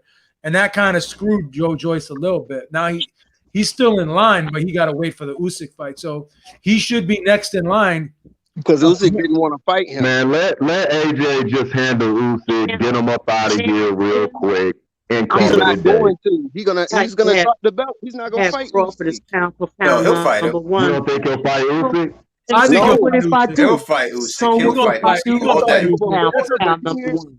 There's You no hear the fuck doubt. Objective any goddamn way. No I doubt he don't will see fight why he Usyk. wouldn't fight Usyk. Yeah, He could I beat think he's Usyk gonna fight easy and get him up Usyk, out of there. Call it a day. I'm not worried about that. I think he's going to fight There's Usyk. no Talk doubt he'll about fight Usyk. AJ resume. Man, AJ will put hands on Usyk. There's no boxer's He's not fighting resume. No Stacks. heavyweight boxer's resume that looks impressive. None of them. Stacks. Because there's not that many impressive fighters out there. Stacks. Let's just be objective. AJ is not trash. Let's be I didn't real. call He's him not trash. trash. I didn't He's call not him trash. That's not why I'm pissed off. I don't get pissed off at boxers for being Champ, trash. who got I better? get pissed off for boxers for being pussies. When you don't fight Come on top now, man. competition, That's a little bit strong right there, bro. who's he fighting? Who? You still haven't answered that. All you Wow. talk about is resume and Wilder's- everyone, but you can't name a You know name. what? What but if you AJ, can't- what if AJ knocked on your door right now and came in your house? Would you call him that word? No, I knock grabbed you the the fuck shotgun. out. Motherfucker. Yeah, you better. So you Yeah, can't. Man, I'm over here cracking up. You ain't even taking the center after Lisa gets You need to through have you. some goddamn respect. Crispy. He said he ain't worried about AJ. He'll shoot him. Lisa's cooking you. And anybody, Lisa, any I guy, never anybody. disrespected you. Fuck I out of here, just man. stated fact. I watch boxing. I want to see the best fights. We're not getting that. I'm So just I'm saying, held. I'm You holding. can't be, those you guys can't be accountable. name calling fighters, yeah, man. You can't be anybody calling- who's willing to get half naked in front of a bunch of people and fight Oh my God. is not a pussy. It don't Look, matter who all it is. of us But on this no panel one would do is. that. For the money he's making, all of us on this panel would do that shit right now. No, I don't I think wouldn't. so. I Everyone don't here had wanna a go to chance. coma. Everybody Yo, had a these chance to be a boxer. dudes You will could put me go in to a the gym and coma. be one and see what happens. Anyone could be a boxer. Go to the gym not- and give it a shot. I'm not a brave dude, man. I got my Maybe you nose don't agree broke. with the man I calling. I got don't my care. nose broke. Dude by ain't road fighting crash. top heavyweights. You can call it how you see. He ain't Listen. fighting top heavyweights. That's Listen. a As the fact. great Leon Muhammad would say, this shit with Fury and Wilder is none but a Hollywood charade. Mic dropped. Still ain't answer the question though. I think, What in all fight- honesty, bro, what I'm saying, I don't think any heavyweight Enhanced for the resume top guy. is, and I don't think any heavyweight's resume is special because there's not enough special heavyweights for Nah, it to this, be this special. ain't the 90s. This ain't the No, we're 90s. not This gonna ain't do the that. 70s. We're not These gonna do that. guys We're are not gonna good say for all right of them now, man. just because AJ's on the AJ, top and Tyson Fury, Wilder, they all different, but they all good for right now. You know what I'm Yeah. saying? They all interesting to Keep everybody. trying to get undisputed and can't. I mean, So what do you want to do? I firmly believe That boat passed them by. I firmly believe that AJ does want to fight Fury or Wilder. I firmly believe that. He will. There's no doubt about it. I think so too. I don't question that. I don't question that for a second. Nope. For a second. He'll take the Can winner he of that. beat He'll him, take man? the winner of that fight. He'll take the Can winner he of that beat fight. him? That's a different subject, but he'll definitely take them He'll take the fights. fight, and he He'll has take the fight. he has a chance to beat. He has a chance to beat anyone he gets to the ring with. He hits hard. AJ is not what Stacks called him, man. I'm not even No, going AJ hits hard. He has great. He has great size, and he has great boxing. So he has a chance to beat anyone he gets to the ring with. He could beat anybody. AJ. There's no one he can't beat. Fury is my guy, but I don't sleep on any of the three of them. I don't sleep on any of the three. Chandler M. I don't know who you are, but stop mentioning my name in the chat. And fuck you. What? I didn't say Whoever that. this person is in the chat. I didn't say that. Stop I didn't mentioning say my fuck name. No, he's saying. I'm not He's saying. saying No, you whoever say you this should person say is in I the did chat. not say fuck you. Stop Whoever mentioning my- said that, I did not say that. No, Just for I interviewed not you, I it's interviewed that Ian Wolf. somebody I in the interviewed chat. Yeah, I interviewed Ed Wolf. And Lisa does not sound like Ed Wolf. I stand by what I'll say, but if I ain't say it, Keep my name out of your mouth. The guy in the chat. Max, you owe Lisa an apology. Not wanted with me. Let me you owe Lisa an apology, Stack. You owe Stack. No, I ain't talking about Stacks. I ain't talking about Stacks. Stacks is good. No, I know, but I'm saying what he said before. He still owe you an apology for that. Why? Oh, I'm good. All right, you good. Good. All I'm saying is, well, let me admit something. I was an AJ fan, just like I was a Pacquiao fan. I've been the same fan the whole time. But when you start showing that you're not willing to fight the best, I'm gonna question you. When you're not fighting the best, it proves even more that you ain't trying to fight the best. This is the problem with boxing. When people get too tribal like this, they have to pick a side. And they have to like this. Why do you gotta? I'm holding the fighters accountable who's ruining boxing. Okay, but can't you be a fan of somebody but not have to hate the other guy? I don't hate him. Throwing a lot of shade on him, though. A lot of shade. Wasn't Joseph Parker a champion? You know, I gave Kell Brook a lot of shit for not fighting Spence, and what happened? He fought Spence. I couldn't take none away. Trying to say you made that fight happen? It happened. The fight happened. All right. Would you will it? Yeah, but guess what? At his detriment. Oh, Kell Brook did it to himself. He should have never took the Golovkin fight. Never should have fought that fight. Never fought that fight. I don't know what he was thinking. Anybody that cared about him, anybody that cared about Kell Brook a little bit, should have said, "No, you don't fight this dude." Yeah, it makes no sense. It makes no sense for you to do that. It's just the same thing with Mikey Garcia. He should have fought Errol Spence. There's bigger fights for him in junior welterweight then. He could have stayed down there for. Why take that jump up? He could have made just as much money fighting other dudes. Yeah, he had fights. So they shouldn't have let him do that Errol Spence fight. It was that, and his brother was saying his brother didn't want him to take the fight. Dad didn't want him to take it either. The Triple G fight, he sold his own. He shouldn't have took that fight. No, that fight ruined him. There's certain fights that ruin people, like I would say Fernando Vargas got ruined by Trinidad. He fought Trinidad, and David Reed too. Trinidad ruined a bunch of people. But when Fernandez Vargas took that fight way too young. He was too young. That was fucked up. When you look at David Reed's eye, man, his eyes started drooping and shit. That's some fucked up shit right there. There's fights that guys you need to be protected. You got to protect them from themselves. You got it. You got it. And boxing's too risky to take bum fight after old fight after bum fight. Now you call that word now. Do it in a big fight. Get paid for it. You going in on boxers today, boy. Because I'm tired, man. Look, I'm fresh out the coronavirus, all this hooting and hollering and social media this, social media that. I just watched Joe Andrade. But you know what? He do have somewhat. I get where he's coming from, though, because okay, let's backtrack, right? And remember Wilder and AJ, it wasn't happening, right? It was all them talks and negotiation and all this and that. So, and then it just completely stopped. Like the fight wasn't going to happen. Then then here come Tyson Fury, even though he was fat, he was doing cocaine, doing all this. Remember Wilder went to go get him. And that's how we here right now. You know what I'm saying? But if it weren't for that, who knows where the division would be at right now?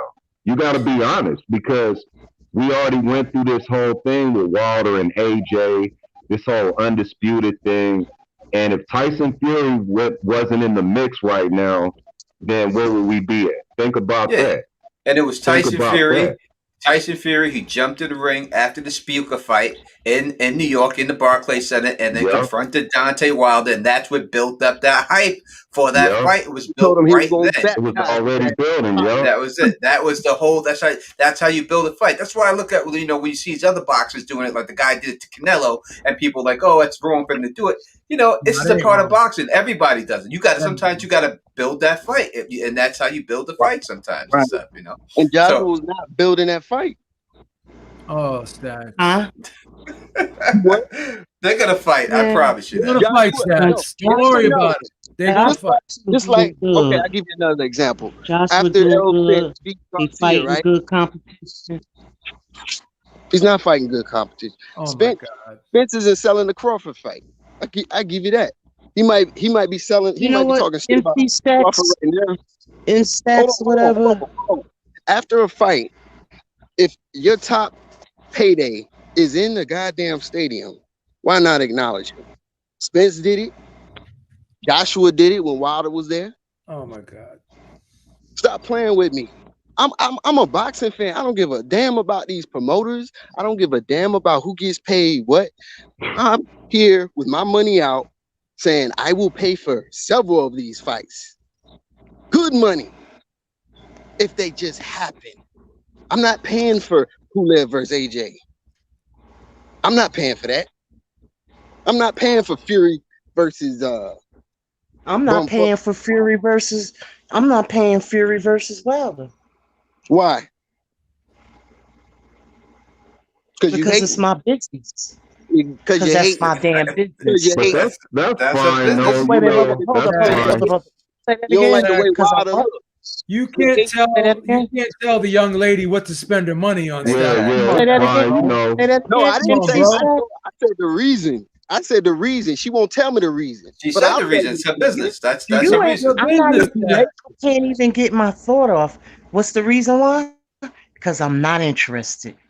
There you go. Oh, okay. That's why. I didn't buy the second one or the first one. Lisa wants undisputed. But She yeah, wants and Lisa, want just it because she's not undisputed. buying it doesn't mean she may not watch it. She may go somewhere else and watch it and not pay for it herself. You didn't watch so it could go down like that. But listen, you people, you He spend also your had money to on say who you want to one spend your thing money about on. Wilder. And ask me why. You don't have the right to ask me why. That's my Why business. not? No, Stacks, what are you, the IRS now all of a sudden?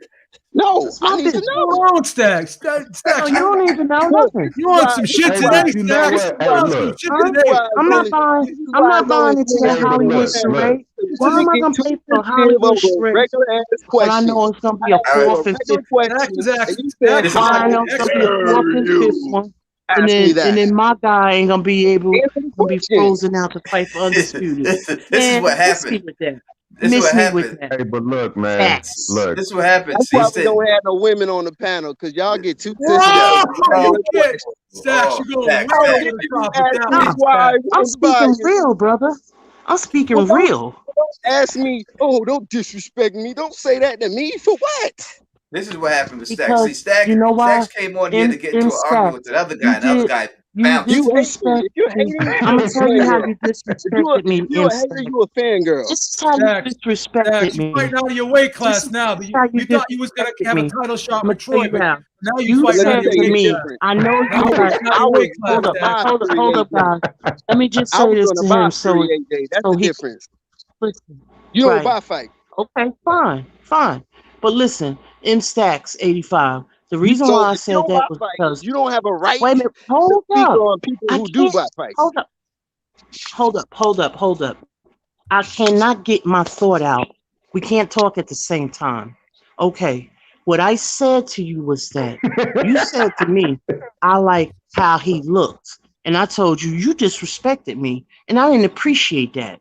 Because when I came on this live and got on the panel, I initially said, I like him. I like the way he carries himself.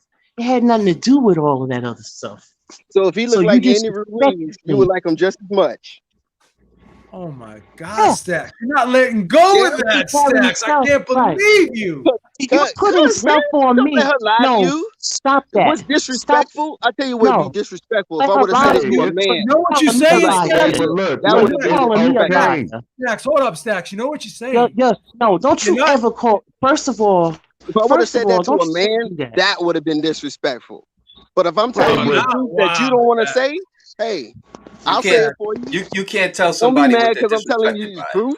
Yeah, you can't calling be me a mad liar. if someone if You someone basically just called you me a can call liar. me anything else, but you can't call me a liar Stacks, ever. when you No, tell you call- somebody, Stacks, listen to this, Stacks. Let me just tell you this. You just said, When don't you let her tell- lie to you. You call So me you're a calling bitch, me a of course liar. you are. Hold on, But you ain't gonna call me a Stacks. liar. Stacks, hold on. When you tell somebody they only like somebody because of their looks, That's a very insulting statement because you're basically Right. calling her You a shallow. insulted me. You're calling her a shallow person. You're calling her a shallow person. And you're disrespecting her boxing knowledge that she's a fan. You're saying And that she's that not too. a fan of boxing. Hey, She's but just hold on. just Hey, let thinking me that. hop in. She ain't a Okay, fan. let's She's a not fan talk girl. about. Let's take her out of the equation. Not her. Okay, let's talk about just the other AJ fans. Okay, in the very beginning, everybody did like the way he looked. They said his technique looked better, right? They talk about how chiseled he was, how handsome he was.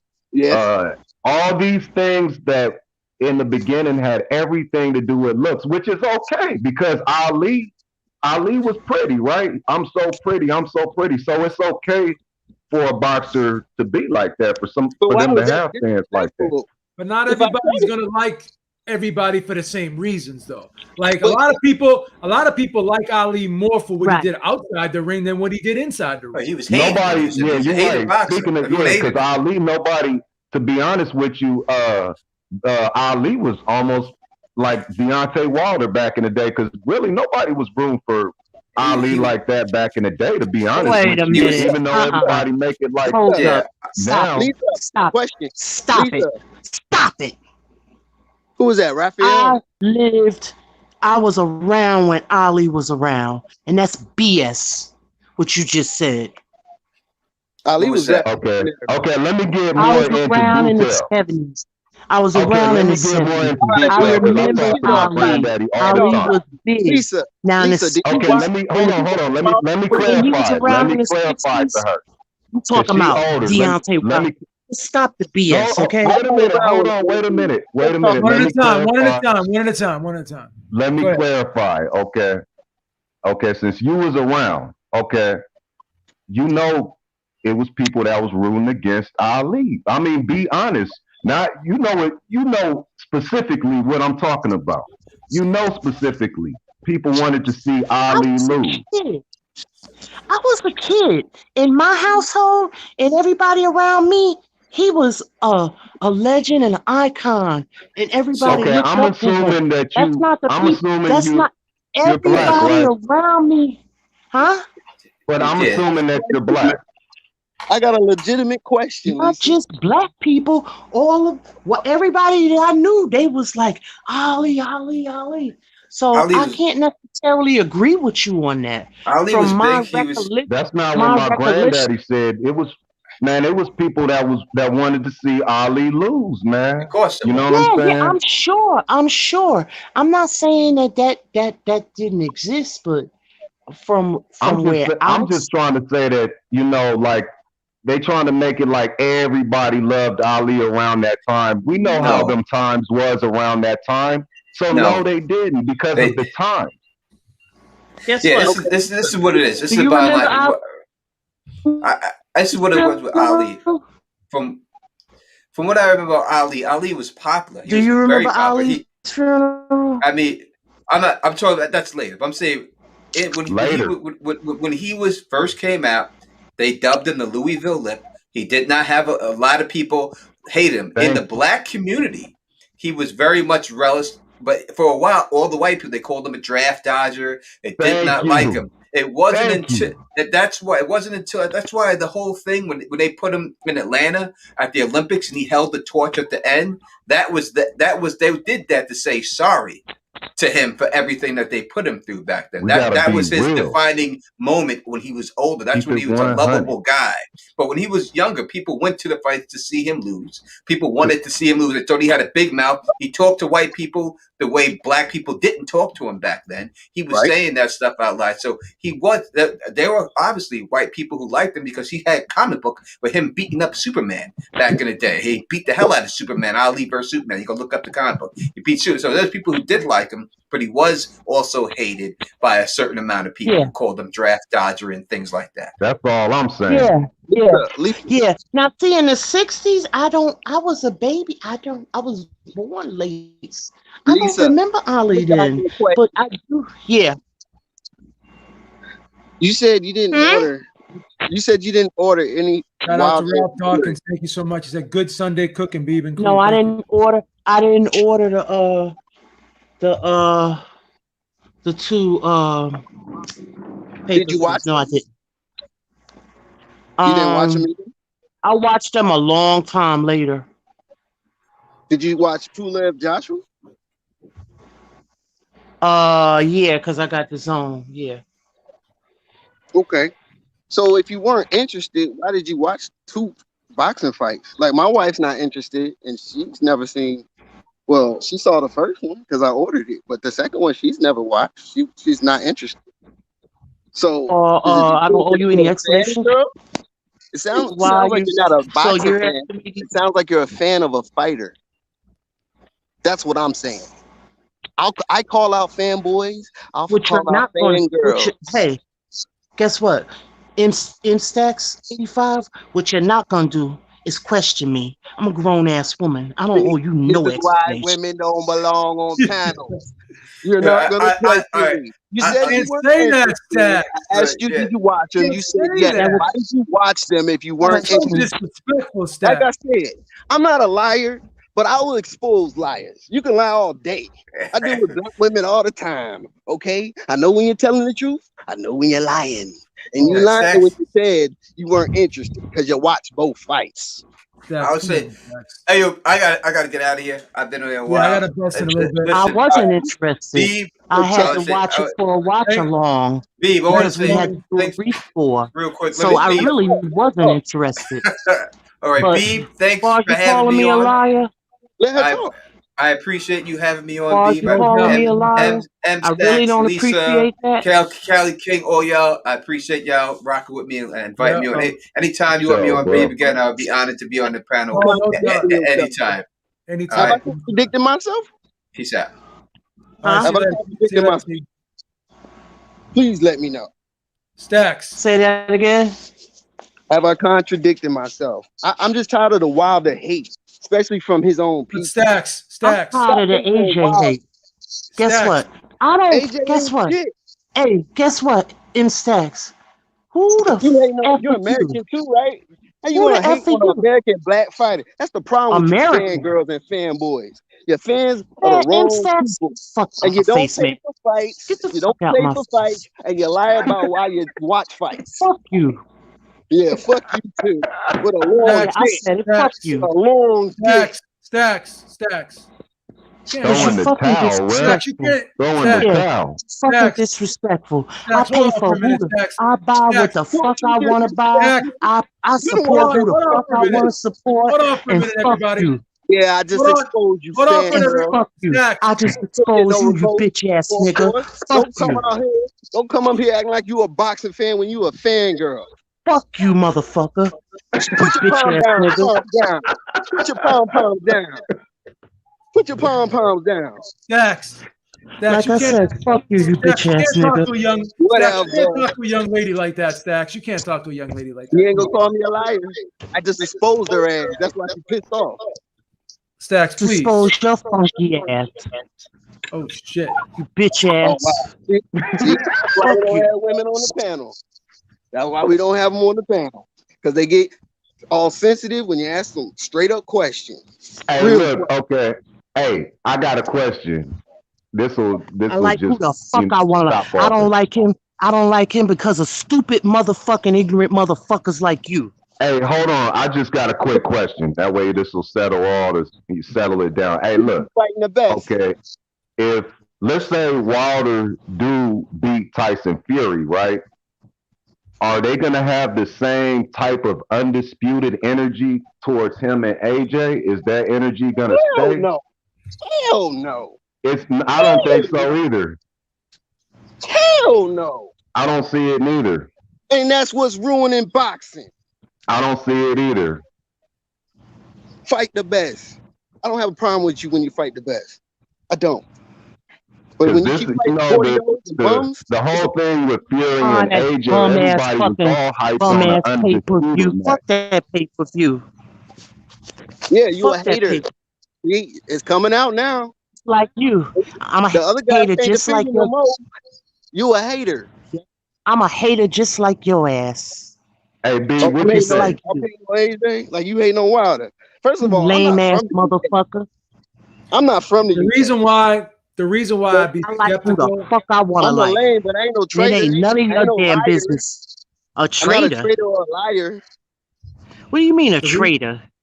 Because you You know a what? hater. Sports is You hate on entertainment. Wilder. You have no reason to hate on Wilder, yet you hate on Wilder. I For ain't no hating reason. on him. Yes, you are. I just exposed that. You stupid nigga. And I'm gonna tell you why you are. This is why you hate it, Because because you you watch called his me a fights, but you don't traitor. pay for them. You steal his fights. How am I still in his Stacks. fights when I You a watched him a pirate. year later? Stacks. When I You a watched same him a pirate. year later. Stacks. I ain't no, I Stacks. never pirate. Now what You I are a didn't, pirate. I don't pirate. Stacks, I don't pirate. this ain't So the what you doing? military, Stacks. You know This what? is like boxing. If you was in my No, face right I'm here now, to I would bring punch boxing you in back. your face. I'm here to I bring swear to boxing God, I back. would. I swear to God, I Call me would. a fanboy buster. Busting all you You fanboys ain't nothing upside but your a, head. you ain't nothing but a, Fan you ain't nigga. nothing but a lame. Y'all can get it too.